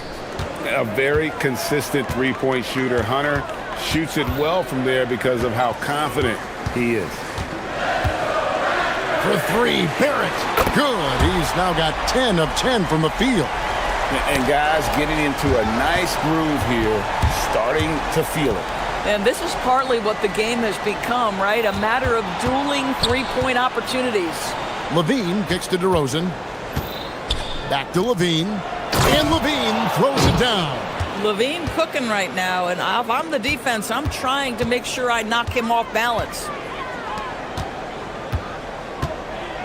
LaVine against Barnes. Barnes screen on Murray. And it's Barrett penetrated. It's good. Barrett's got 12 points here in the second half. You know, his selectiveness is worth mentioning here. This guy is not forcing shots, and yet he is cooking. Murray outside. Murray is screen on Barnes. Outside, LaVine. Just 5 to shoot. It's hauled in by the Raptors. We've got 1:13 left in the third quarter of the game. Barrett against Murray. And Barrett gets it to go. R.J. Barrett has size, quickness, and a knack for scoring the basketball. Levine for three. Good on the triple. Levine's got 26. Just doing what he can. He's competing and he's converting. And he has really kept them in this one. The high effort level. Now the rest of the team has got to step up. It's stolen by DeRozan. Pass to Eubanks. Out to DeRozan. And it's Murray with the jam. And look at the inside presence already for Murray. It'll be fun to watch this young man grow. It's 9 seconds separating the shot clock and game clock. And denied at the rim, but they call the foul. Whistle blows, and we'll see him shoot 2 from the line. And you don't like to concede the free throws, but it's better than getting flushed on. Well, probably a little draft in the arena tonight. He's the last guy you expect to miss the mark by that much. Absolutely.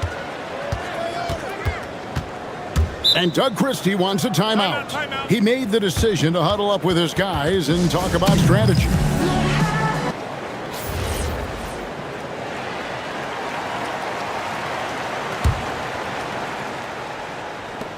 .23 seconds left here in the third quarter. Here's Levine, and then Levine with the jam. Boy, you do not want Levine getting all the way to the rack. Where is the rotation? Now, here's Barrett. He has 31.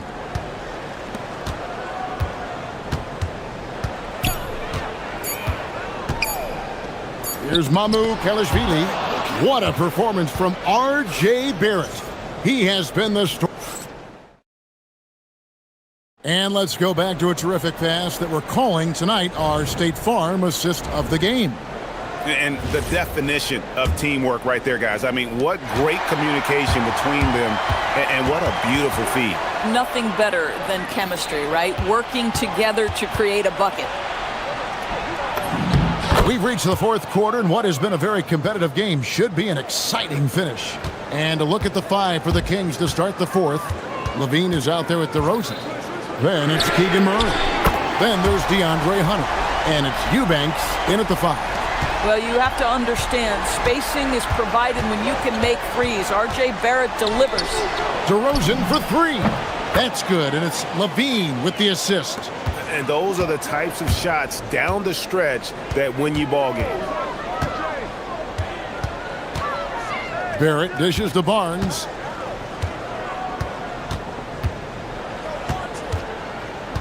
To the paint. 6 to shoot. Here's Barrett, and Barrett slams it in. Well, that's coming with force. R.J. Barrett, nothing you can do to stop that. Levine against Barnes.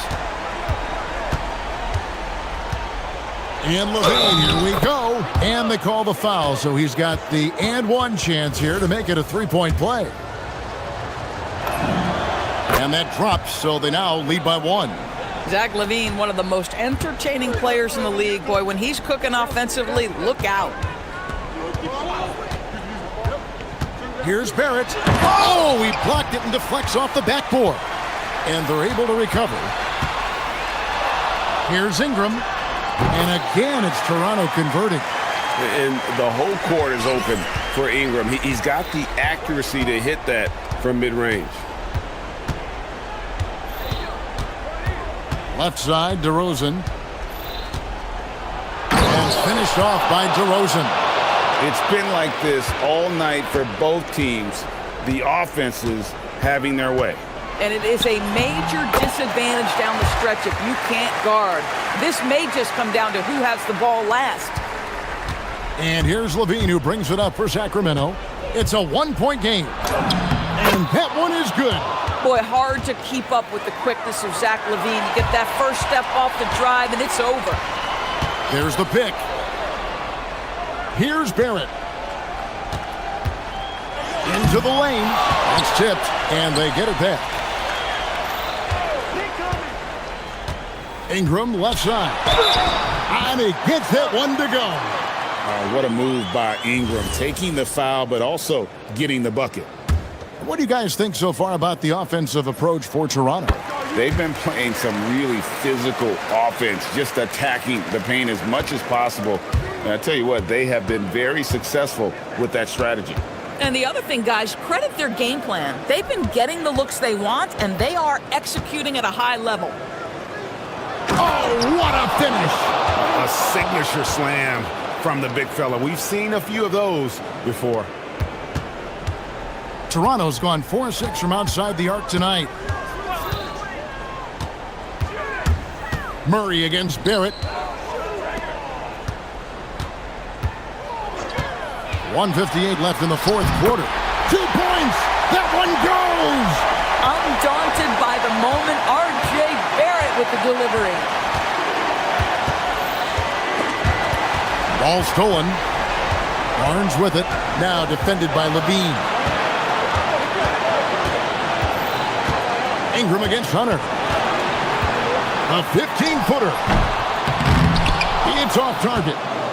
The Kings trailing. And Levine, here we go.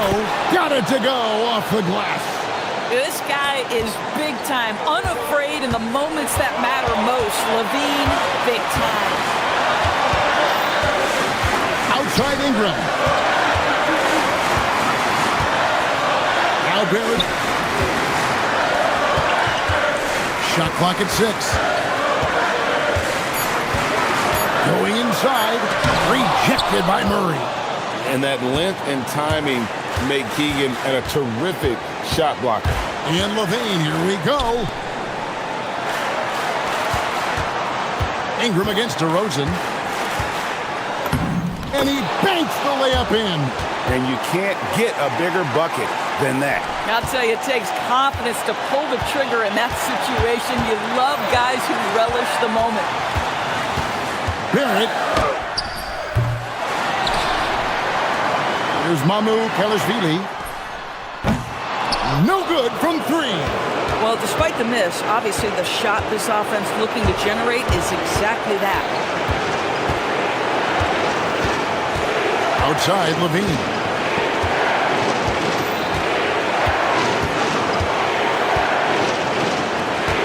And the call will be against R.J. Barrett. That is his first foul of the game.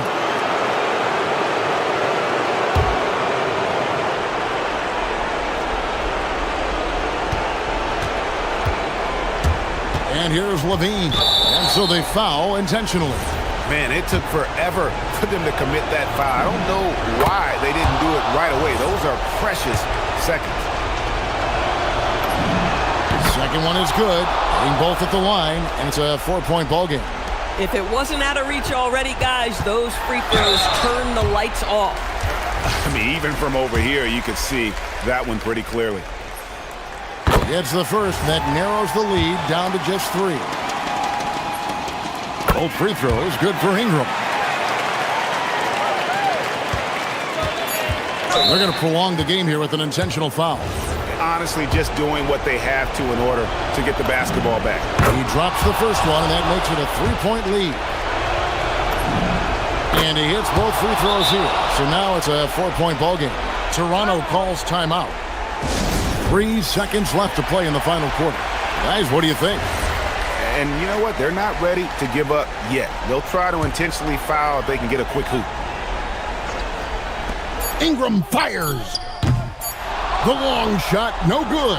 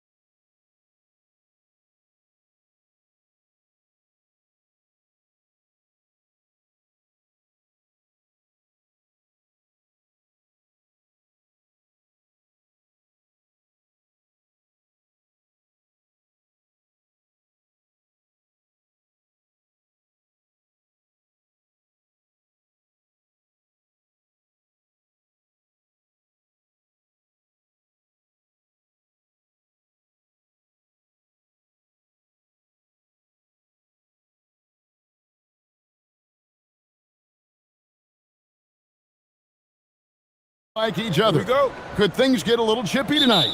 It would not surprise me at all, Kevin. These teams, not only fierce rivals, but there's a little bit of animosity for one another. Throw in the fact that both these teams play in the same conference. Yeah, I'd say the spirits might be high tonight. Let's check out Toronto's starting lineup. We've got Brandon Ingram. He's out there with Scotty Barnes. And it's Mamu Kelishvili in at center, locking down the middle. From 12 feet out. Barrett, no good. Simons with the ball. Picked up by Barrett. Okoro finds Giddey. Simons from outside. And that comes off the assist by Giddey. And shooters shoot. And Simons sure has a feel with that quick trigger. Ingram wide open. And he buries that one, drilling the rim on the way down. Now that's a high percentage look when the D doesn't fight over the screen. Yeah, and that's the effectiveness of the two-man game right there. There's the screen. Barnes against Simons. To the inside. Buzelis. And how about the patience from Buzelis and the body control? He doesn't rush through that play. Barrett the pass to Mamu Kelishvili. Good ball movement here by the Raptors. For three, Ingram. And it's Chicago with the rebound. Just enough coverage to bother that three-point attempt. Slick drive by Buzelis. He moves well for a guy that size. Here's Ingram. Money from the wing. And I like to see this. They're calling his number early, and he's delivering. And we knew coming into this game, we expected him to be very involved early. You know, you'd love to see him pull that off, but instead he goes from highlight reel to the bloopers. To the middle, here's Mamu Kelishvili. And that one, folks, the coach's challenge has been initiated for a personal foul. Close game like this, and he thought it wasn't a good call. After the review, the ruling on the floor is overturned. Constituted the original personal foul. Getting a different angle can sometimes make it a lot easier to determine. Indeed, and the one thing with replay review is that when you see the slow motion replays, you really get a new appreciation for just the immense speed at which these players are moving at, and how fast the action really is, and how hard it can be sometimes, you know, Greg, to make the right call. And the announcement on the review is that the foul was called in error. So they have determined to overrule the original call. And guys, this is what it's all about, getting the call right. And I think in this case, the video review showed that while it was a tough call to make on the floor, they got it right with the review. Takes the three, gets the three-pointer to fall. And that makes it a tie ball game. And he likes to get in a rhythm early. Nice triple. And it's Simons off the drive. And the slam dunk by Simons. Speed kills, and Simons has plenty of it. Ingram passes to Mamu Kelishvili. Ingram outside. Over Smith. Down it goes. His third basket. He's now 3 for 4. Well, the defense is going to try to shut down certain things, but it's impossible to deny everything. That's a skilled play. Oh! That's as good as it gets. Woo! And I love watching Giddey take it strong to the basket. The D has got to be aware of it. And that one drops for him. 1:11 left to play in the first quarter. Simons against Barnes. Down low, here's Buzelis. And then Buzelis with the dunk. And doesn't take much to get Buzelis up to the rim. He just pops off the floor and is right there. Barrett for three. Nailed from three-point land. Barrett's got 5 now. Well, the defense was a little soft right there, and it made it a practice shot. Smith sets the pick for Simons. And they call an illegal screen here. Beyond the leaning, You can see his feet weren't set on that screen. Easy call. Also, the ball handler needs to wait until the screener's feet are set. Smith against Barrett. Driving inside. And Barrett slams it in. And with this kind of momentum behind him, Barrett, a terror. Love seeing him hammer it home. About 7 seconds separating the shot and game clocks. Oh, what a jam! Simons! And how about the explosiveness of Simons? Man, can he get up and finish with power? He gets it in there. 9 points in the game so far. And they've scored several times already here in the first quarter on the inside. Giddy the pass to Smith, and the dunk by Smith. Well, this is a good reminder for anybody who thinks he's too small for a 5. His athletic ability totally levels the playing field. Ingram deciding where to go with it. What a performance from R.J. Barrett. He has been the story for...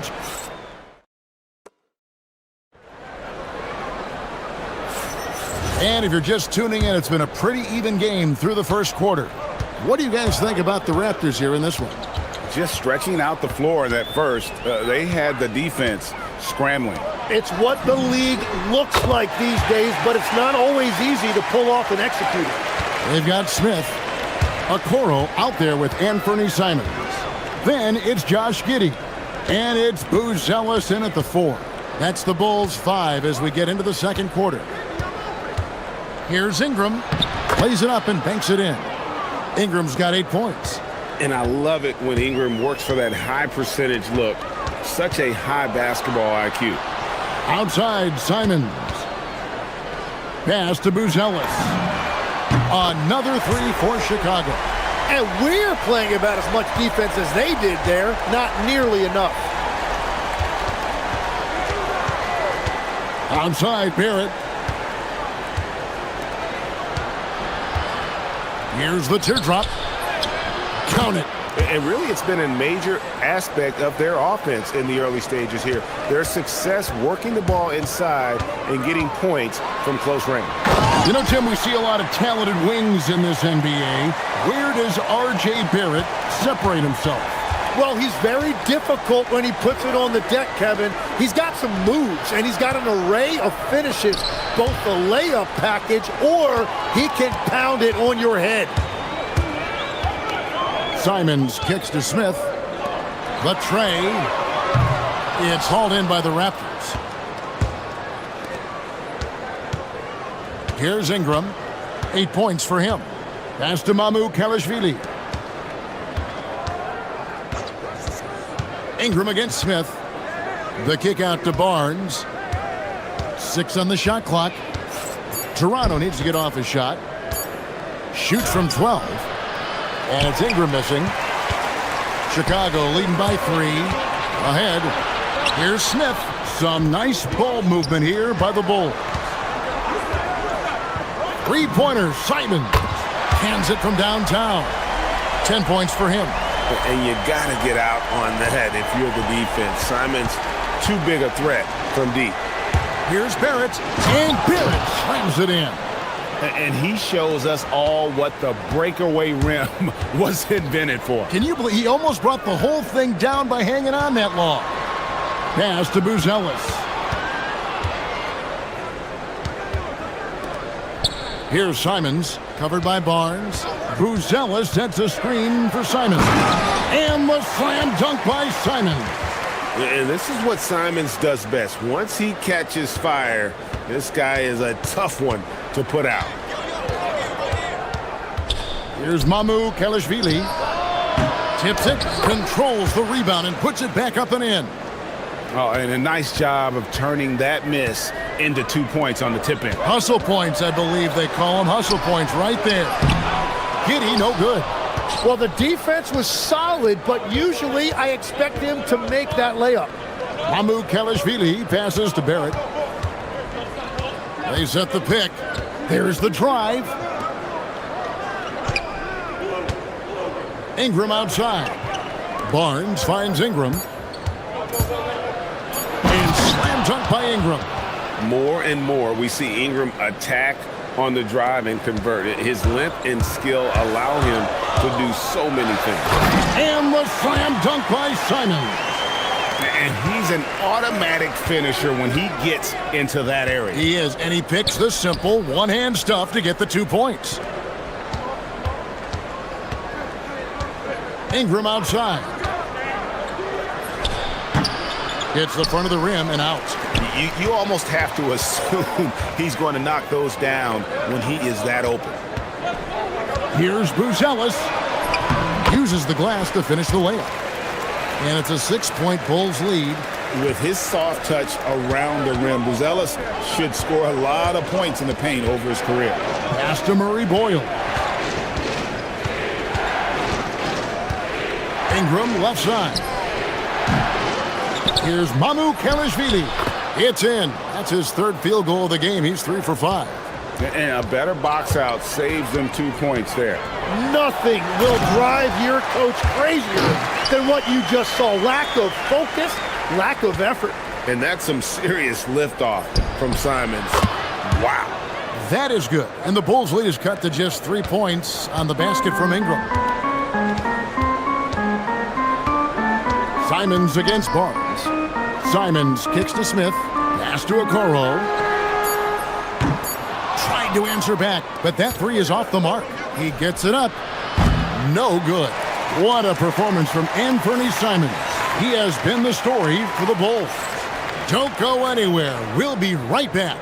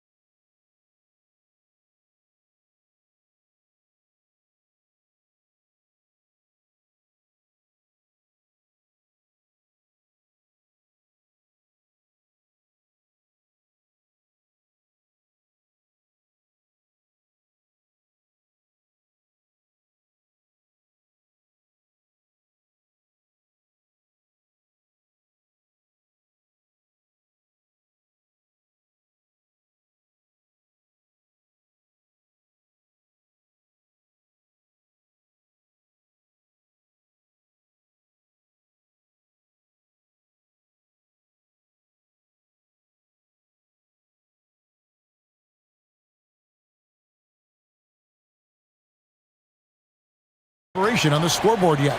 One of the stories here, Anthony Simons getting it done today. And we saw just how important he is for this team in the first half. He was getting everyone involved. He is spreading it around so well all over the floor. The defense really can't take anything away. And checking out the group for Darko Rojakovic to start the second half. Ingram is out there with Scotty Barnes. Then it's Barrett. And it's Mamu Kelishvili in at the center position. Barrett the pass to Ingram. Tim is one of the most accurate three-point shooters this league has ever seen. Give us your top shooters in the game today. Yeah, it's funny because you always say, well, obviously Steph, so it's almost like any conversation puts him in a different category. Oh! Unreal. He's going to put that one in his scrapbook. Insane dunk. And now they're starting to rub it in. Build up a lead, and here we go, baby. It is showtime. Barrett the pass to Ingram. Buzelis grabs the board. And the call will be against Anthony Simons. That is his first foul of the game. Oh, great defense there. Anticipated the play and got there first. Off his leg, and the ref's whistling a kick ball.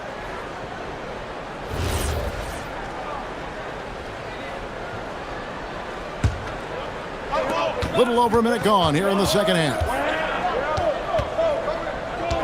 Ingram setting a pick for Barrett. To the paint, Ingram kicks to Barrett. And it's Isaac Okoro with the foul. That'll be his second foul of the game.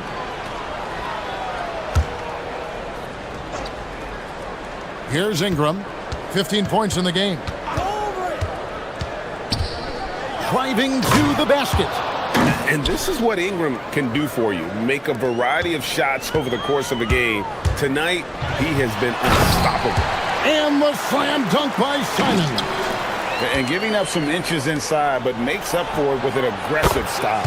Yeah, he took that up with great confidence. Tremendous finish. He must have visualized this one because everything is falling. The kick out to Simon. And Jalen Smith is going to pick up the foul. That'll be his second foul of the game.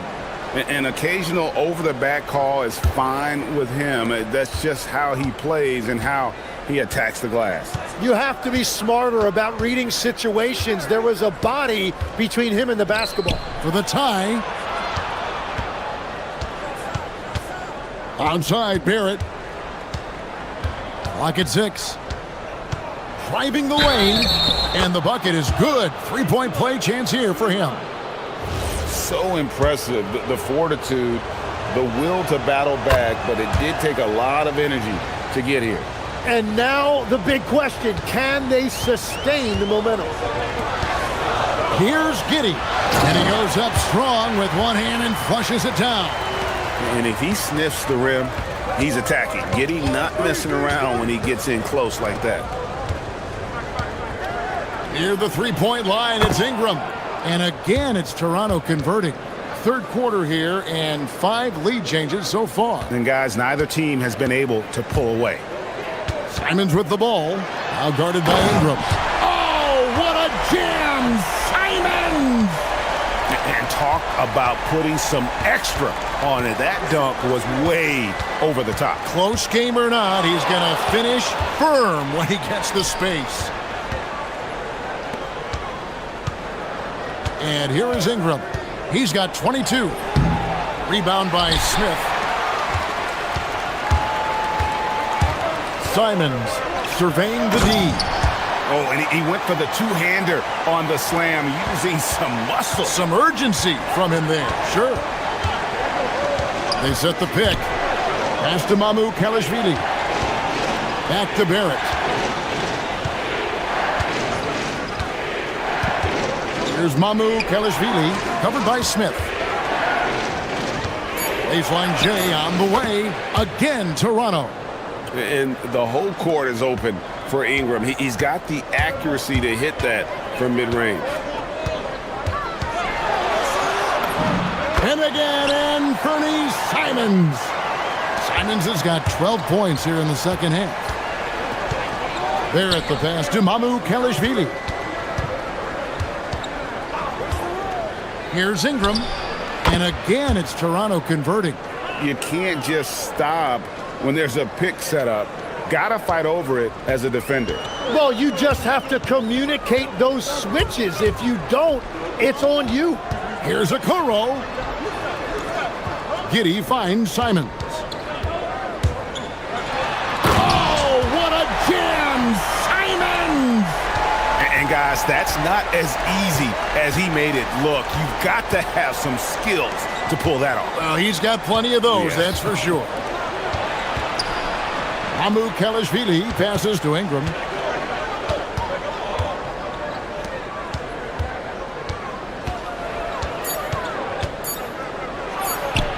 Got it from 16 feet. Ingram's got 28.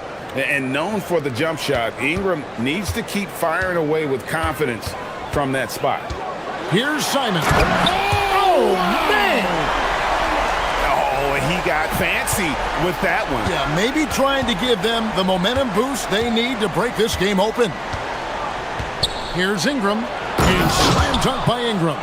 And that's not nearly the kind of defense that's going to prevent a player of his ability from scoring.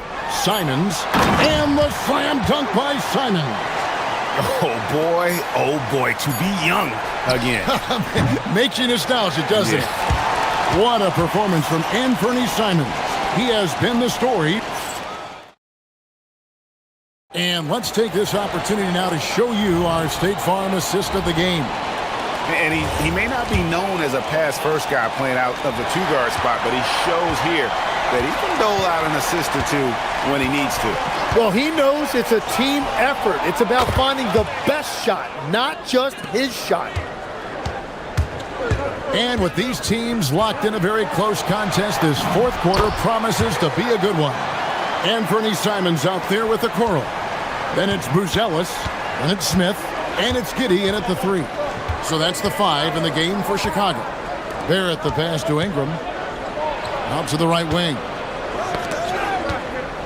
Toronto working the ball around now.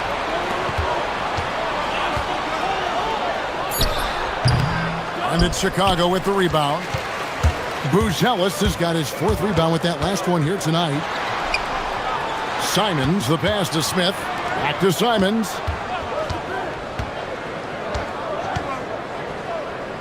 Pass to Buzelis. Now here's Simons. Chicago needs to get off a shot here. And the timeout called here by Billy Donovan. Clearly, he's got something his players need to hear. And immediately, it's time to send it over now to our reporter, Allie LaForce. Thanks, guys. I got a chance to hear what Billy Donovan was saying to the team. Coach had a clear message for his team. He said, quote, "Let's finish the job out there. It's ours for the taking if we can just get it done." So it sounds like he's hoping they can close out this game strong, guys. Thank you once again, Allie. Outside, Barrett. Pass to Murray Boyle. Tries it from the top of the key. And it's Ingram missing. Chicago leading by 4. Here's Buzelis. Giddy kicks to Simons. And here's Smith. And it's Mamu Kalashvili with the rebound. Right side, Barrett. Last quarter of play, about 2 minutes in now. Barnes outside. With the drive. It's stolen by Buzelis. Giddy lays it in off the window. Well, Giddy loves to finish strong inside, and he knows how to take advantage of his size. Here's Ingram. From outside, Smith there for the rebound. The Bulls leading by 6. And over 2.5 minutes in the books here in the 4th. Simons. And on the court, Simons is like a... And it looks like, yep, it's a coach's challenge on the person. The ruling on the floor is confirmed. And this is the time now where the officials can review in closer detail what constituted the original personal foul. Getting a different angle can sometimes make it a lot easier to determine. Indeed, and the one thing with replay review is that when you see the slow motion replays, you really get a new appreciation for just the immense speed at which these players are moving and how fast the action really is and how hard it can be sometimes, you know, Greg, to make the right call. And so the word is in. They've decided that the call stands as it was made on the floor. And, you know, even if a coach still feels this wasn't the right call, you got to acknowledge the effort being put in to reviewing it. The double checking, and the game continues on. Giddy will pull it down. Well, after a great start, he has really cooled off pretty quickly. Lets loose a 3. Buries the deep ball. Well, Greg, you've had a long NBA career, so I'm curious, what's one of the biggest changes you've noticed since you've retired? Well, you know, one that doesn't get talked about enough, length. You know, players these days are just longer, especially in the backcourt, and that wing position. Feels like every team has a guy 6'9" or taller that is a pure perimeter player. Smith with a screen on Barnes. Simons.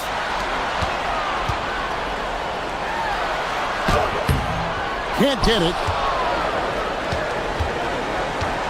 And so it's Ingram who brings up the ball for the Raptors. 9-point game. Here's Barnes. Strong move off the glass. Just tough, gritty play there by Barnes. That's how you deal with physicality. Buzelis sets a screen for Simons.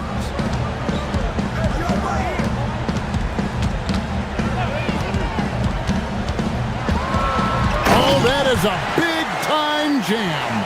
He's been carrying the load on offense in this one, and he might as well keep looking for his shot the way he's been going. Barnes sets a screen for Ingram. Off target from outside. Simons rising up and ripping down the two-hand jam. Finishing strong. This is how you want to close things out. Yeah, any thought of losing this game has been put to bed. Ingram, and down goes the three. About 3 seconds between shot and game clock.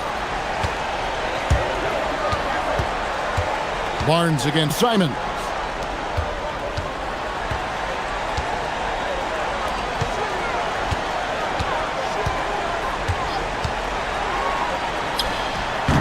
Rebounded by Ingram.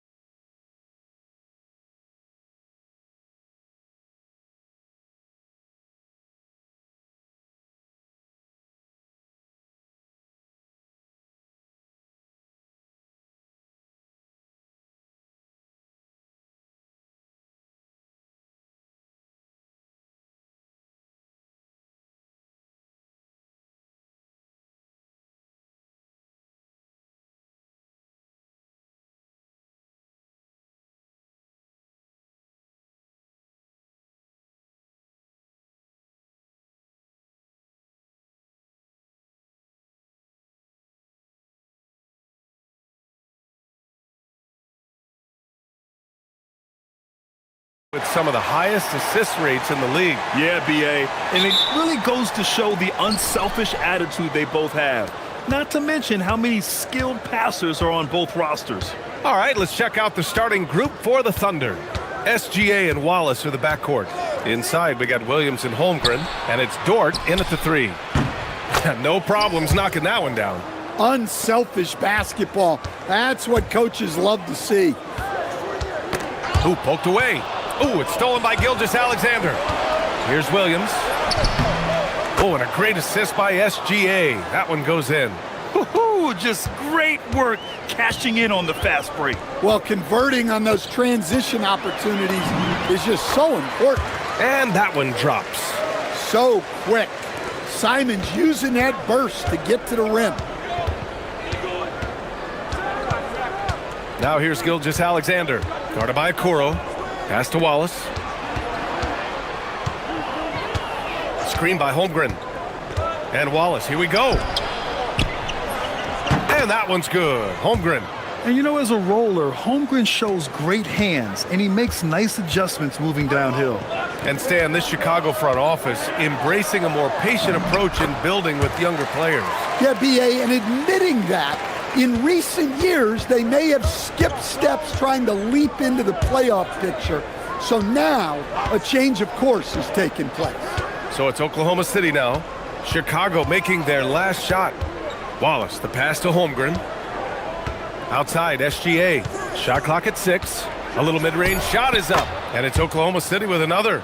Sweet-looking jumper from the mid-range. I mean, Gilgeous-Alexander just making it look easy. Pass to Simons. Here's Buzelis. Williams defending. Giddey with a screen on Williams. Here's Buzelis with the drive, and he gets it to go. Buzelis has gotten his second bucket. Yeah, attack mode from the start. Exactly what you want coming into this game. Well, getting a good offensive player a high percentage look, there's nothing better than that.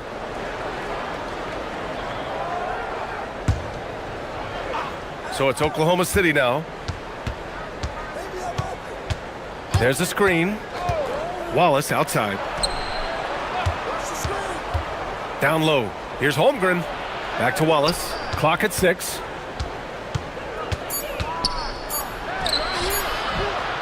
It's hauled in by the Bulls. Here's Buzelis. And he goes in for the dunk. They're putting it on the deck. Wow. Buzelis is just dangerous on the move. The Thunder have gone 4 of 5 so far. Looking sharp. Here's Gilgeous-Alexander. 2 shots, 2 makes. Off to a good start. Just taking it right to the rim, and no one was there to greet him. Once he gets in deep on the defense, there is no way he's missing a layup like that. And it's out of bounds. Last touch by Holmgren.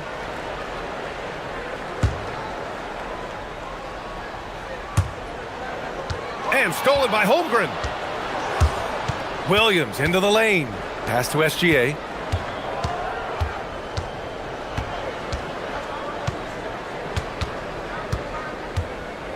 A minute 50 left in the first. 5 to shoot.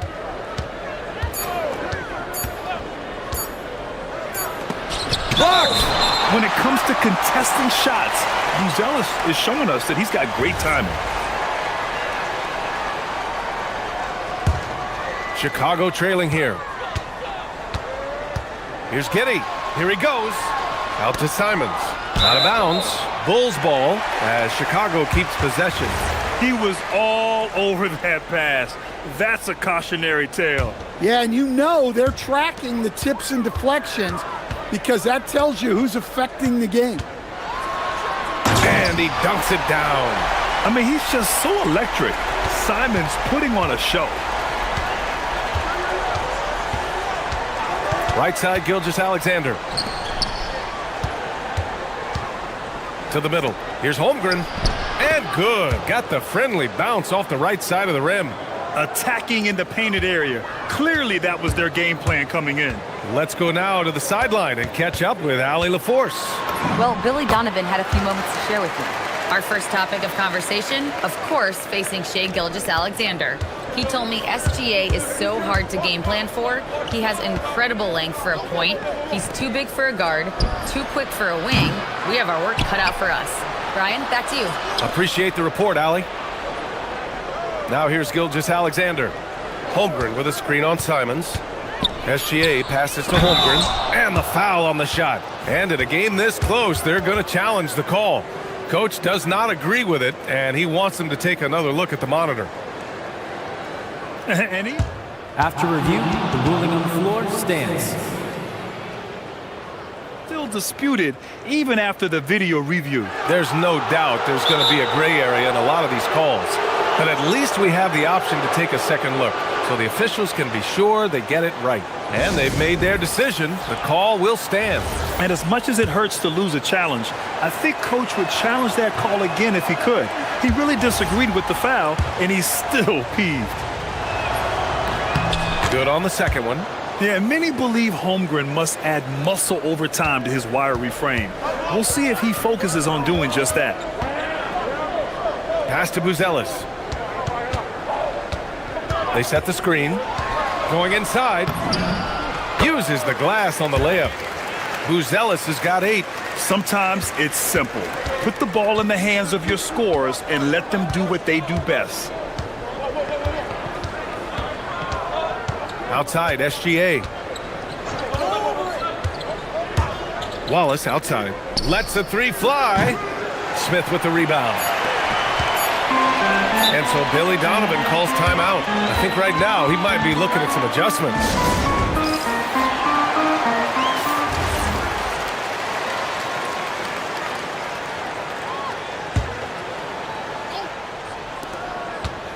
And here's Simons outside. What a play! He drains it at the buzzer! What a huge shot to beat the buzzer. My goodness. Offense is coming free and easy as we wrap up the first. Chicago ahead. They're up by 4. And we'll get things started in the second quarter when we return. And for those of you just tuning in, second quarter action is where we are. And let's take a moment to get your take, guys, on the scoring so far for the Bulls. Well, I like how they're going right at the defense, creating high-quality looks with that penetration. Yeah, they've also started out on fire from mid-range. We'll see if they continue to that approach as the game goes on. Buzelis out there with Smith. Then it's Josh Giddey. Then there's Okoro. And it's Simons in at the point. So that's the 5 in the game for Chicago. The basket counts and 1. He'll go to the line, a chance at a 3-point play. Gilgeous-Alexander is just that good, finishing the play through the foul. He's getting his first free throw attempt of the game here. As someone who helped make the game what it is today, what do you think of the modern NBA, Stan? Well, look, B.A., skill level has never been higher. These players are the best that have ever played the game. We got more guys on the floor who can shoot the ball, more guys who can handle and pass. So the game is at its height.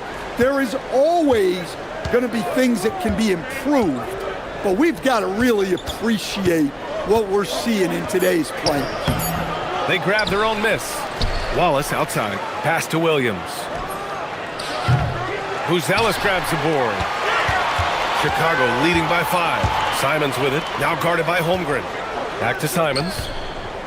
For 3, Smith. That shot off the mark. Oklahoma City has gone 0 for 2 from outside in the second quarter. And he commits the intentional foul. I mean, I'm just not sure what he was thinking right there. I mean, he needs to get his head in the game. Simons against SGA. Here's Wallace. 3-pointer, no good. The Bulls have gone 2 of 4 here in the second quarter. And Okoro gets it to go. Well, keeping his eyes up. Coaches love to see that kind of anticipation. Stan, when you look at Josh Giddey's game, how would you best describe it? Well, B.A., he's a triple-double threat. Taller playmaker, sees the floor well, can rebound. I love his versatility. And now we have an intentional foul. I'm not sure why. Yeah, bizarre play, B.A. Not sure what got into him. SGA deciding where to go with it. Thrown back. And another fast break for the Bulls. Chicago running. Back to Simons. All right, for those just joining us, we're almost 2.5 minutes into the second. The shot by Buzel is no good. Thunder trail by 7. And there's a whistle. That'll belong to Shai Gilgeous-Alexander. That's his first foul of the game. I love great defense. Just quick to establish his feet, and he takes the hit. Simons passes to Giddey. Back to Simons.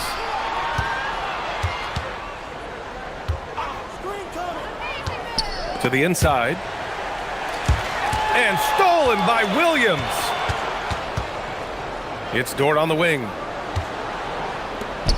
Williams with it. Now guarded by Simons.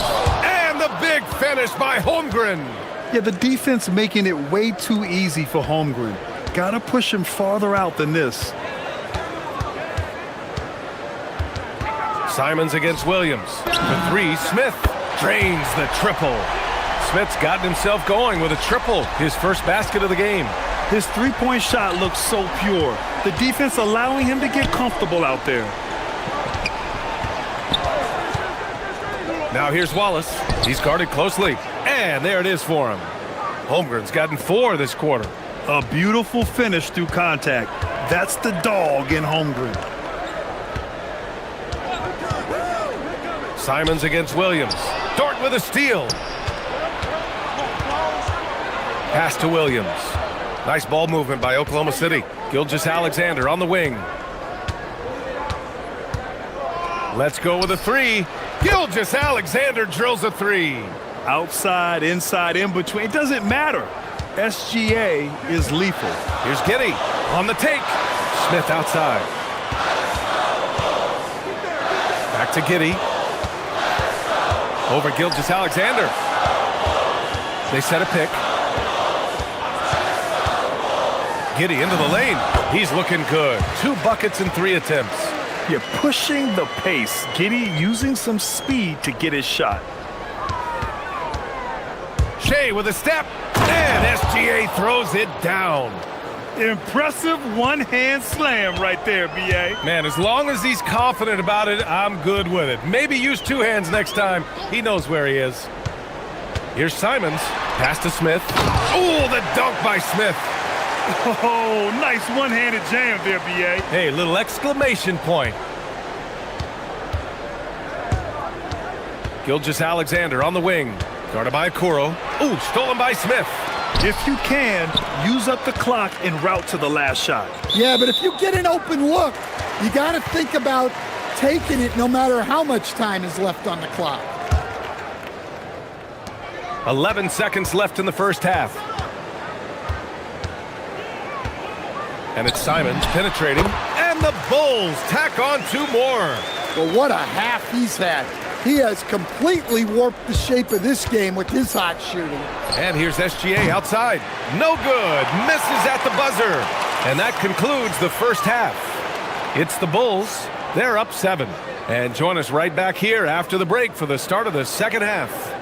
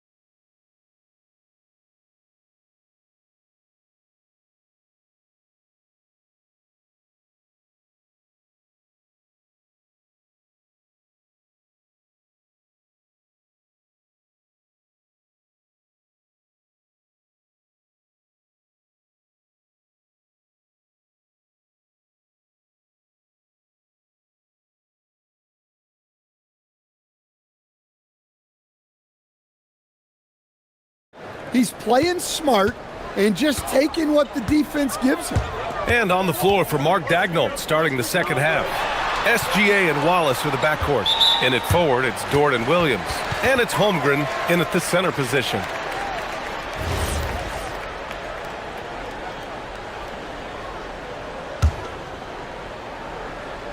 Simons with it. Now Gilgeous-Alexander defending. Gilgeous-Alexander against Simons. 6 to shoot. And yes, it's good. He's 7 for 8 now. Man, once Simons found his rhythm, he's been non-stop. To the paint. Here's Wallace. Ooh, a two-handed power slam. And what an aggressive move to the rim. He's really trying to fire up his teammates right now. Boy, it's not hard to feel inspired after a teammate makes that kind of finish. Well, that's exactly what's needed when you're trying to turn things around. And this is what you want to do when you've got a big lead. You must stay aggressive. Yeah, they're being absolutely relentless, building this lead in every way possible. An example of the unique leadership of Gilgeous-Alexander, getting the 3 points right back for them. Pass to Buzelis. And it's Holmgren with a rebound. Holmgren's got 5 rebounds tonight.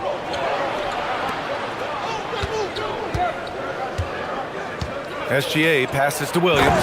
And Williams punches it home. He knew exactly where his man was going to be. Outstanding lead pass.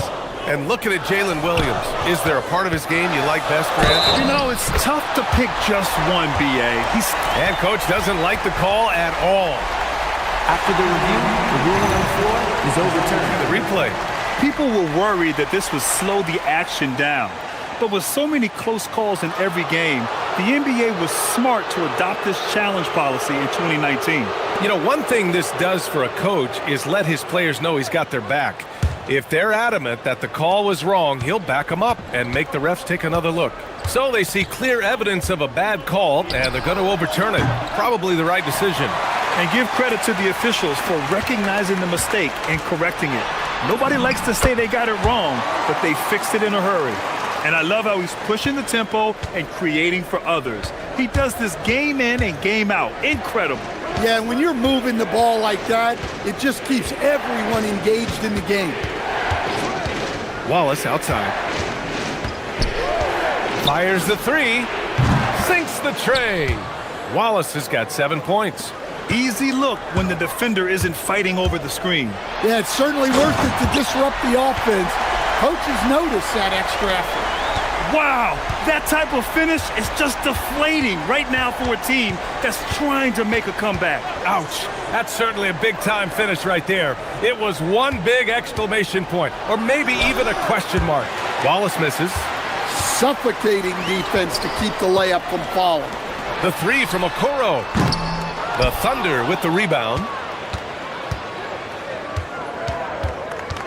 Second half of play, and we're 3 minutes into the third here. Chicago grabs the miss. Smith's got 4 rebounds in the game. That's good from Giddey on the assist by Simons. And now it's a 10-point Chicago lead. Outside, SGA. Oh, Shea packs one down. Gilgeous-Alexander lifting off and hammering it down with all he's got. The drive. Oh, he packs it down. That is incredible. Did you see the rotation in the air? In control? Outrageous. Wow, look at his teammates, man. They are pumped. Just enough of a shot contest to bother him. Driving to the basket. Look out. Wow! Oh, my goodness. And the dunk to finish it off. A beauty. Anthony Simons flying high to finish that one. SGA passes to Wallace. 3-pointer. Oh, and a great assist by SGA. That one goes in. Gilgeous-Alexander's got his 5th assist in this one.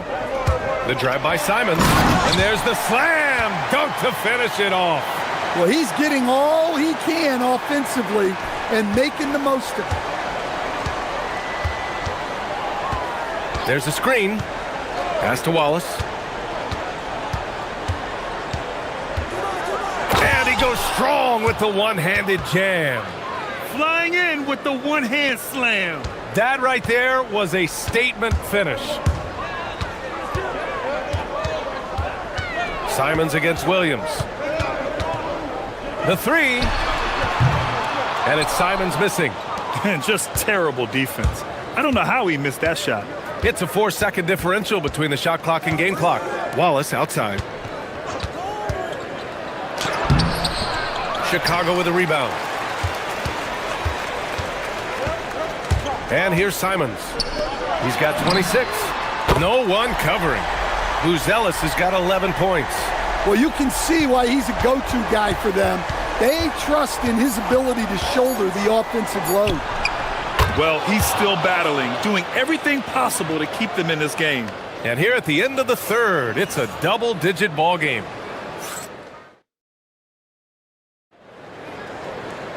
Fourth quarter action is upon us. Thanks as always for joining us.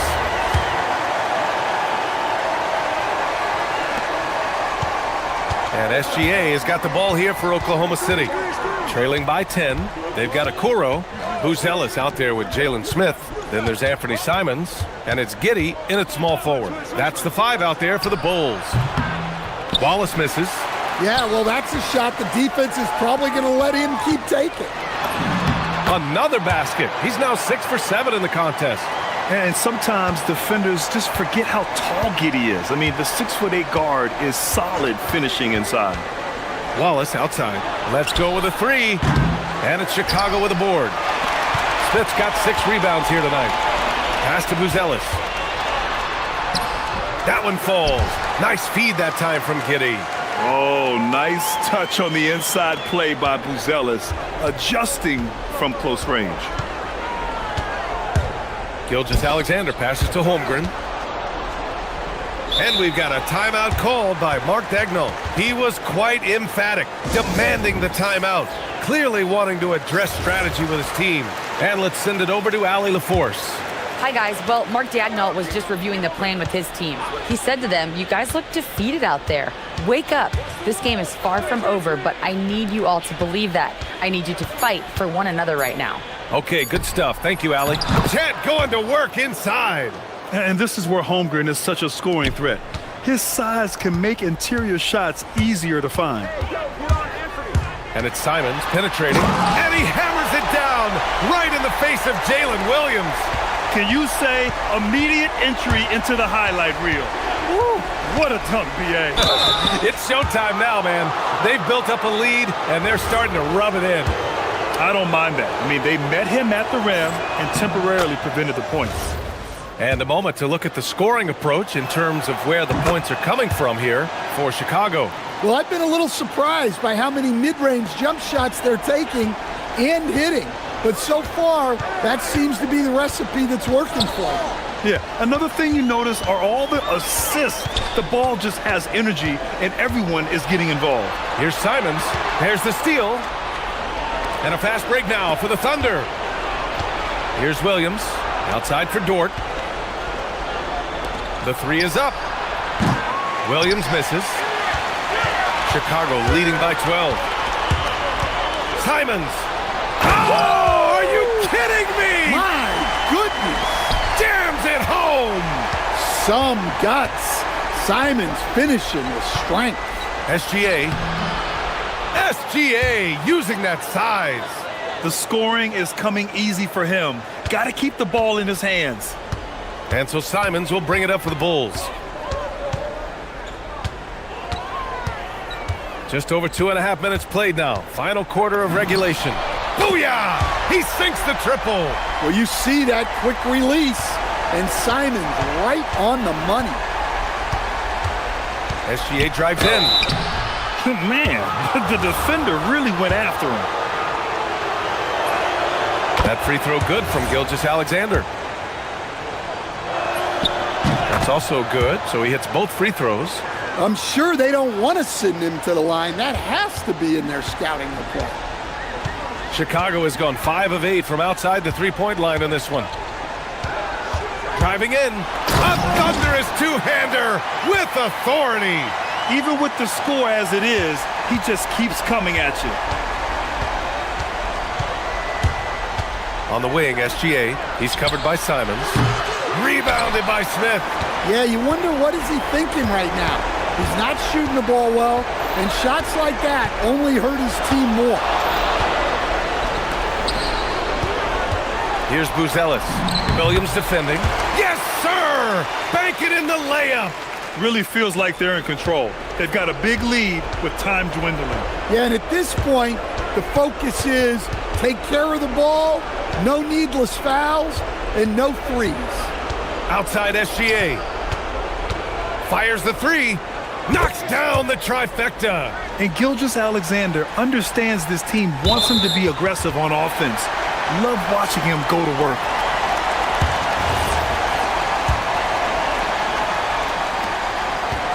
Bulls leading by 14. Here's Simons. 1:10 left in the fourth. Giddey using the glass to lay it in. And the distance between the point totals for these teams tells the whole story. Just a fantastic effort, and you have to give it up for the Bulls. They made a point to get some good looks. Yes, they were able to pound the ball inside. I love it. And what a huge performance it was for Anthony Simons. Well, as a coach, it's so fun to watch a player dominate the game offensively like he did in this one. The skills of SGA, they're so unique. His ball handling, shooting, length. Not a lot of guys like Shea in the league. And so here is Chicago. They lead by 14. Not watching the line there. That'll be a backcourt violation.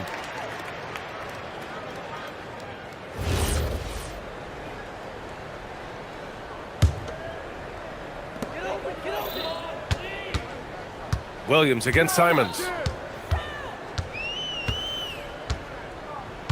There's 47 seconds left in the fourth quarter.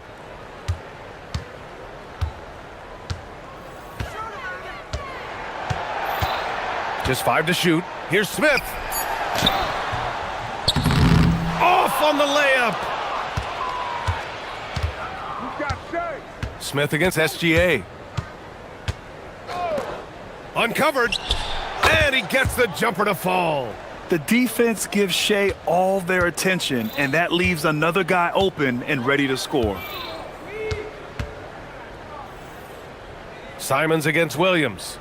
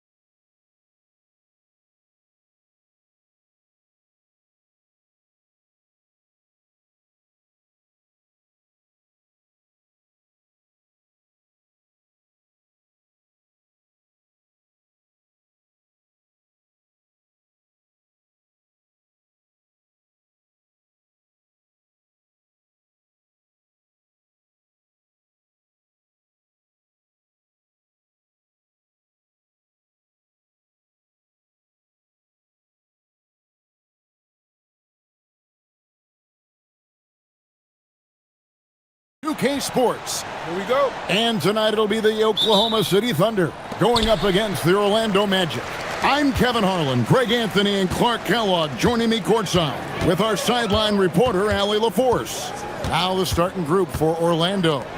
The guard pair form will be Suggs and Bain. Anthony Black is out there with Wagner. And it's Banchero in at center. Here's Black. Up top, Wagner. The top of the key jumper is on the mark.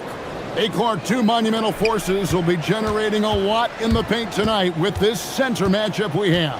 Yeah, there's going to be a lot of thumping and bumping, bruising and pushing. I mean, these two do not want to let the other one get the upper hand. I mean, might as well ring the bell because it's going to be close to a fight in there. When Banchero gets in tight, that's how he likes to finish. No layups for this big guy. He's all about the finish. Right now, let's take a moment here to catch up with Allie LaForce on the sidelines. Well, the Thunder head coach had a few moments to share with me. Coach and I talked about the ways that Paolo Banchero is used on offense and how his defense will respond. He said with Paolo, he can deploy in any area of the floor and be effective. Personally, I think he's the most dangerous at the elbows, but he can go to work anywhere. You have to know where he is at all times. Guys, back to you. Allie, thank you so much. Now, here's Bain. That one's in, his first shot this game. He relishes his role in this offense, and he's a natural leader, too. Suggs against SGA. To the middle, deflects the pass. It's stolen by Banchero. Count the bucket coming off a perfectly placed assist. And the paint is where you love to watch Banchero work. With his size and athleticism, he can attack so effectively inside. Here's Wallace. The shot's good. Gilgeous-Alexander making the play. And he's not going to miss that sort of an opportunity from deep. And Clark, the Magic with two good wings in Banchero and Wagner. Yeah, they certainly have two of the better young wings in the league. Both forwards are outstanding at both ends of the floor. You know, it'd be kind of like a college football team with two gigantic tight ends. I mean, they're a physical duo, and that makes them formidable in every way. Now, Gilgeous-Alexander. After Paolo Banchero misses from long range. And the dunk by Holmgren. And given that Holmgren is 7 feet tall, he's a threat to throw it down at any time. Pass to Wagner. Here's Banchero. Kicks it out to Wagner. 6 to shoot. Banchero a screen on Williams. And Holmgren pulls it down. Thunder trailing by 3. SGA up top. He's covered by Suggs. Ball's knocked loose. And so the ball out of bounds. SGA touched it last. There's 1:54 left in the first quarter. It's Suggs with the drive. And Suggs throws it down. Tell you what, I love when Suggs attacks the defense like this because he's so hard to guard when he's aggressively looking to get to the rim. Wallace outside. Pass to Holmgren. Williams kicks to Gilgeous-Alexander. Fires for 3. Rebound by Paolo Banchero. And he didn't punish them for the weak coverage there, but they can't count on him to continue missing. And once Banchero gets going, boy, it's hard to stop him. Given his size and speed, he's going to be a handful. Knocked away. Bain with the steal. 56 seconds left in the first quarter. Wagner, a screen on Gilgeous-Alexander. Wagner, right side. No good that time. Excellent D there from Williams. Gilgeous-Alexander with it. Picked up by Suggs. Wallace with a screen for SGA. Out to Wallace. And stolen by Wagner. And the foul called on Jalen Williams. That's his first foul. And Orlando has possession. Pass to Wagner. It's stolen by SGA. Great reflexes to get a hand on that pass and go the other way with it.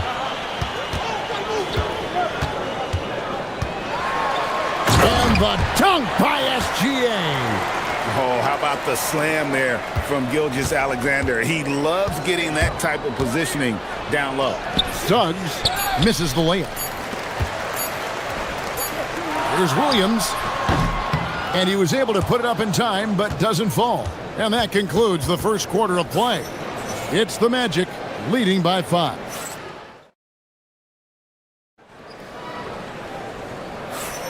And for those of you just tuning in, the second quarter of action is where we're at right now. And breaking down some numbers here, the hustle stats for Orlando. And just a great job so far applying pressure defensively. The opposition is on their heels with the ball in their hand. Nightmarish clamps thus far. One other factor today, points off turnovers. I mean, let's see if they can keep up the pressure, capitalize off more forced miscues.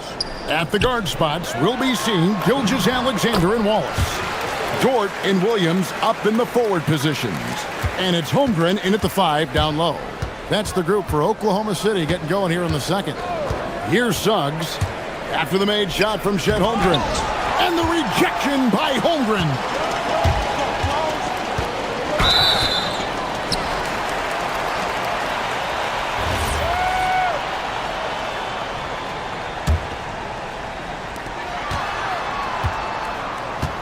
SGA against Suggs. Wallace with a screen on Suggs. Over in the corner, Williams. And stolen by Wagner. And here we go with the Magic fast break. 2 free throws coming up, and they call the shooting foul. And the guy knows how to score. Bane manipulating the D there to his advantage. And spacing is so vital. But Clark, talk about vertical spacing. You know, Kevin, that speaks to the ability to play in space above the rim. Think about the roller in the pick and roll situation being able to go above the defense to finish a lob. Those are tough plays for defenses to stop. Helping in recovering and elevating to stop a well-timed lob, that's a real challenge for the defense. Now, here's Wagner. They lead by 8. That's the biggest of the game. Here's Suggs. Another miss by Orlando. Here's Oklahoma City. SGA passes to Holmgren. SGA feeling it out a bit. Gilgeous-Alexander puts it up and through. And good work inside. SGA will make more room for himself on the perimeter when he can be effective down low. Wagner a screen on George. It's Suggs with the drive. And one step ahead of the defense with that solid screen. And then, Greg, the monster dunk to finish it off. Boy, picture-perfect teamwork that time, guys. One guy sacrificing for the other. That's how you succeed in this league. And Suggs throws it down. Boy, I like how confident Suggs is on the break. Feels like he's fully in control in these situations. Here's SGA. So quick, Gilgeous-Alexander. Got the better of the defense that time. Easy trip to the rim. Outside, Suggs. And Suggs throws it down. Suggs showing you some major bounce right there. He went way upstairs on that one. Wallace with a screen for SGA. Banchero against Wallace. Knocks down the 3-ball. Wallace has got 6. Defensively, you've got to apply more pressure to a shooter of his caliber. Pass to Bane. Back to Suggs. And there's 1:45 left to play here in the second quarter. And finished off by Banchero. Banchero just attacking the rim. Going up over the defense that time. Now let's take a minute to talk to Allie LaForce courtside. Allie. Thanks a lot, Kevin. Commissioner Adam Silver talked about U.S. youth development in hoops. He said when young players are a part of a singular organization, there's much more of an incentive to bring players along as opposed to a win-now mentality. And that's something that we can learn from Europe. Back to you. Taking that long view approach. Okay, thank you, Allie. And Suggs throws it down. And he can do a lot more damage to the rim than that when he wants to. Oh, you're right. And with the lead they're enjoying, I'm surprised he didn't put a little something extra on that one. Well, I think he did plenty of damage nonetheless. I mean, it was only with one hand, but he still threw that down pretty hard. Orlando leading by 9. 54 seconds left in the first half of basketball. On the wing, Bain. Wagner against Williams. And that one's good, Wagner. Wagner's got the lead up to 11 now for the Magic. Wagner knows how to handle his business inside, mainly due to how much confidence he brings to the court. And slam dunk by SGA.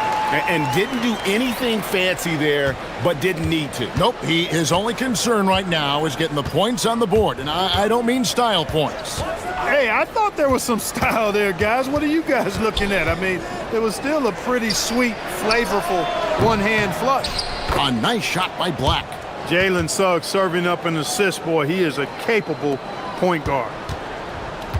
Oklahoma City has gone 1 of 2 on three-pointers here in the second quarter so far. Gilgeous-Alexander kicks to Dort. Off target with his three. The three from Banchero. And the last second attempt does not go in for him. And so it's the Orlando Magic enjoying a 12-point lead as they talk things over during the break. What a night they've had in terms of their shooting. Everything dropping in for them. We'll return shortly.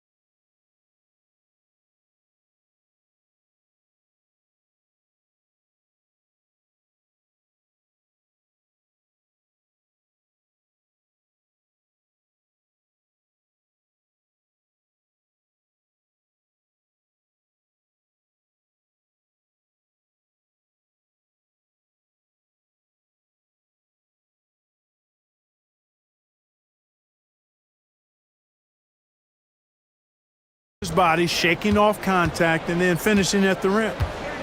Checking out the group for Jamal Mosley to start the second half. The guard pair for him will be Suggs and Bain. Franz Wagner is out there with Black. And it's Banchero in at the 5 spot. Now, here's Suggs. 6 on the shot clock. Pass to Banchero. It's rebounded by Oklahoma City. Holmgren's got rebound number 5 here tonight. And an intentional foul right there. Yeah, not sure what that was about. I mean, talk about a brain cramp. Yeah, yeah, completely a brain fade. I don't know where that came from. Just lost sense of time and the situation. Suggs with the steal.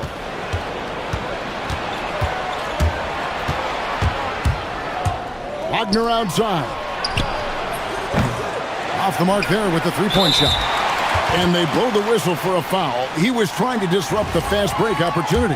Oklahoma City shooting their first free throw of the contest. And just last season, they were at about 82% from the free throw line. So those numbers are always going to be positive. And you know, a lot of times, guys, in some of their performances last year, their free throw numbers helped them win games. Now, here's Gilgeous-Alexander. He's got 9. Pass to Holmgren.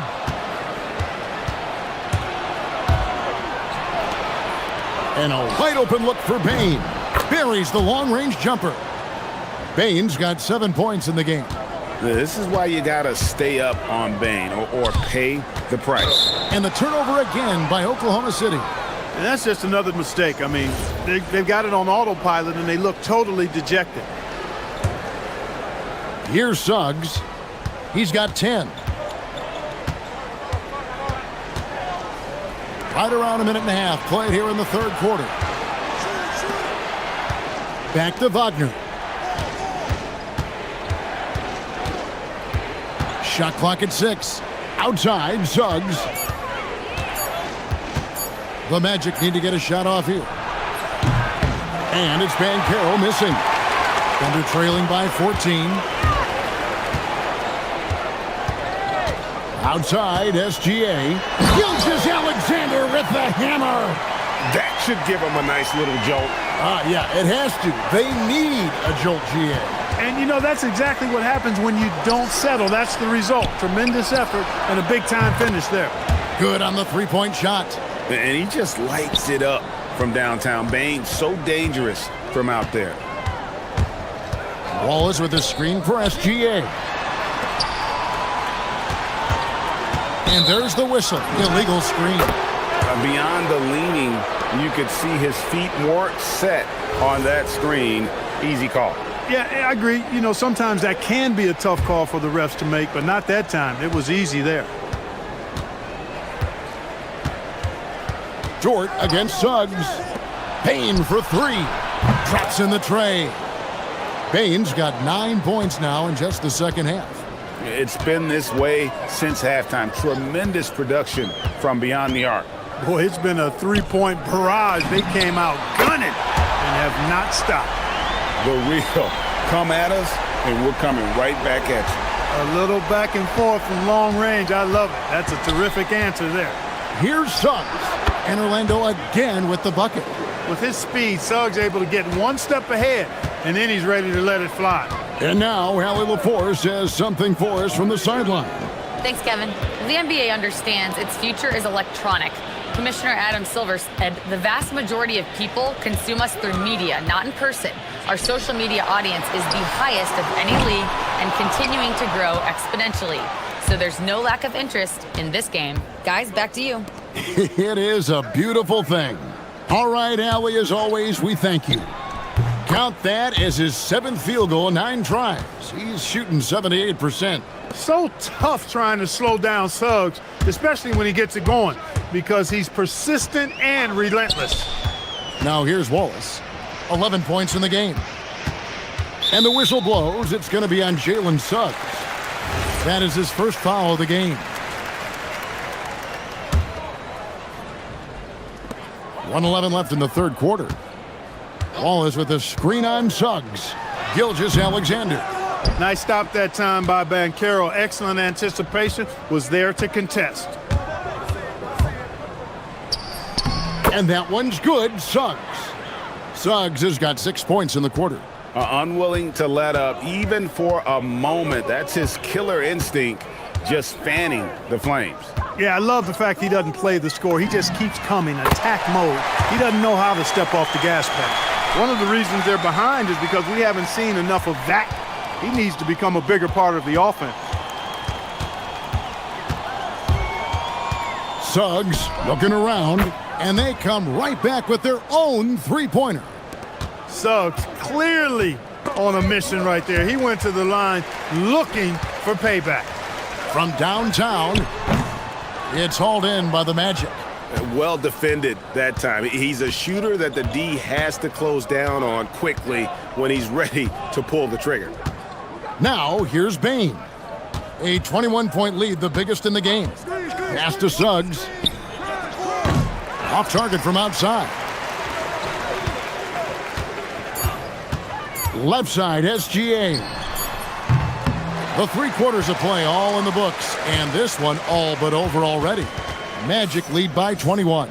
And for 2K Sports, we'll be back here at Paycom Center right after this. While we have the chance now, folks, let's go to our State Farm assist of the game. Just true artistry right there. I mean, great decision on where to go with the ball, and how about the perfect delivery? And they'd love to see every possession end this way. True team basketball. And we reach the fourth quarter in a game that may be already out of hand. At the guard spots, we'll be seeing Gilgeous-Alexander and Wallace. The post pair form will be Williams and Holmgren.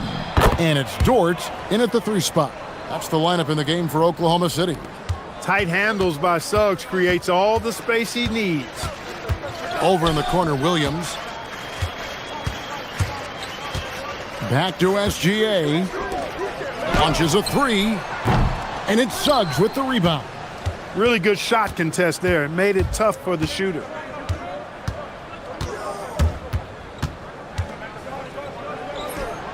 And Orlando again with the bucket. Suggs showing you right there, he's not just a facilitator. The kick out to Williams. Wallace outside. Williams sets a screen for Wallace. Back to Williams. A baseline J. And the shot no good, a bit short. Defense practically daring him to take that shot in. It worked out for him. It's stolen by Dort. Oh, and here comes Gilgeous-Alexander all alone. Such a sharp defensive player. Dort pressures the ball and then forces the turnover. Magic leading by 23. Wagner outside. Banchero against Holmgren. Wagner with a screen for Banchero. That's good from Wagner on the assist from Banchero. Always a threat to score. Banchero, that time with a sweet find. Gilgeous-Alexander passes to Williams, and it's going to be out of bounds. The Thunder will retain possession. And he made the right read on that play, but just couldn't secure the steal. And, you know, fellas, 1 second quicker, and that's going the other way. Williams, a screen on Suggs. Goes up and lays it nice and easy. Gilgeous-Alexander's got 4 points in the quarter. And this is SGA's role. He's out here to score and score often. Dort against Suggs. And it's good for 2. Suggs has got 15 points here in the second half. Well, he's been doing it all night. Why not go back to him? And no let up in him either, guys. I mean, he wants to continue to expand that lead, and as long as he's the one taking the shots, that lead's going to expand. SGA passes to Holmgren. You want a high percentage take offensively, get it to Holmgren in that spot. The Magic have gone a perfect 4 of 4 to start the final quarter. Can't ask for anything more than that. Wagner with a screen for Suggs. Kicks it out to Wagner. Back to Suggs. 5 to shoot. Shot is good off the back rim and in. Suggs has got 27 points. And this is a guy who is really comfortable with the ball in his hands. Suggs so dangerous in the pick and roll. That free throw good from SGA. Both good from the line that time. Nearly automatic. Gilgeous-Alexander, no slouch from the line. And Suggs has got the ball here for the Magic. Well, if you're just tuning in, welcome. We've got about 3.5 minutes gone here in the fourth quarter. From about 16, and Orlando again with the bucket. Boy, nice work by Suggs going after his own shot. Not just waiting for it to happen, he initiated it. And it's SGA penetrating. He gets that one. Gilgeous-Alexander's got 8 here in the quarter. Well, guys, this was never really a contest, just a total obliteration, if you will. And you can safely say mission accomplished now for Orlando. This was a team performing to its fullest capability. A hugely satisfying win. A game that not many will soon forget. And on the other side, one that I think most will try to forget. And we watched one guy all night long, guys, and look at the stats, just confirms what a dominant game he had. What a night tonight it was for Jalen Suggs. He was extremely efficient offensively, got good looks, and really knocked down big shots all game long. Banchero, a screen on Dort. Here's Suggs, and the jumper falls for him. Suggs has got 31.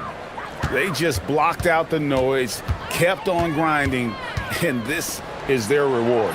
Boy, a fantastic performance. And I tell you something, I mean, you get roadkill, that's always a challenge in the NBA, no matter what, and they got it done. Yeah, coach's pet peeve there, no box out. Those are free points you're giving away. You got to work harder on the glass.